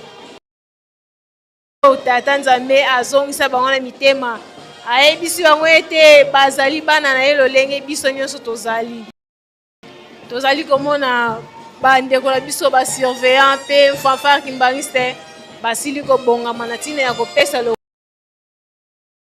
oyo ebongisami mpona papa conseiller direct André Mbenza Kianga conseiller ya papa Simon Kimbangu Kianga sa divinité nde mokumwa balelo epesami na maboko na ye ye bakolesaka biso akobokolaka biso kati na Yerusalemu.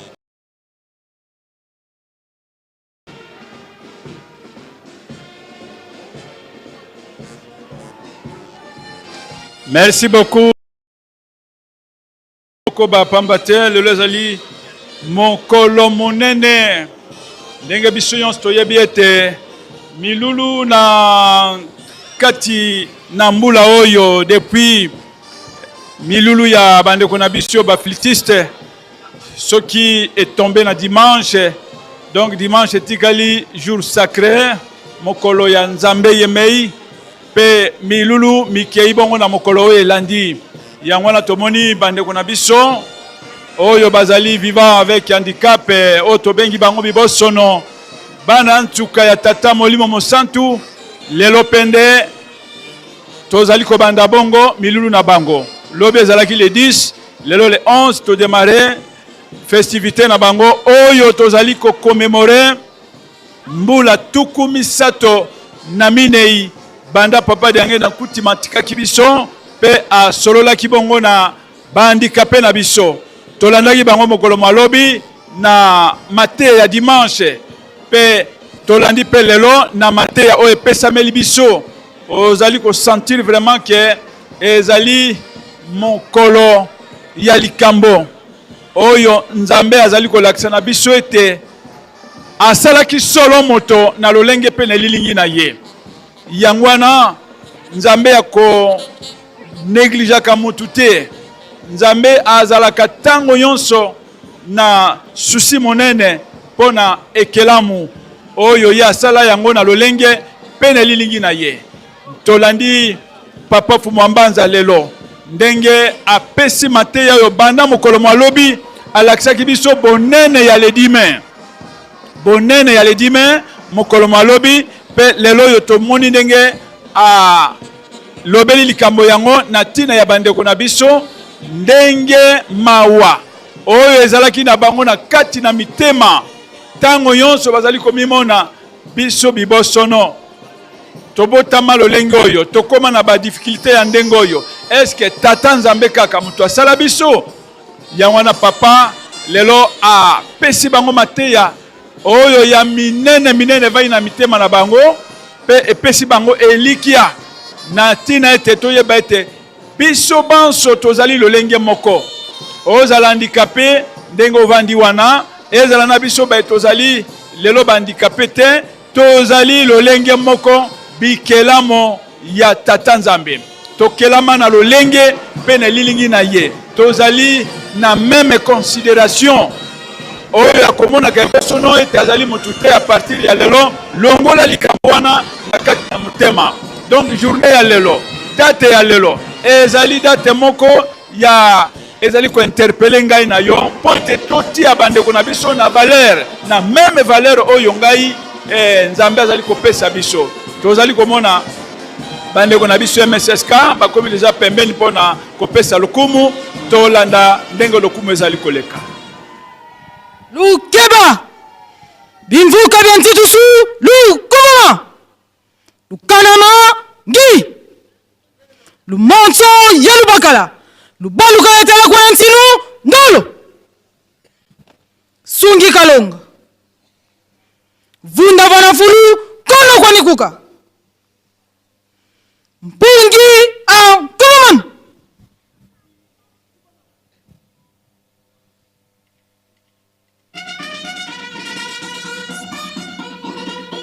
lu sunsumuka kindu kandama gi mukunda kulantin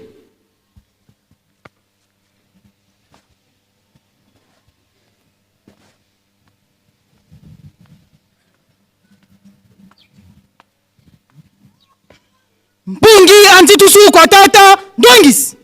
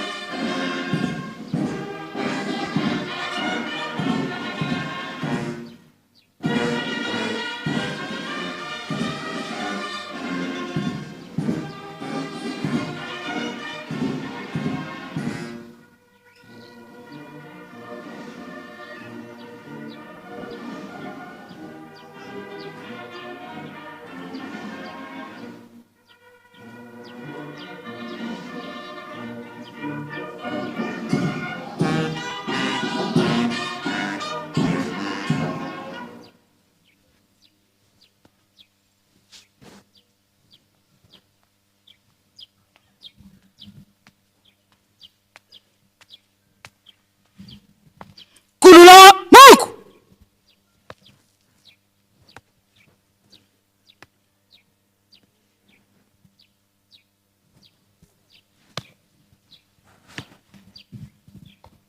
kabu bia binati dia bendele vana fulukenu ndolo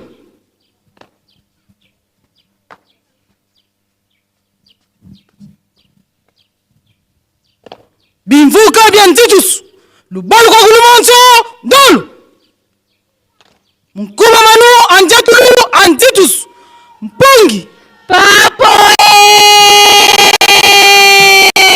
voilà biso baso tosili kolanda na bokebi baso lokumu penkembo esili kopesama epai ya papa conseiller direct André Mbenza Kiangani epai ya bandeko na biso ya MSSK dirigeant du jour ezali bongo mama Wawina Balbine yende mutu auti kotombola penele ya mokonzi na mokolo mwa lelo ne bango wana bazali kopusana malembe toza kaka kokoba na défilé l'honneur bandeko na biso ba surveillant bango wana bazali kobima pe tokolanda ya bandeko na biso musicien bango mpe bakoleka na nsima esengo ezali na liboto bazali na tata nzambe elongo pamba te tokoyebaka mayema so maleka mpe mayema azali kosalema mpe mayema azali koya biso bakimbaniste nzambe asala biso grâce mpe ngolu apesa kati na biso pamba te tozalaka biloko oyo biyebanaka te kasi na mawa na ye atombola biso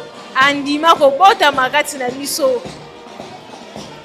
po ete akoka kobikisa milimo na biso tozali kopusana malembe milulu minene mizali kozela biso le 25 mai mbotama ya papa Dialunga na Kiangani Salomo ne tozali kopusana na le 25 mai tomibongama na mitema ndenge moko tozali kobongisana nzoto tosila mpe kobongisana mitema pamba te mwana na Nzambe aya kokuta biso na mbindo te topetola mitema na biso tobongisango malamu na ntina ya koyamba mwana wa Nzambe oyo azali na nzela kala te akobotamela biso tozali kopusana kaka malembe na lokumu mpe nkembo oyo esili kopesama na bandeko na biso basurveillant.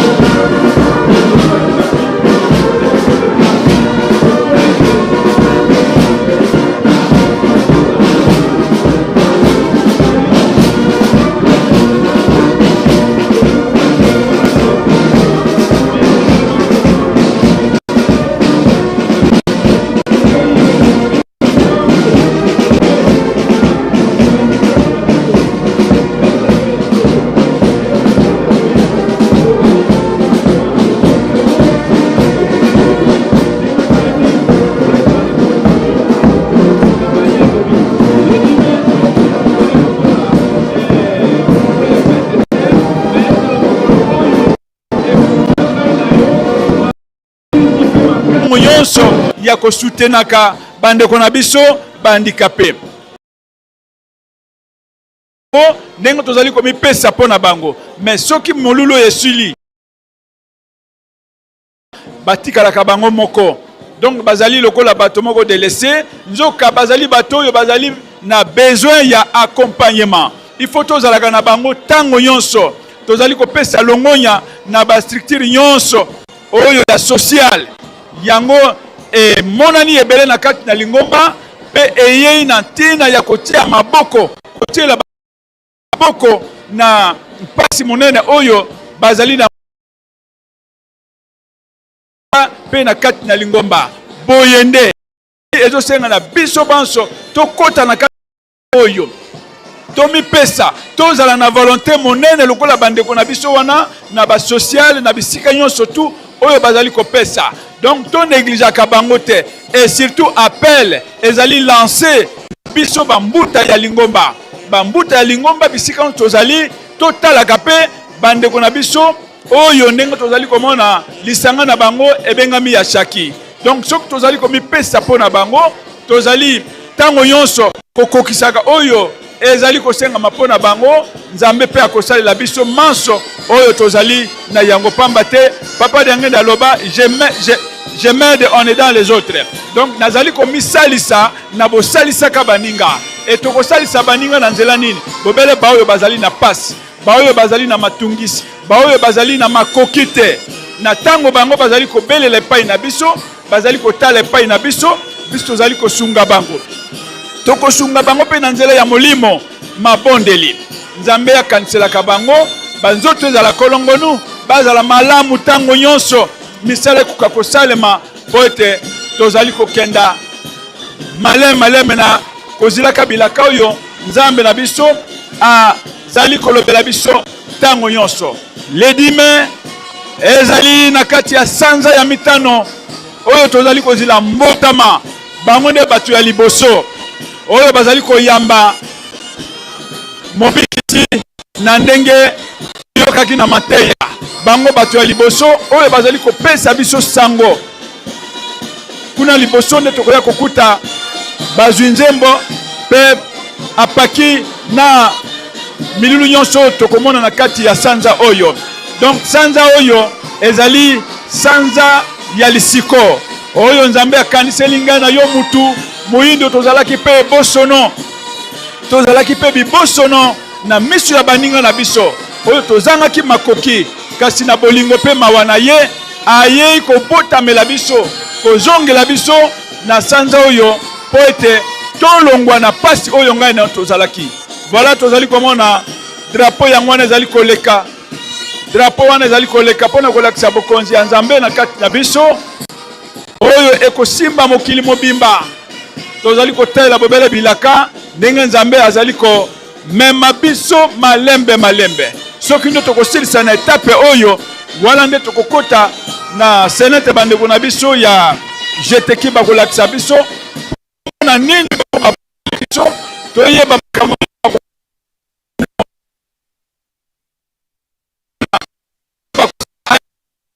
fo basala boyokani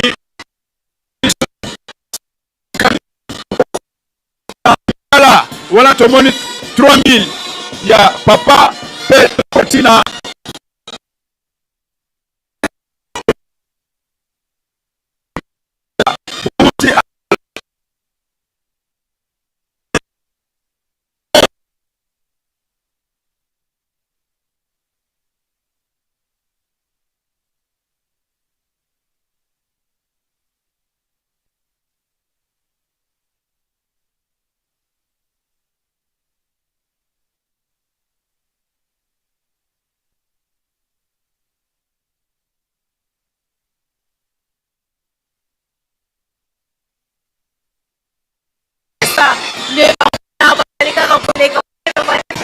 natini ya kolakisa mosala oyo basalaka kasi na lingomba tozali komona bango na bazali koleka malembe esengo ezali na libota oyo bazali na nzambe na bango elongo ya solo kozala kimbangiste ezali kitoko mpe ya esengo kasi tokanga kaka na bolingo mibeko misala tosama ebatata bakotindaka biso maimasa kozongisaka kaka ingeta tosali totongi Yerusalemi te pasi na biso ekosila te nde tozali komona Yerusalemi lolenge ekani ezali kotongama tozali komona kuna na nzanzalonga ndenge mosala ezali kokende kitoko te bisika biso misala ezali kosalema esengeli tokota po ete tosala misala oyo ete pasi na biso esila soki totongi Yerusalemi pasi na biso ekosila kasi soki totongi Yerusalemi te tokosala kaka na pasi na biso ekosila te kasi po ete pasi na biso esila totonga Yerusalemi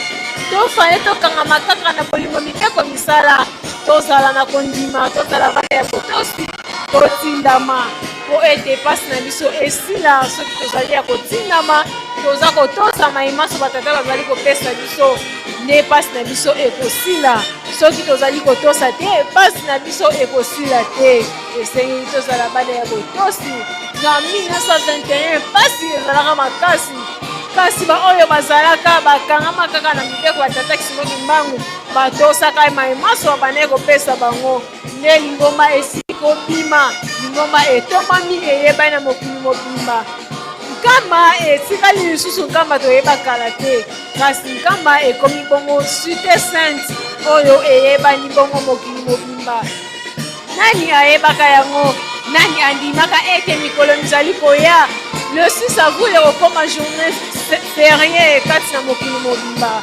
eyebanaka te kasi likambo ya tata nzambe ezali na ntango na yango nde tozali komona le 6 avril ekomi bongo journée férié ezali esengo surtout kati na biso bana ya tata Simoki Mbangu esengeli tokangama kaka na mibeko po ete maimaso tokosenga tokozwa yango maimaso tokosenga kati na batata tokozwa yango toyebaka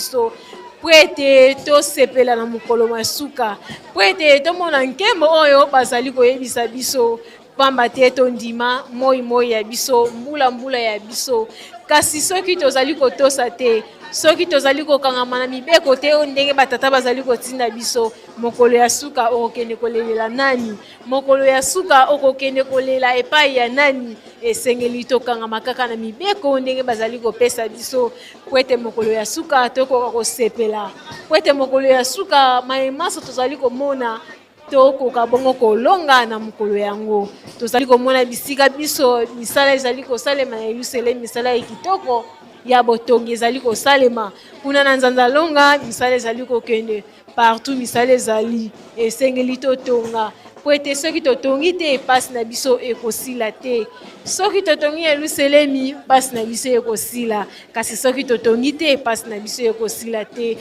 yango wana nga na yo tata mama kimbangiste bana ya tata Simoki Mbangu esengeli tozala bongo makasi na bolingo mibeko misala totosa pe totindama bisika biso bakotinda biso tokende po ete tolonga po ete mokolo ya suka tokoka bongo kosepela elongo na tata Nzambe po ete pasi nyonso tozali komona na se ya moi mbula ya biso moi ya biso ekomela biso bongo elonga ndenge esili kokomela baoyo banyokama kati na lingomba na mokolo yango tondimaka te pe toyebaka te ete mikolo mizali koya biso bakimbangiste tokoyebana na leta biso bakimbangiste tokoyebana kati na mokili mobimba kasi oyo tolotaka te yango nde esili kokomela ezali komona yango ezali kokomela biso na matoi na biso moko tozali kolanda biso moko tozali komona maima ezali kokomela biso tondimaka te kasi moko avril ekoma bongo journée fériée bana na leta te mikolo mizali koya le 27 avril ekokoma journée fériée pamba te basili kolaka biso tokangama kaka na bolingo mibeko misala totosa mayemaso papa akopesa biso totindama totonga po ete mpasi na biso esila tozala na motema likumia te tozala na ketiketi te tokangama bolingo mibeko misala tozizila na likambo yango po ete tolonga voilà bandeko na biso bango wana bazali kopusana malembe liboso ya tata conseiller direct na ntina ya kosala frère d'alliance na bango tomoni basangani bandeko na biso ya ashaki mpe bandeko na biso ya direction générale nyonso bango wana bazali kopusana liboso ya tata songa ntila na ntina ya kosala frère d'alliance na mokolo mwa lelo ya fete na bango pamba te milulu ya lelo epesameli bango.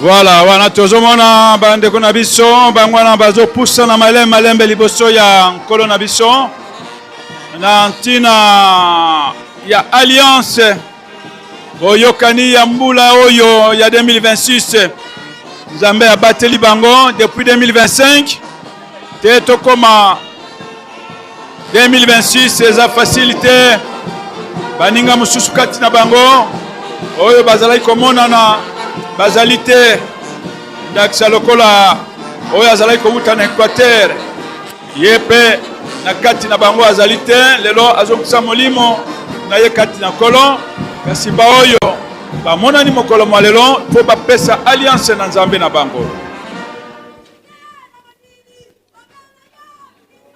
Na nkombo ya tata ya mwana mpe tata molimo mosantu papa Simon Kimbangu Kiangani na papa Mbenza conseiller direct ndengo za wana biso bana na yo na kati ya saki tosepeli mingi na mokolo ya lelo na fête na biso ya le 10 mai toye kozongisa matondo toye kosala alliance mais toye biso moko te tozali awa na mama na biso mama ya département ya social tozali awa pe na mama ya cabinet bangonde bazali na likolo na biso bangonde bankadraka biso à travers bino toye kozongisa alliance oyo depuis l'année passée c'est ce que tokomi année mosusu vraiment esengo ezali na biso mingi na komona ndenge bopesa biso journée oyo ya le 10 mai esangisaka baebosono nyonso ezali kaka biso te me toza korepresente mokili mobimba à travers l'église kimbangiste. Papa yokela biso mawa vraiment ezalaka na biso pasi na ndenge na biso na bacomportement na biso yango wana papa biso tobosani yo te depuis kala yo ozalaka na biso ozalaka na biso toloba kutu depuis nkolo Yesu même papa Simon Kimbangu tango ozalaka na liputa papa Diangenda pe idem yende amonaki bapasi oyo toza komona abengisaka biso lelo oyo asaki etelemi soko etelemi ye papa diangenda ayokaki susi yango wana abengisaki biso makambo mingi ezali kati na biso ye ayebisa biso yango wana tata ntango wana asalaki kaka biso te me tozalaki na bandikape oyo mpe ya libanda na dime nde tobimaka en public nzambe wa biso oyebi pasi oyo ezali na kati ya mokili eza kaka biso te ezali mokili mobimba na pasi mais surtout biso kozwi ya pasi kolia pasi mpe mitungisi ndenge na ndenge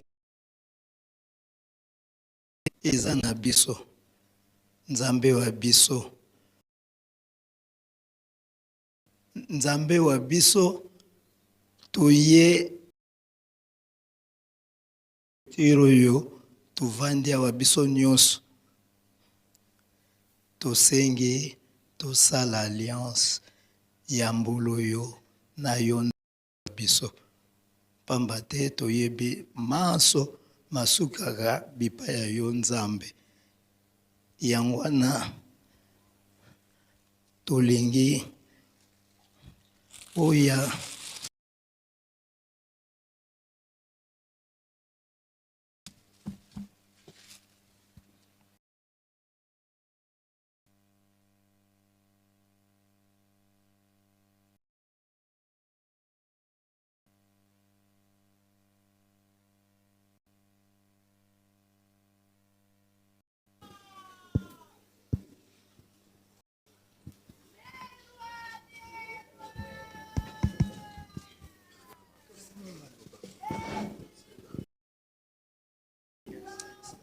Kimbangismo oye.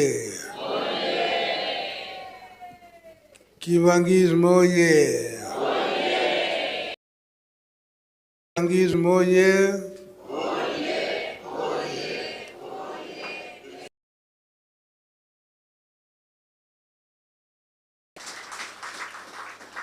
Asaki oye.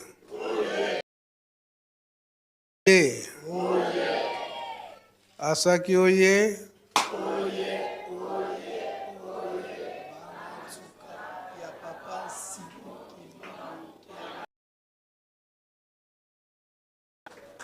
Papa Simo Kimbangu Kyangani. Papa Simo Kimbangu Kyangani oye. Papa Simo Kimbangu Kyangani oye.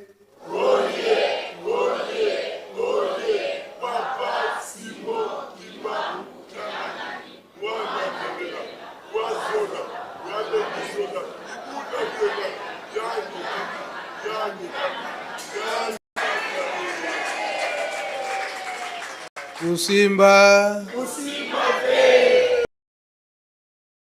Umeka ve. Yandikele.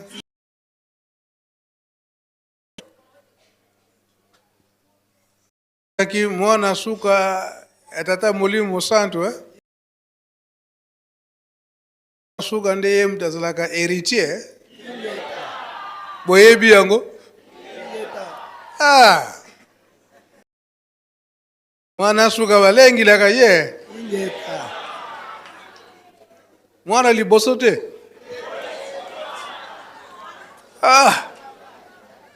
mwana liboso na lingomba nani dirigeant enseignement voilà enseignement suka azwi nanu bongo ni biso tozalaka na bana nsuka wala polike tata Mulimo Santu mwana tsuka bakolengelaka ye biso mpe bakolengelaka biso tolinga mingi tata eza boye te tolinga mingi oyo maye tata eza boye te ingeta eya kokoma te na bandeko na biso na bayombe kuna ke mwana nsuka bake kobula ye lati na moni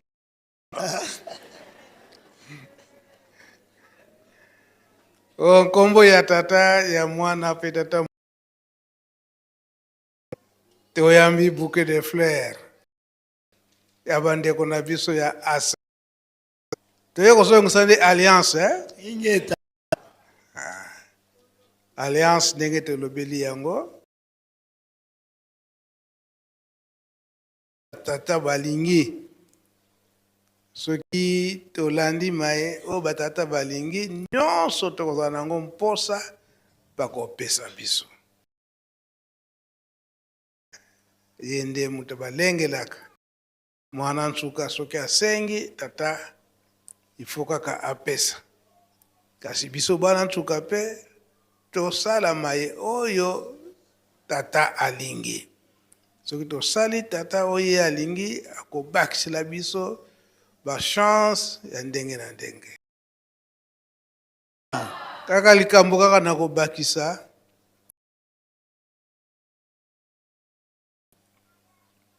tolobi ete bacondition na biso toyaka kolalaka na nkamba eza ya pasi eza boye likambo wana tokobongisa yango tokoyebisa papa mokonzi ya bule esi ayebisa ngai eke naluka esika ya kitoko fo totonga ndako oyo ya bino na colline sainte kasi lelo na colline sainte colline sainte eza wapi awa tovandi eza colline sainte la mwa musika te colline sainte amba nyonso eza ville sainte kasi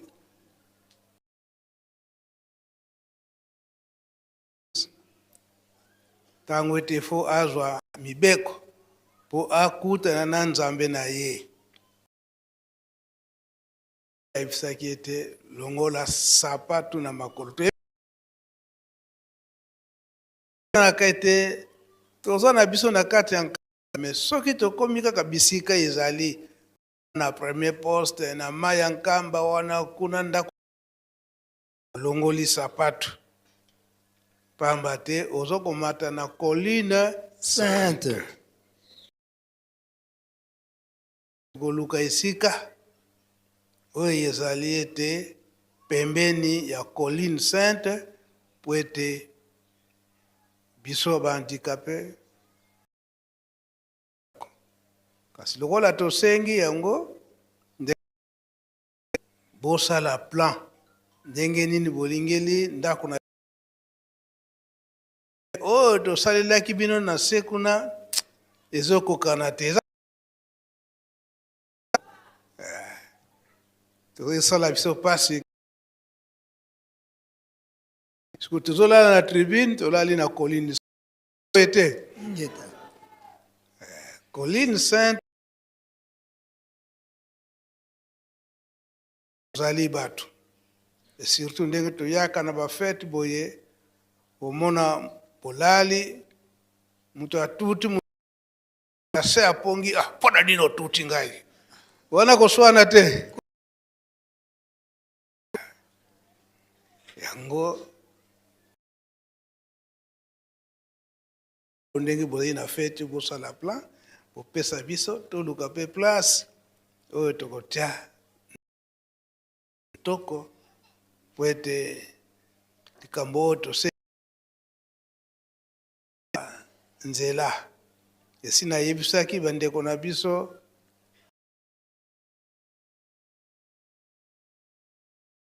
ngo déjà que kotosala esika kitoko mpona bandeko na biso bandi sengeli ndako wana ezala na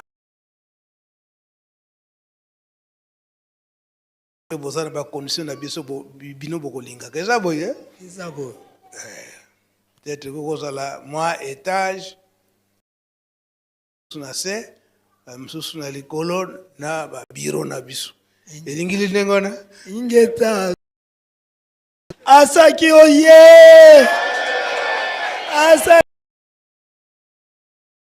pa oye wana mpe tokotia na mwa atelier na biso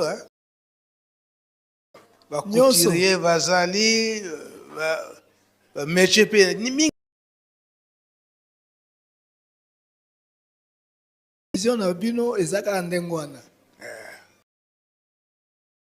comme ça totie makambo nyonso na esika wana pembeni ya colline sainte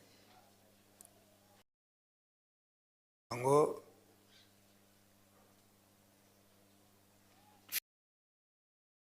tozongisi na tata molimo santo nzambe asa apesa biso mayema zangi na biso toyokani inge ambi flair na bino okombwa tata ya mwana pe tata molimo santo tika totonda maloba papa sato bule na kombo ya tata ya mwana pe molimo papa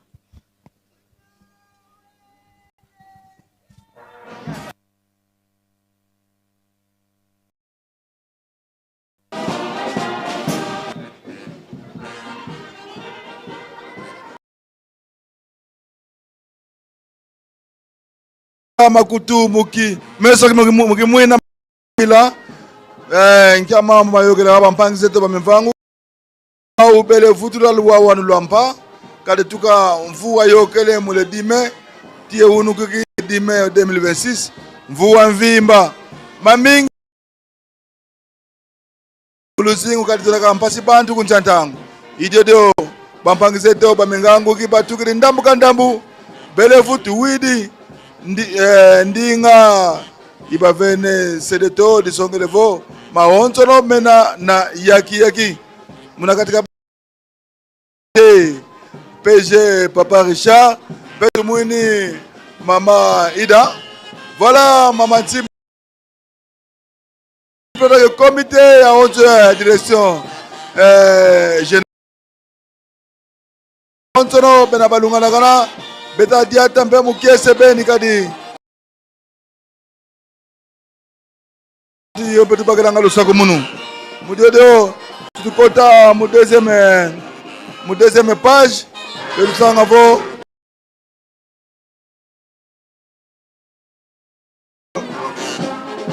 betu vingila programme kwa tata de la ville betu vingila programme kwa mfumu de la ville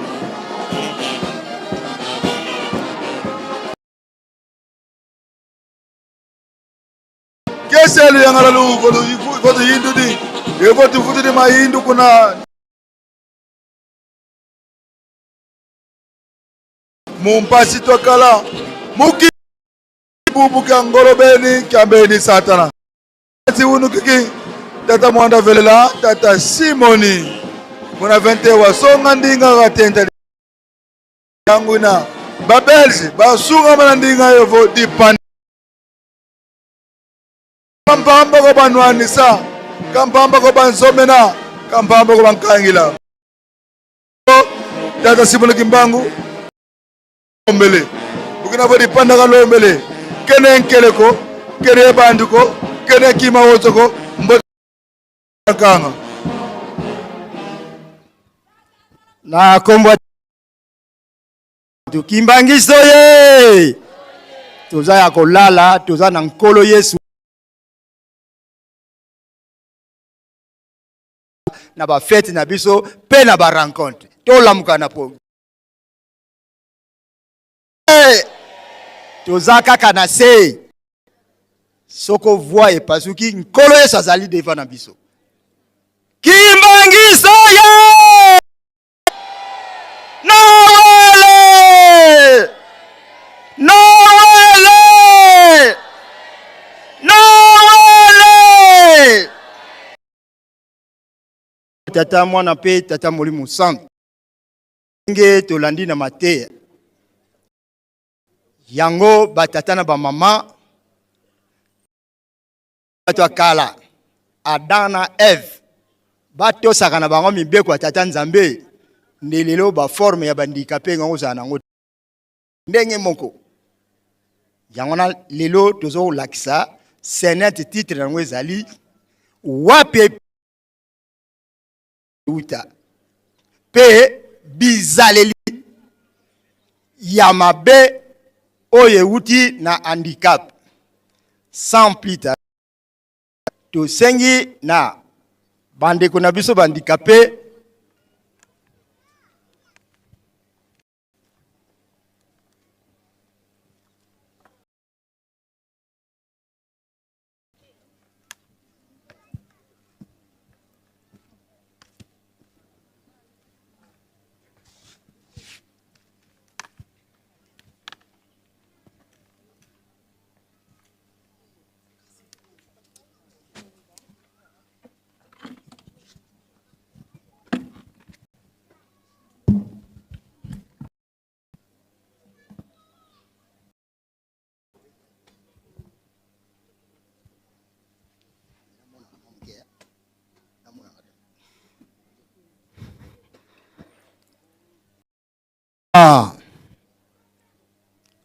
Adam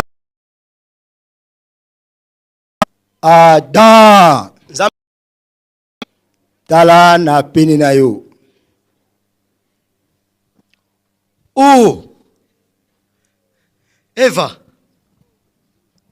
Eva musunya misuni na ngai mokuwa ya mikuwa na ngai.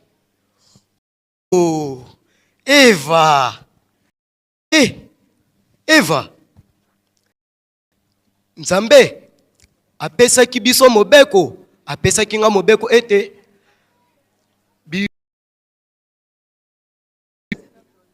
apesi ngai bokonzi, ngai moto apesi nga bokonzi likolo ya biloko nyonso tozali komona na se ya mokili.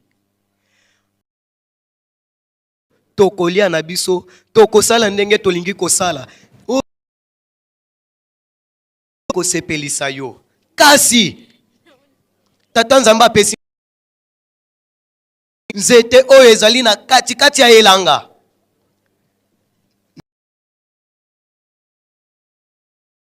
Mukolo tokosimba nzete wana nde mukolo tokokufa. Na yango yakana kende kolakisa yo nzete wana.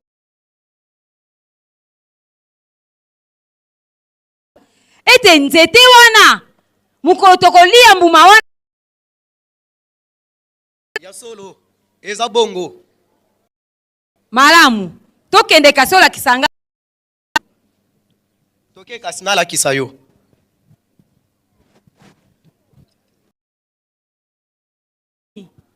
Omoni nzete oyo etelemi oyo ezali nzete ya manga. Mbuma na yango tokolia. Oyo ezali nzete ya manga, mbuma na yango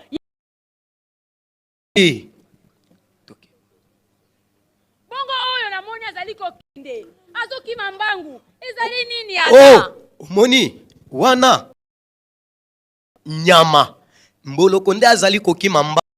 Oyebi mboloko nde ngakimaka ye wana mboloko.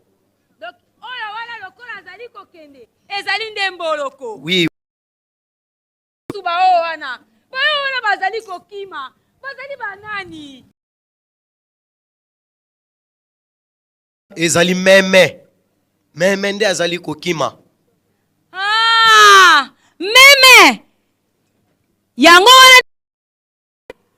Oui, yango pe tokolia. Ebongo oyo ezali nini?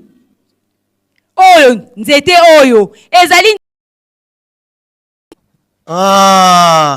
nzete oyo ayebisi yo ete Tata Nzambe alobi tosi yango te, tolia yango te, soki tolie tokokufa, nzete yango yango oyo.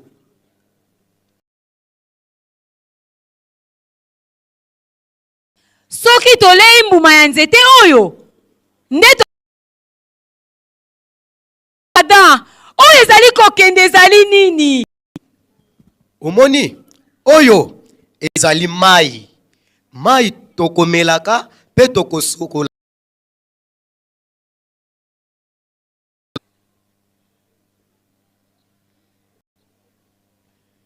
Oyo ezali mai tokosokola pe toke na biso toke.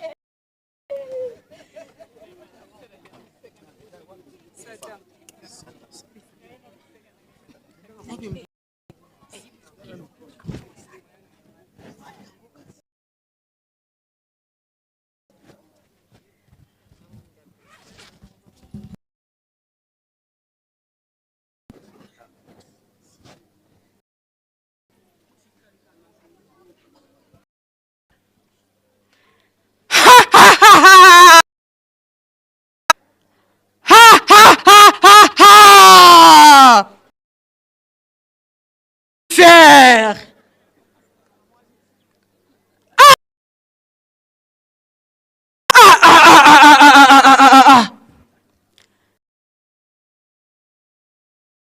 Nakanisaki tunazali mutu ya mibale. Batindi ngai epai ya Molimo Santo. Bakitisi ngai na ezali yang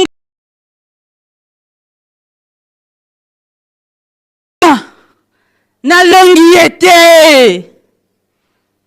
Batinda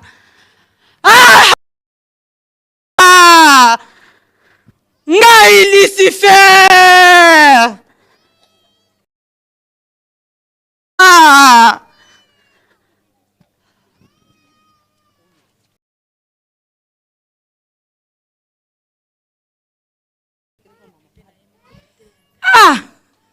Natambola kati na elanga banzete.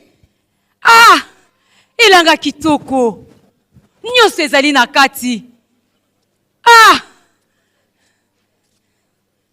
Oyo ezali nzete. Tala bibwele ndenge bazali kokende, bazali kokima. Elanga ezali kitoko. Eve. Oh, nyoka. Moko adaza te. Adaza. Eve. Nazali koseka. Nazali kotala. Natala yango malamu. Toko kufa. Nzamba lobaki nini?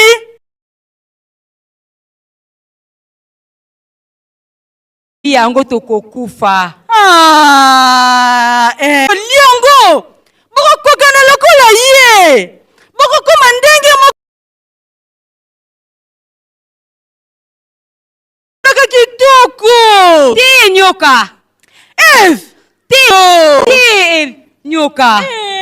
Nyoka. Nyoka. Kitoko.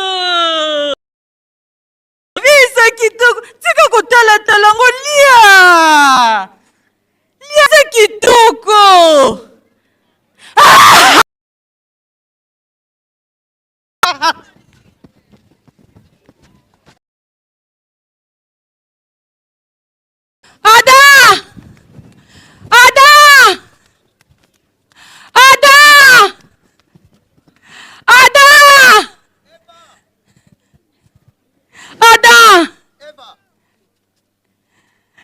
Mbuma. Olie. Zamba pesa kibiso mobeko. Adam. Malamu pe. Nakolia te. Adam. Nazali mopanzi. Ya mopanzi na yo. Na yebisi yo zamba pesa kolia te. Adam. Esengeli olia. Adam.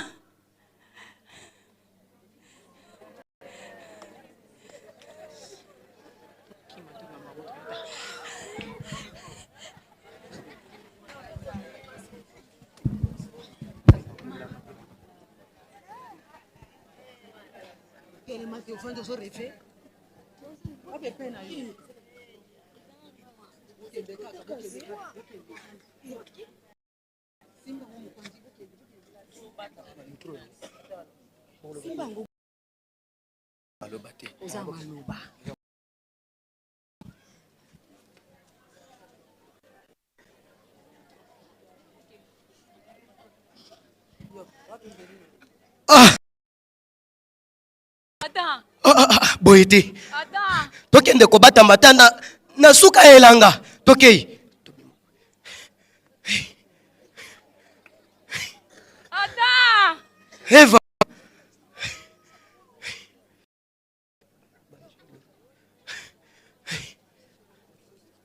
toke na filiki.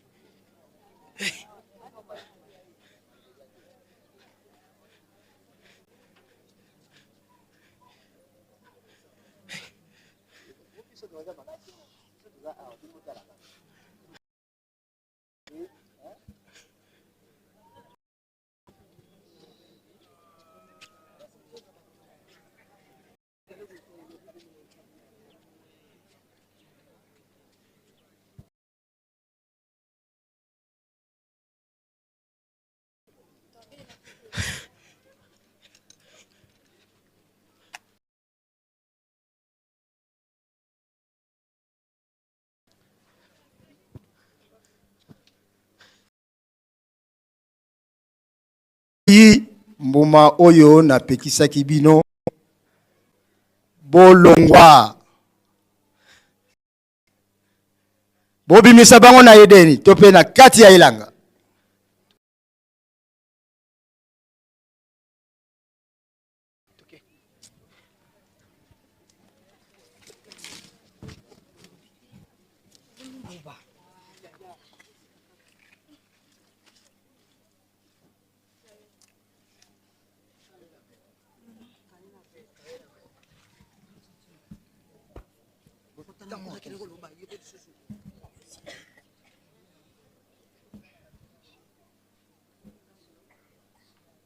Ah! Pona nini boye? Abel! Mbeka biso mibale. Nzamba ndimi kaka ya ye. Yanga ya ndimi yango te.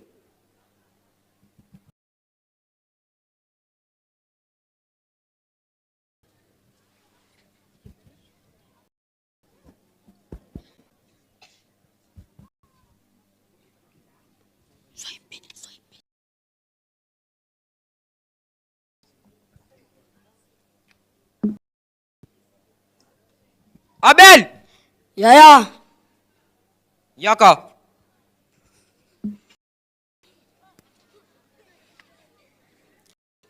Yaka okay, tika nga na zamba.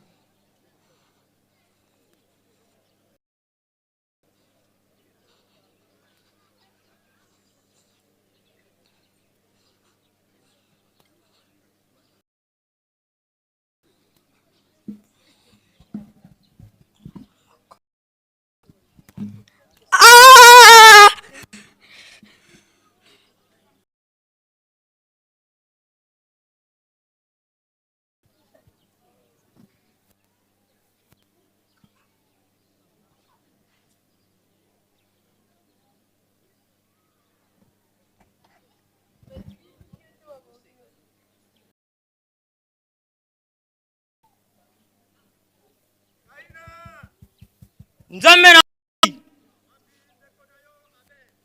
ochaki nga si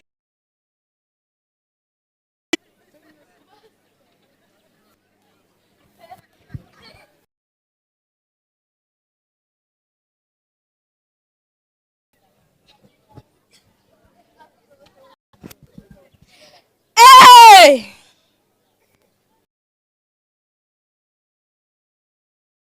Be. Pona nini pa?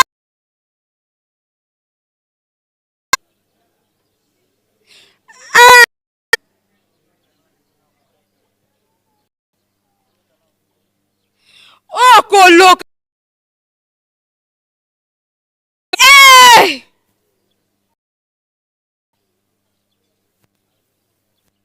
libabe penza boye vraiment. Ah! Kolo na ngai. Mobali na abala ngai. Asilisa mbongo papa. Ata 50 fois etikala te.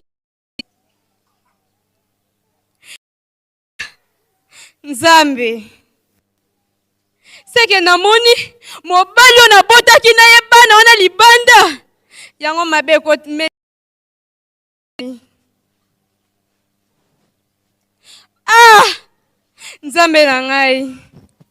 Atana ke ngai monzimi. Mama longi. Tole loko ekomeni ngai. Likolo kola na pa Gaël. Nzambe. Atana sengi mobali nanga bolimbisi. Eske akolimbisa ngai. Nzambe. Kambo. Batu boya. Boya kilanga mawa. Nazane sika ko kende te. Nasuke. Boya. Mobena ngayo kilanga imawa.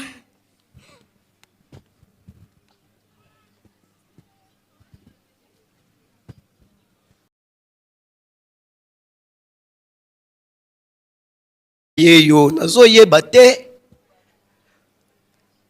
libabe nini likambo nini nga nasali po makambo ya bapasi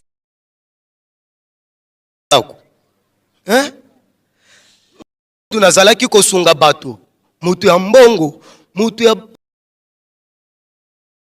alati bato ya pasi bazo nga nazo kabela bango bato bazo bela kuna nazo sunga lelo yo nasuki misala ezo tambola te makambo nyonso ezo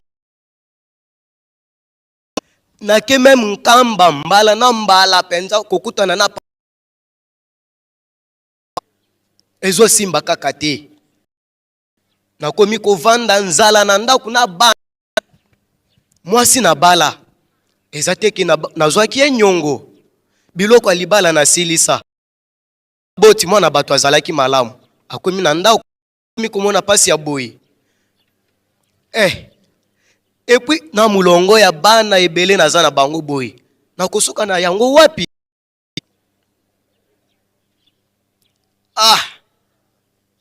te boye te nakomi kovanda une semaine na nzala nameli kaka mai nga na mwasi na bana tokoti ndako tolali kasi naza mobali na kolemba nzoto te yango esengeli na koluka soki nzambe asungi ata mwa mboloko ata mwa mutu nyonso ekomona na wana na ya koliesa bana. Mama Thérèse. Papa.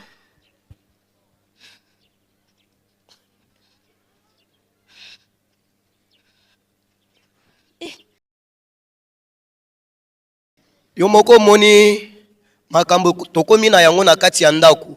Tozalaki bato ya bozwi lelo bozwi ekimi biso. Na yango lobi nazo kota zamba munduki o bakoko batikela ngai. Naza chasseur te, naza pe na elanga ya ketoko kende koluka eloko ya kolia te kasi. Na munduki o bakoko batikela ngai. Nzamba ko sunga o nyonso ekomona na wana. Na kota zamba. Malam papa.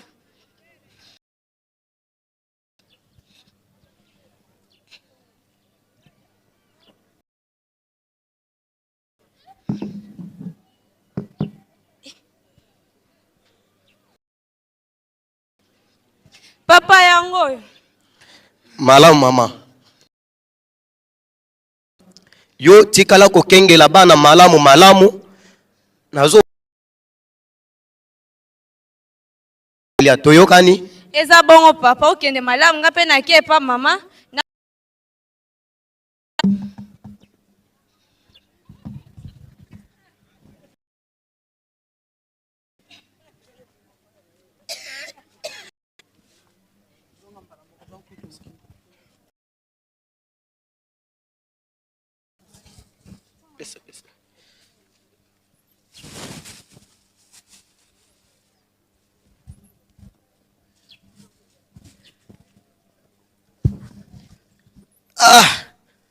Nzambe penza ayoka nazangi nyama ta mwa mayebo oyo na bakolia.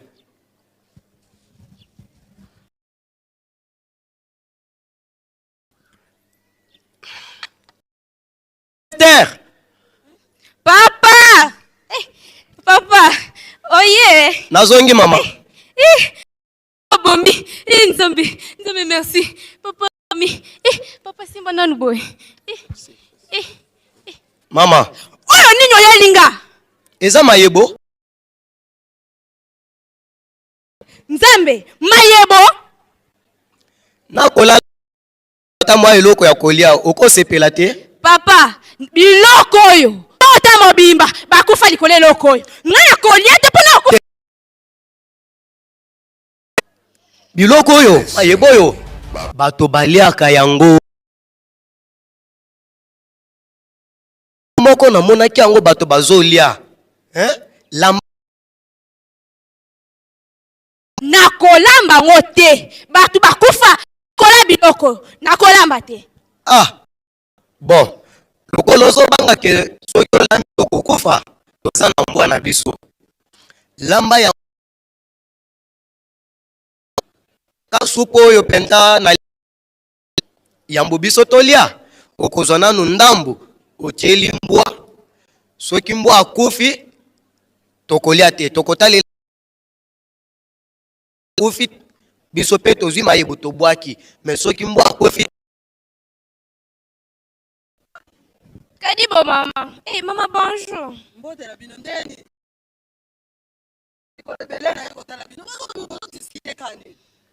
Mama, pa akezamba. Akiwela nga mayebo na yeba ngo kutu te. Mama, afongola kotali nani? Mama. Kaka ona lingati. Kasi mayebo elia makati. Papa, tika. Na makani bino bo desi bo mona bayembo balia. Ebo yo balia ko tiango na nkuba. Boko liango bien. Lambela bana ko mama. Mama, soki okolamba. Lambela bana. Malamu. Naki makelelo kwa tozaba bandako pembeni. Naki makena na eko kotala na yoka soki makamni bozo loba awa. Lambela bana mayebo wana. Ndenge na ABC yo. Kandenge na ABC yo lamba yango chela na mbwa soki mbwa alie pendant une profiter nde biso peto ekolia yango ebongo na kufa na bane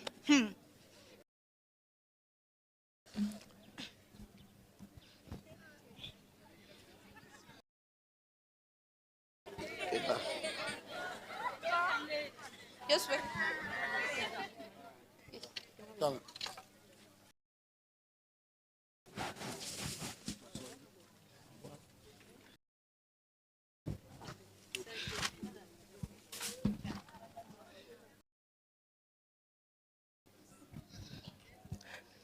Ma Thérèse. Papa. Yebisanga nanu mayebo yango oyoki yango ndeni. Papa. Ono okelenga boye penza te? Ebongo. Nayebi te bino basi likambo mu otomboli mungongo chango kuna. Papa na betelo solo. Loba. Na mboka na biso baloba. Wambo fa seke ngoko kono. Oyo babenga fourmi rouge wana. Donc soki alia ngo akufi. Seke loko eza mabe. Mais na pesi ba fourmi. Itoko bakufi te. Na sepeli ngo makasi. Moni yo lingaki ovandisa bana nzala. Bana nzala pamba. Papa, bonjour. Mbote papa. Ah, tala kaka. Nzambe. Petelanga lisolo ya biloko alambaki donc esali elenge. Na banaki koleka nanga na nzela. Nde bozaka na mbanga bien. Esali nini papa? Mais nakuta nini na nzela akufi. Nzambe nangeri. Mboya. Nzambe mokili boya. Mbwa akufi. Nzambe nanga mokili boya. Tolena bana. Tokome okufa Nzambe na ngai. Tokome okufa. Bwana bino akufi. Ah.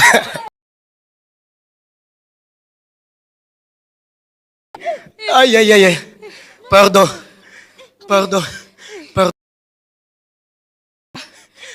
Nana likambo soki na lobi okolimbisa ngai. Papa tokomela na suka na kolimbisa. Ma Thérèse. Papa. Biso tolingi tokufa. Nalingi na kufa. Omoni bana oyo bayaka oyo nayebisaka yo ke baza bana yaya na nga wana. Ate? Baza bana na nga. Mama Tango na monike nalingi na kufa. Yango wana nayebisa yo libela. Mani na ngai. Mama. Papa na ngai. Ngape na zane loko ko yebisa yo.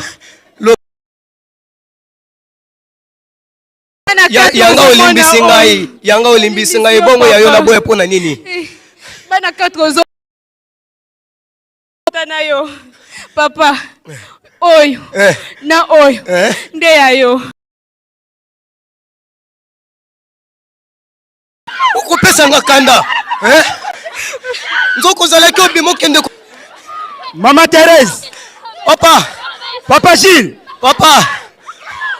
Bana boyoka. Ezali théâtre te ya solo. Eza makambo tukosala. Soko yambi mupaya. Ye sango nini ayeli yo. Nanu nasilisi information te. Bokomi kosala théâtre.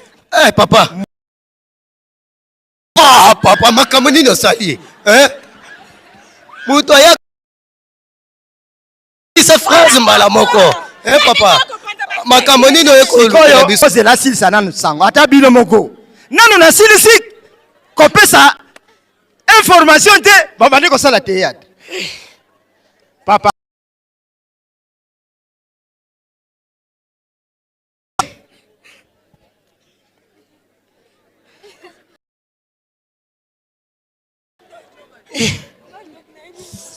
Mama Thérèse. Naye ko ndima pona nini pase komeli. Ndako ya libala. Ozokende kobimana mibali mosusu libanda.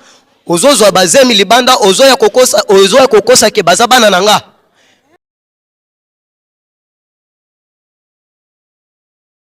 Kande ngolo biwana. Na yo. Na bana na yo. Bokanga bisaka. Bokende. Bokende wapi? Na mwana na yo yazo tambola malamu te. Na liboso. Tala. Yende mwana na liboso. Ngalo ko bota mwana ndenge wana te. Yende mwana na liboso. Ngako bota mwana ndenge te. Oyoki. Boso. Kende landa mama na yo. Tala. Kwa mwana na yo. Yende. Toke. Sakira bime bango yo. Yo poko bima. Pot na kuna to kala naka. Eza la pasa ka kitengo. Tondi. Mama na bilo. Toke. Toke.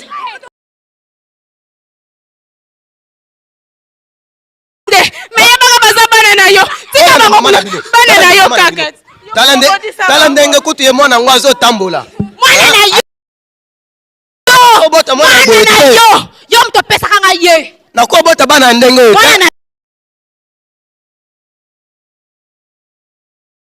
makambo no libanda ozo kokosa ki aza mwana na ngai.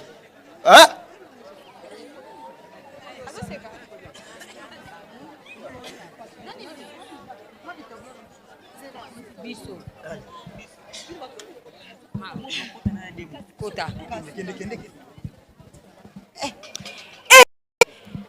Mama na ngai nini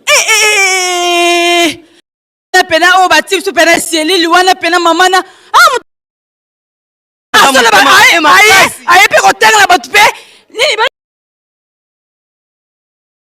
su precept tala kutunga una kena ba 10 ko liangulu te mama pena misala mabe ngulu ngezala ko zotumba lengi bongo na bière sanga oh mama ni sama yo susu basi lwanza mbia na ye biso la uti selili likam nini selili wana mama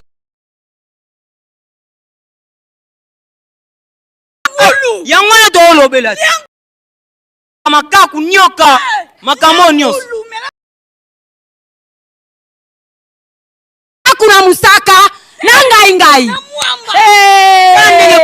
mama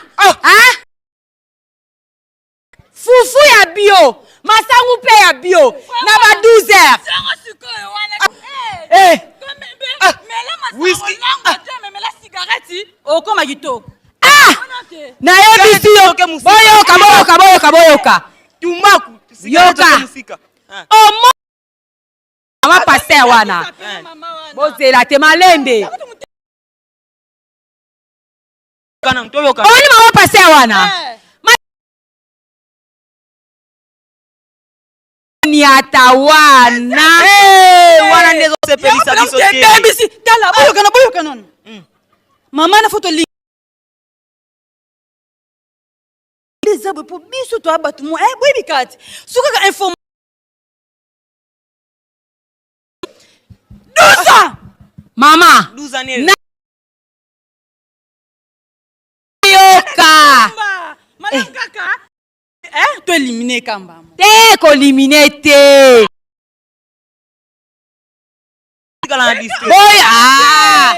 boyo kangai to te na e bien mate ale pesa nango bien mais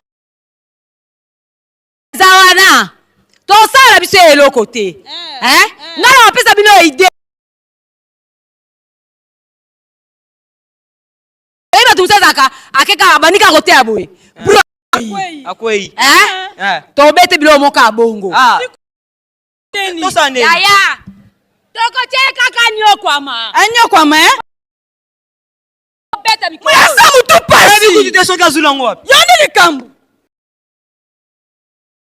kwa yena ye mama selilu azalaka liboso banote ya bongo te adote ya bien oh ya makamwana yabaki makama zera biso wana baliaka ngulu bas bango babunda kala bango tutumba akutu mobeko oto saleta mafu ezalaka te donde bankiso tozo ba 6 mois nakula déjà 3 fois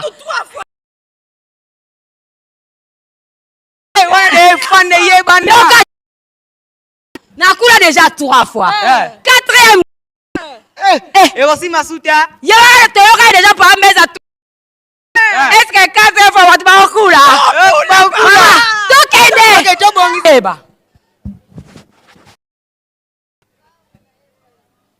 mamboni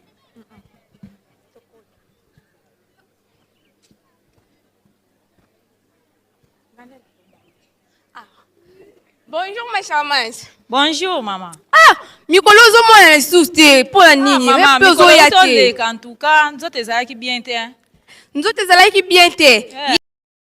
Na selu kuna, ma pasteur asikaye, mate ya sike ya 12 loba 12 precept moi butu pokwa biloko nyonso asangisi ekomi vende ya sika selile mikolo ekomi somo.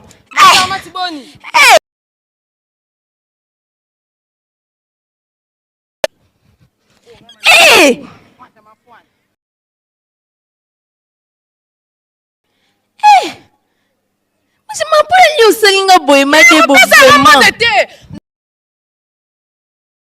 Ni moyeko? Oh, pesa mambote nitala. Nazala kuna kanda no. Pardon mama. Limbisa ya. Pardon limbisa na tosi limbisa. Mama tuko kende yaka. Mama tuze bandimi yaka. Mama, bazotela biso mikolo nyonso. Butu moi. Tolingana.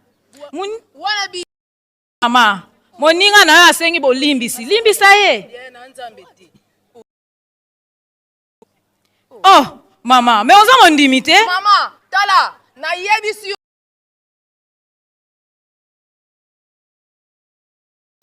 Totebana. Ngana yo tiliwa kopesa ngambo te. Omo Mama zonga, made bozonga na sima. Muninga sengeli yo bolimbisi mama. Ai na yebisi yo ngana yo tiliwa don. Yebako banda lelo ngana yo na tumpa ka. Ozo yo kate, ngabe tiliwa. Mama. Mama. Ai, tala ngai. Omoni soko osengi bolimbisi. Tata Nzambe amoni. Yo za suna likambu. Pana ye. Eza bongo mama tokende.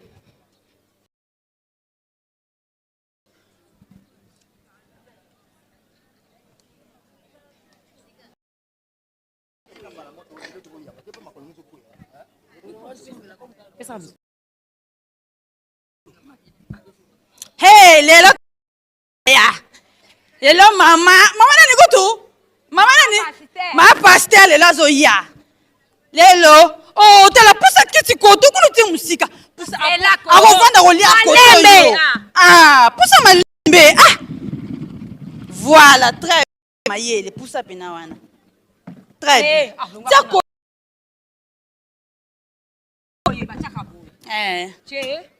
Voilà.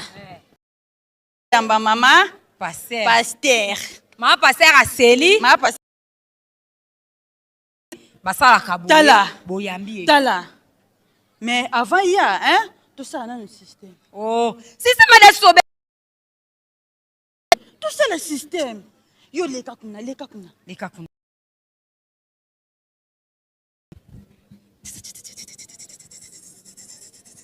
C'est bien. La banque c'est bien. Et fin de bien. Aïe.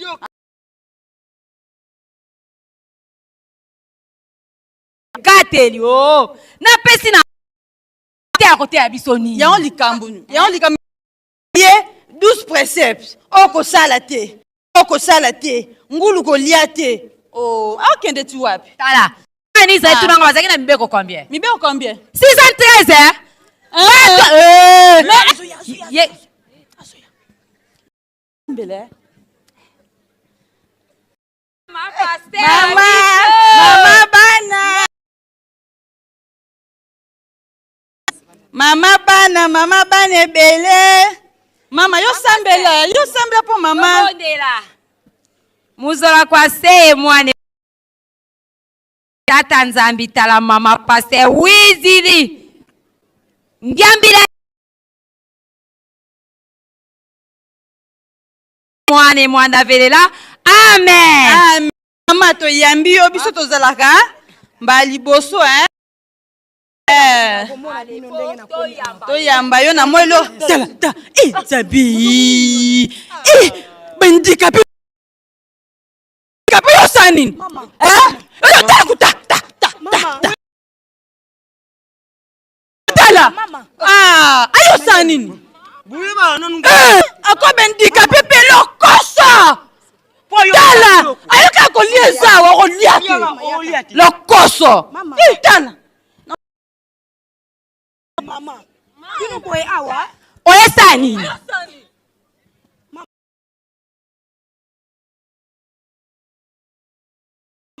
Ah. Mama. Ma pasanga. Ina tubela. Awate. Ah? Il fallait la awate mama. Na mwini ya mapasha tubela na ngawa. Ogokoka ko tubela awa. Ah, fuka ma.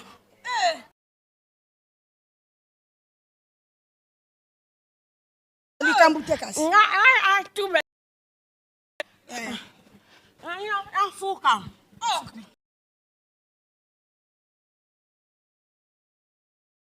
Mama, fuka makasi mama. Uzo sale boye pona nini mama? Sale boye linga yotia.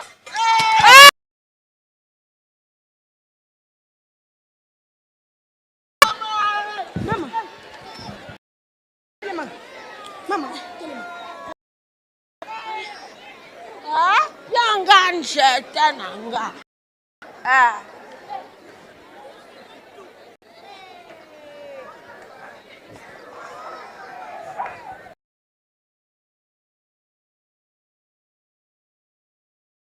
Pona nini mama?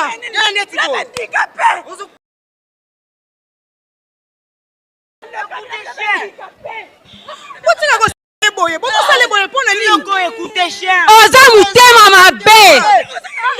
Oza pelo koso. Da musala biloko yango ya bisenga tenga. Tiko bebisa biloko ya bato.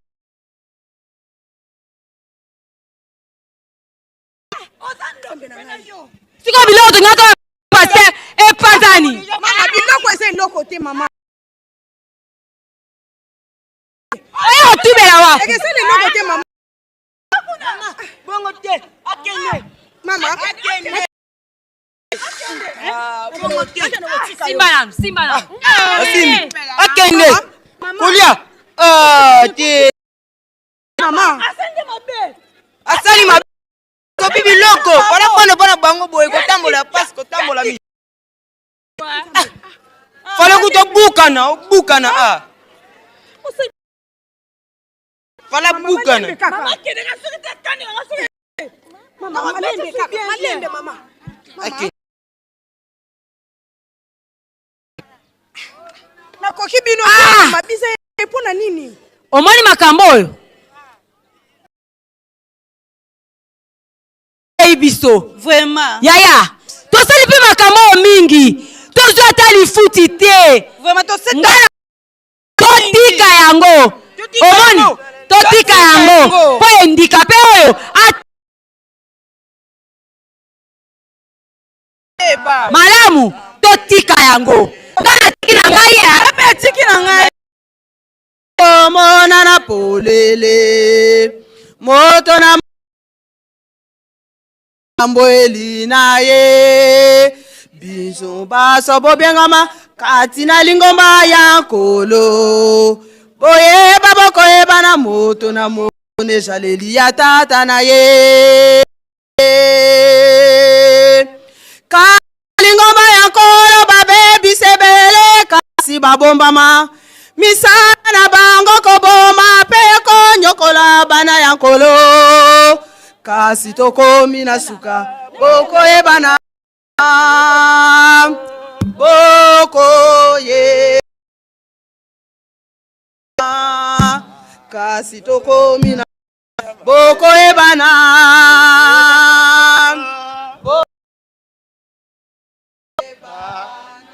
Kimangizoye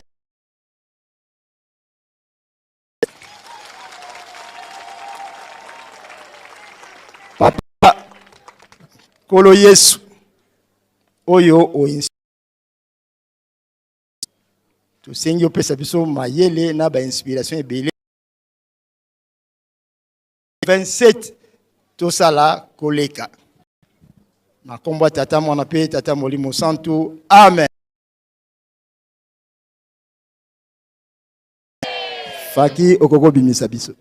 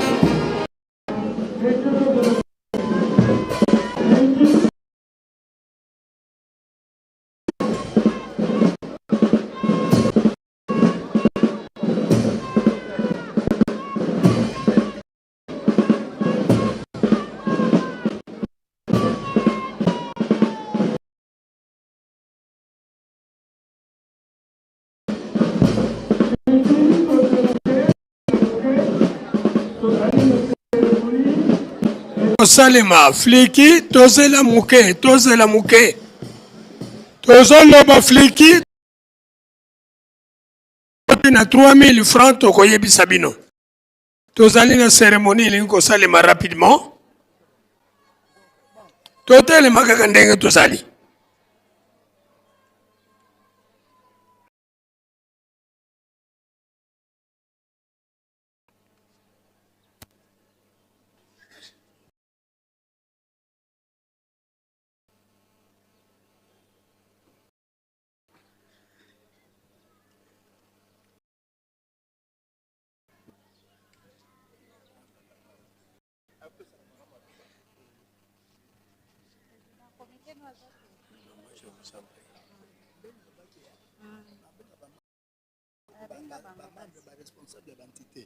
bango nde mutu nakopesa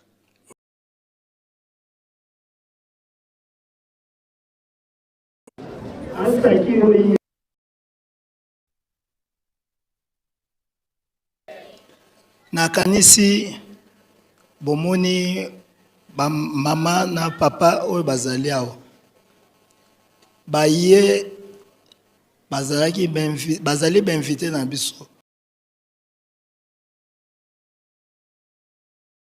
baye na symbole oyo baye kosala bipa na biso mais symbole yango enza elinga kozala biso banso mais tobengi ba responsable ya baentité na ba membre ya comité bango nde esengeli bazala na biso nde bakoki oya bavandi pembeni mama akozwa maloba nde bokomona ndenge ye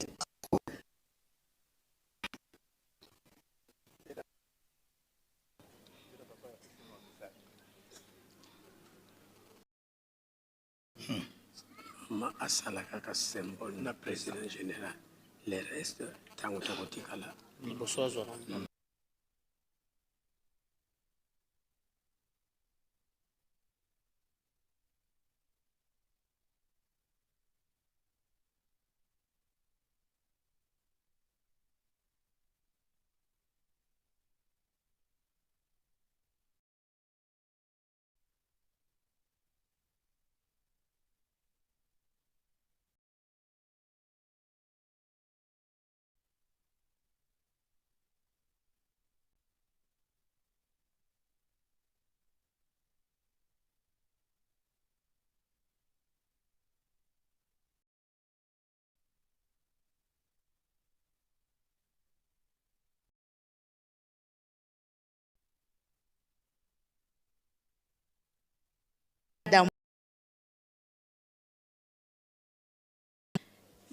Madame la directrice du cabinet,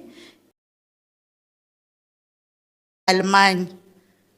Alors, nazwa qui invitation, mais symbole, ça, invite, handicapé na biso, boye bake bozali bino moko te. Oyo, na kozala tango nyoso pembeni na lata ba mama na biso bazanga mapo pesa na président oyo ezali soutenance na biso pona bino. Merci.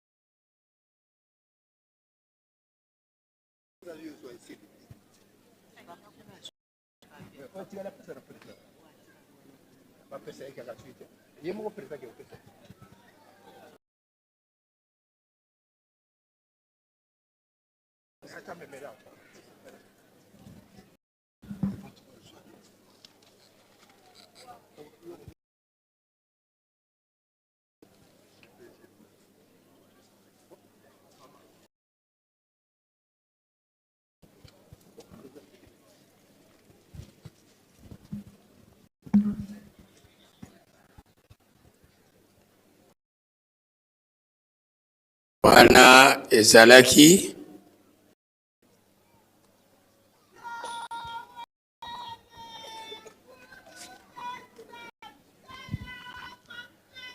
sika 3000 francs botambusa biso 1000 francs. Opération 3000 francs.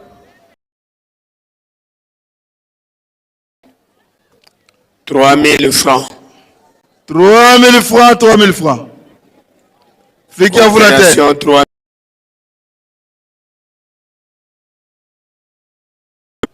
3000 francs, 3000 francs. Opération 3000 francs, 3000 francs. Protocole, botia basani rapidement. C'est Nancy Tsani. 3000 francs, 3000 francs.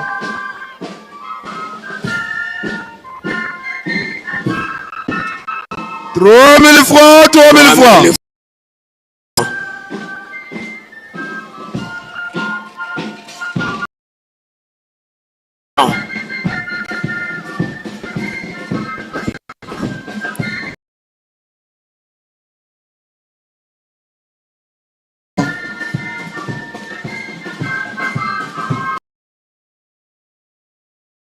Trois mille francs, 3000 francs, 3000 francs, 3000.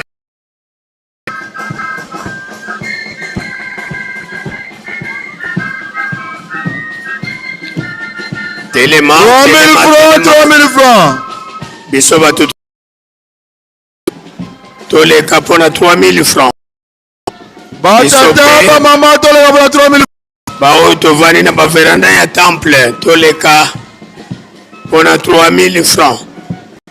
Tous les cas, 3000 francs. 3000 francs, 3000 francs.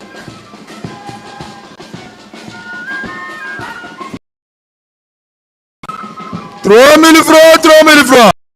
3000 francs, 3000 francs.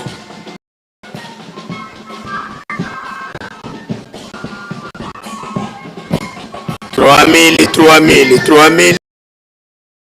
3000. 1000 francs, 3000 francs.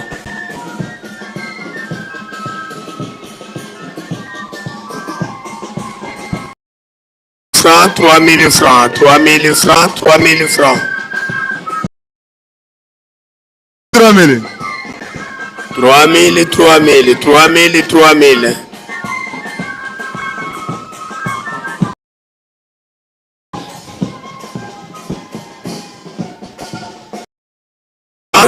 000 francs. 3 000, 3 000, 3 000. 3 000 francs.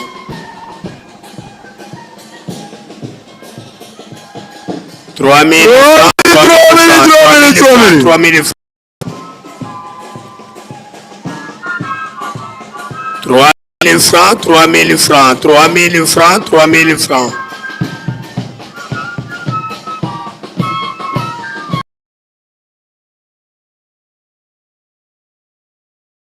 3 000 francs.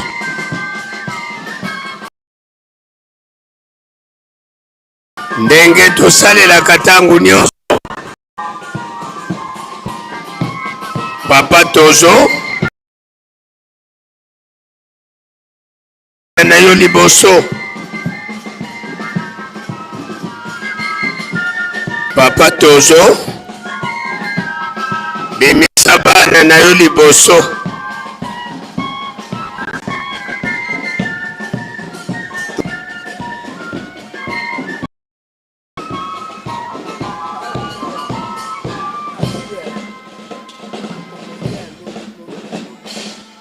$3 000. $3 000.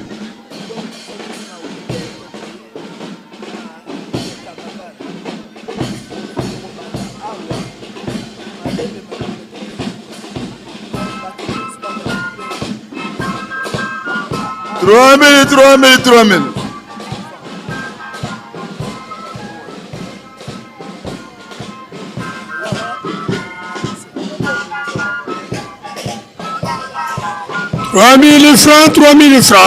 000 francs.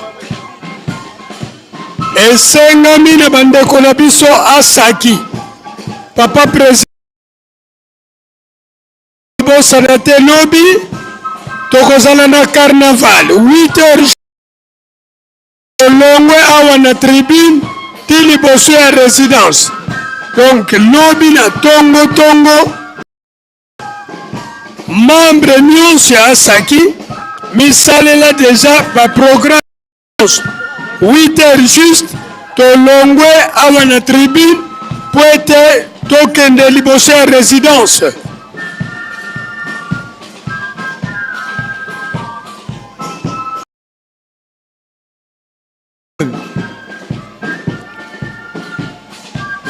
bandeko na biso asaki toleka liboso ndenge tosalelaka yango.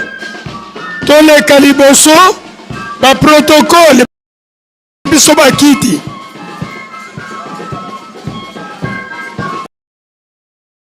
Kole botiela bandeko na biso bakiti. Tobaniti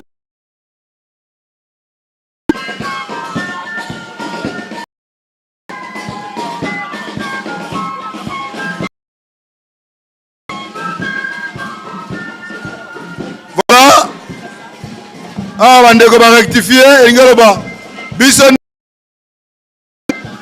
papa de la ville ba repesa so correction ba famille gâté ba biso na mbada social famille d'humain biso na lobby carnaval.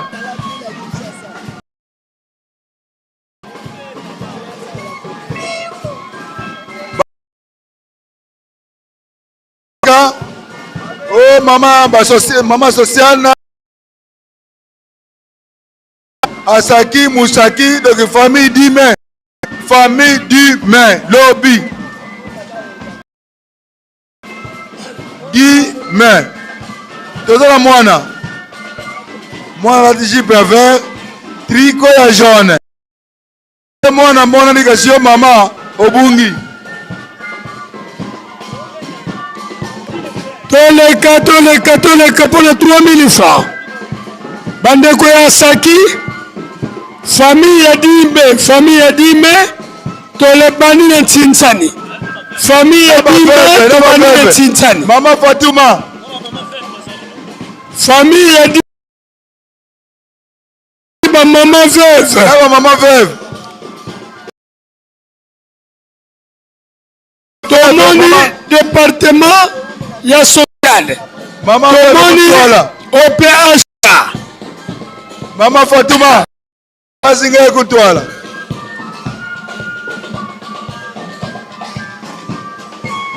Famille d'humains. Famille d'humains. Banani. 50 $, 100 $. Nabimbele kelambala moko. Banani bakoleka liboso.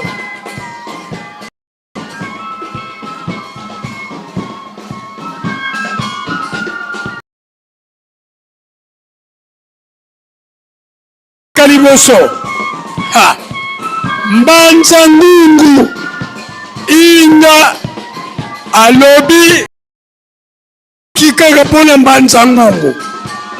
Inga alobi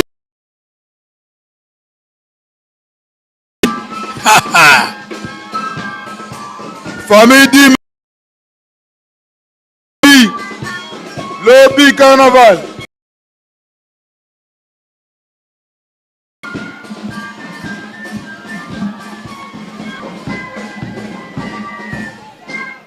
Merci beaucoup.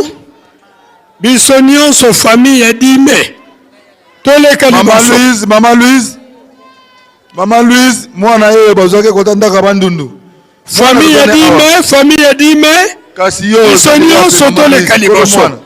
Banadi bakofongola nzela. Alati jipa. Kuna toyoki ba mama veuve pe bazali. Na tricot jaune. Ba mama veuve pe bazali. Ba mama veuve bazali. Bandeko ya OPHK bazali. Entraide sociale bazali. Département ya social bazali. Département ya Mushaki Ekufa Ekoma Sechaki bongo Sechaki Sechaki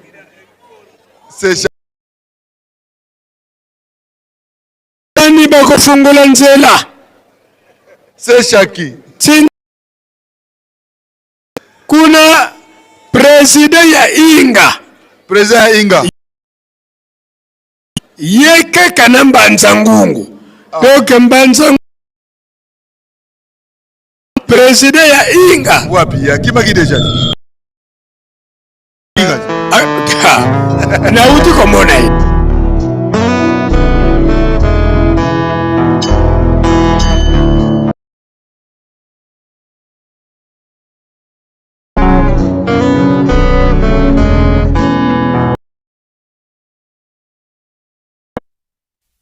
Nakomituna patanyise nzambe Nini uyu sekanya Inola ndagana Totonanga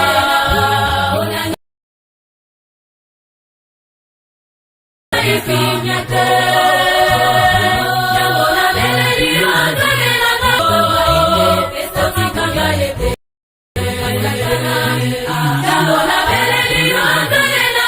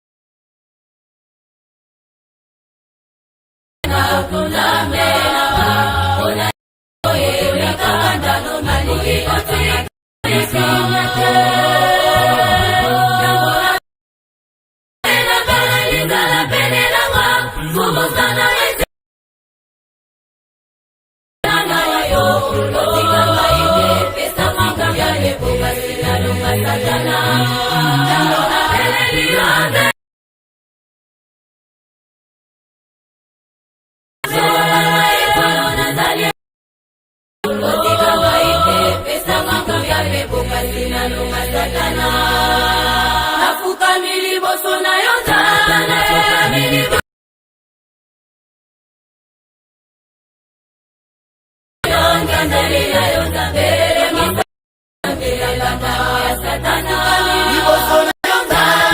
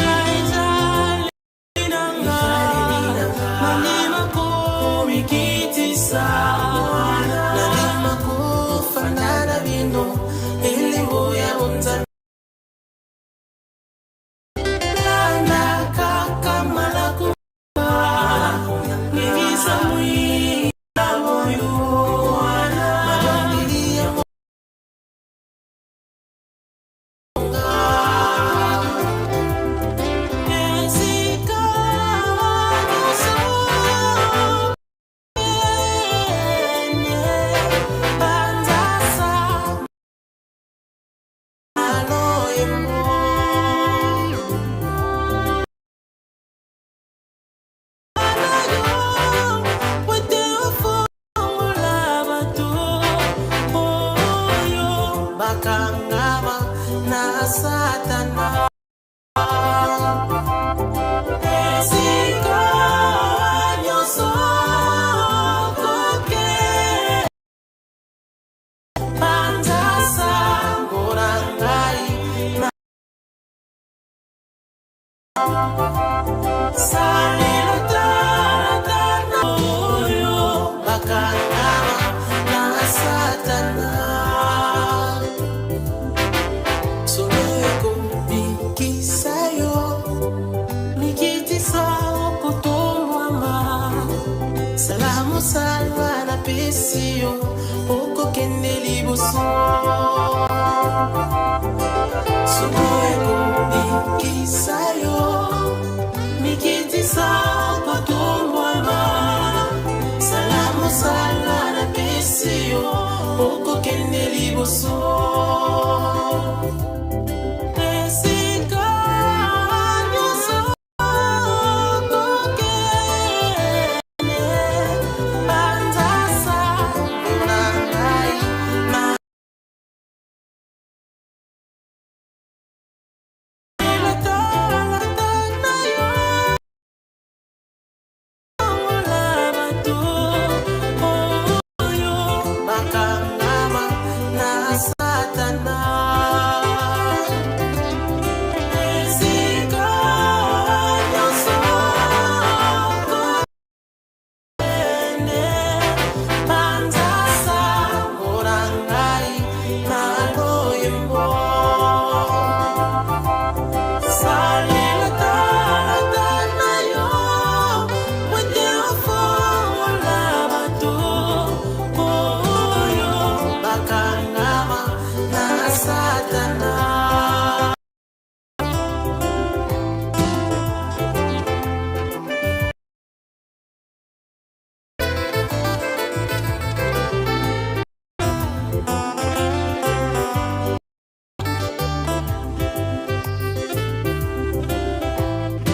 Merci, coupé.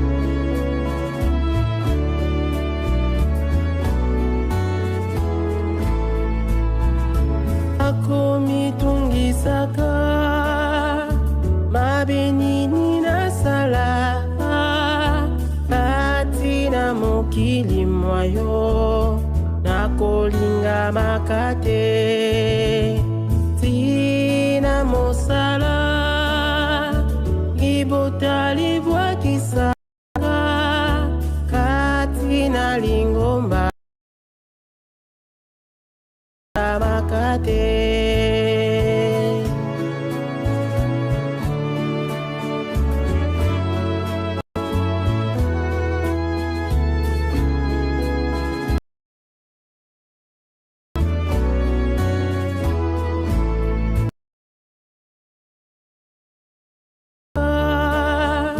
mabenini na sala nakolinga makate tina mosala ibotali bwakisanga kayo nakolinga makate somba na mbote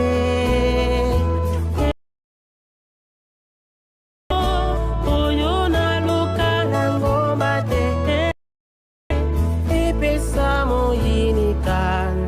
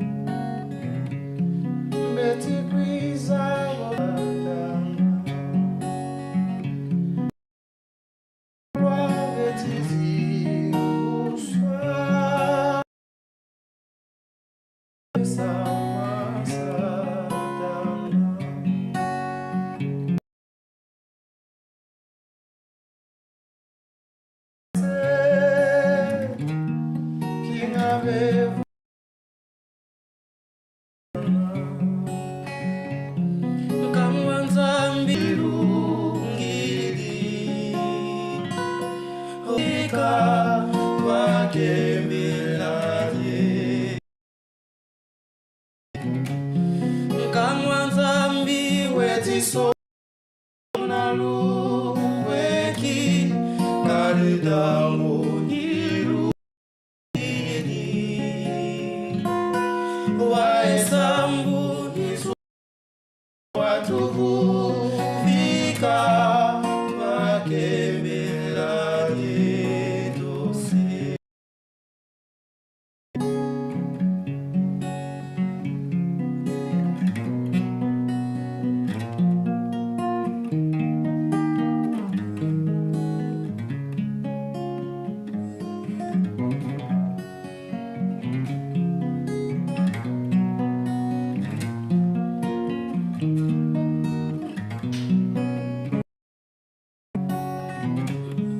kamwa nzambi weki kadidamu ngidi waesam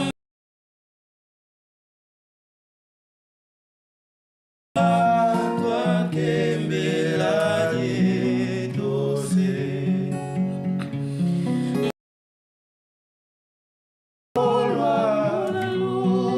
weki kadidamu irungidi waesambu isufumu watuvu vika twakembelanye dose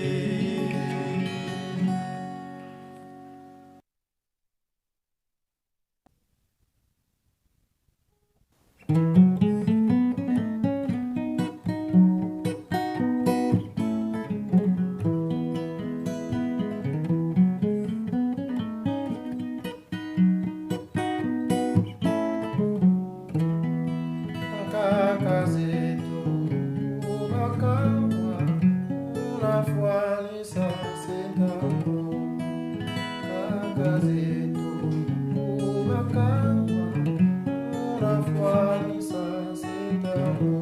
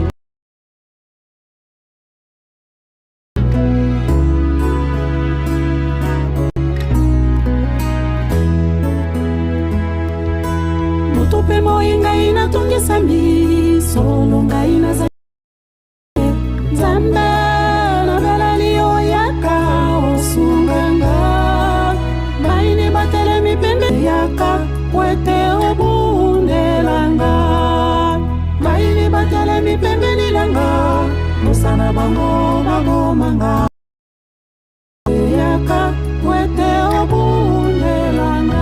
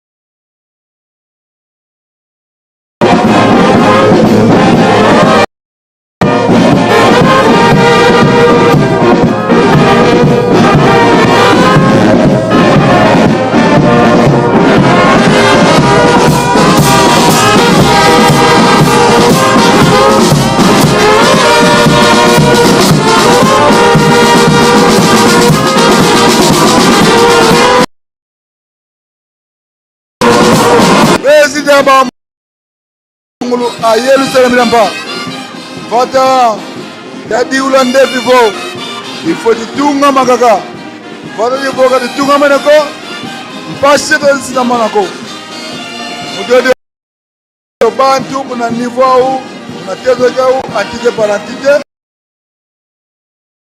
batomba kala muyelu selemi beza tunga fata kwa masemeto lunga nako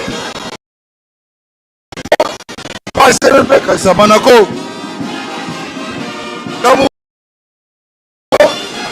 evoki puturukezo evoki kiangelezo pasipo solution kamba pase samana tungu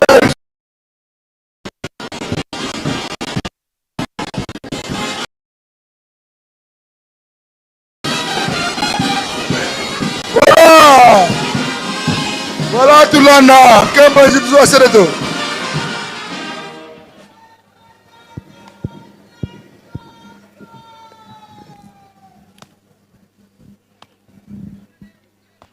bimvuka bya ntitus lukanama ndi vunda vana fulu kono kwa nikuka mpungi kumaman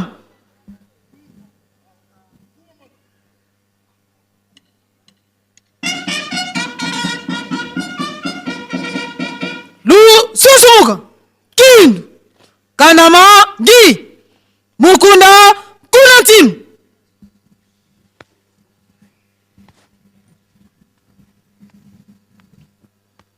Mpungi antitusu kwa tata Dongis.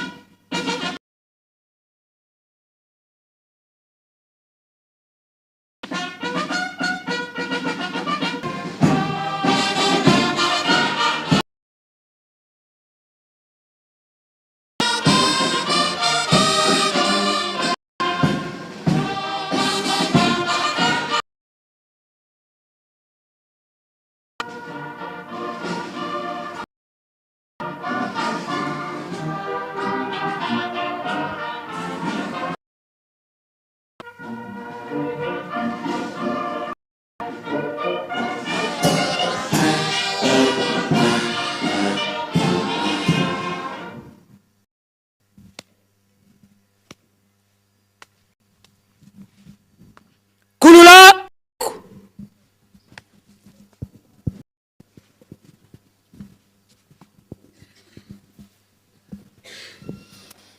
Tusama.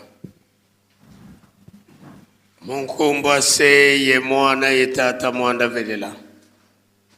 Tata kisolo kelelo kelo. Tata rialunga na kiangani.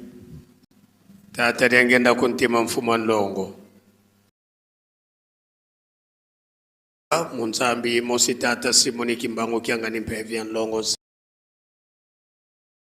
Mane yetukuvutulile funda la matondo. Ngebuwe na wambote. Nlemva kusikilanga muntangu yika imani. Yekinkwe ikisikia kumumbandu kambandu. Bana baku. Mpeleko. Nitu. Kaanzi. Baniko kini. Baumpe batombo kele. Bokena vontsilo lo was. Kwa beto bawonso no mutombo kanga mu Yerusalemi. Kadinkanda ngetata nzambi vo. Bantu dina lembotombo ka miongo me Yerusalemi. Imvula kitono kene. Tusidi vuvo. Ngesi wakala yetu kintwadi. Ikavuma wonso no matata manavyo kila mulo vuvamu. Bana bako vabete tuolantu. Ndelu vonduinu. Melenge kibeni. Wasadi se watani. Ne mwana itata mwanda velela. Ensambu zange mfumu wetu Yesu Kristo. Yozola kwa mtata nzambi wase. Yo untwadi wangtata mwanda wavelela. Bika kwa mtoto kwa haya kwa ilemvu. Se ye mwana tata mwanda wavelela.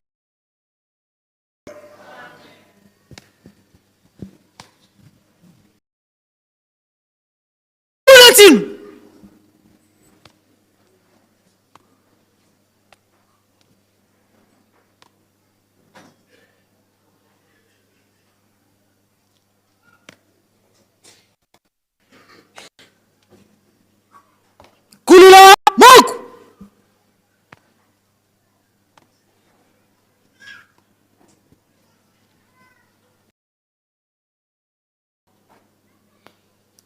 Ashaki oye. Tokende malamu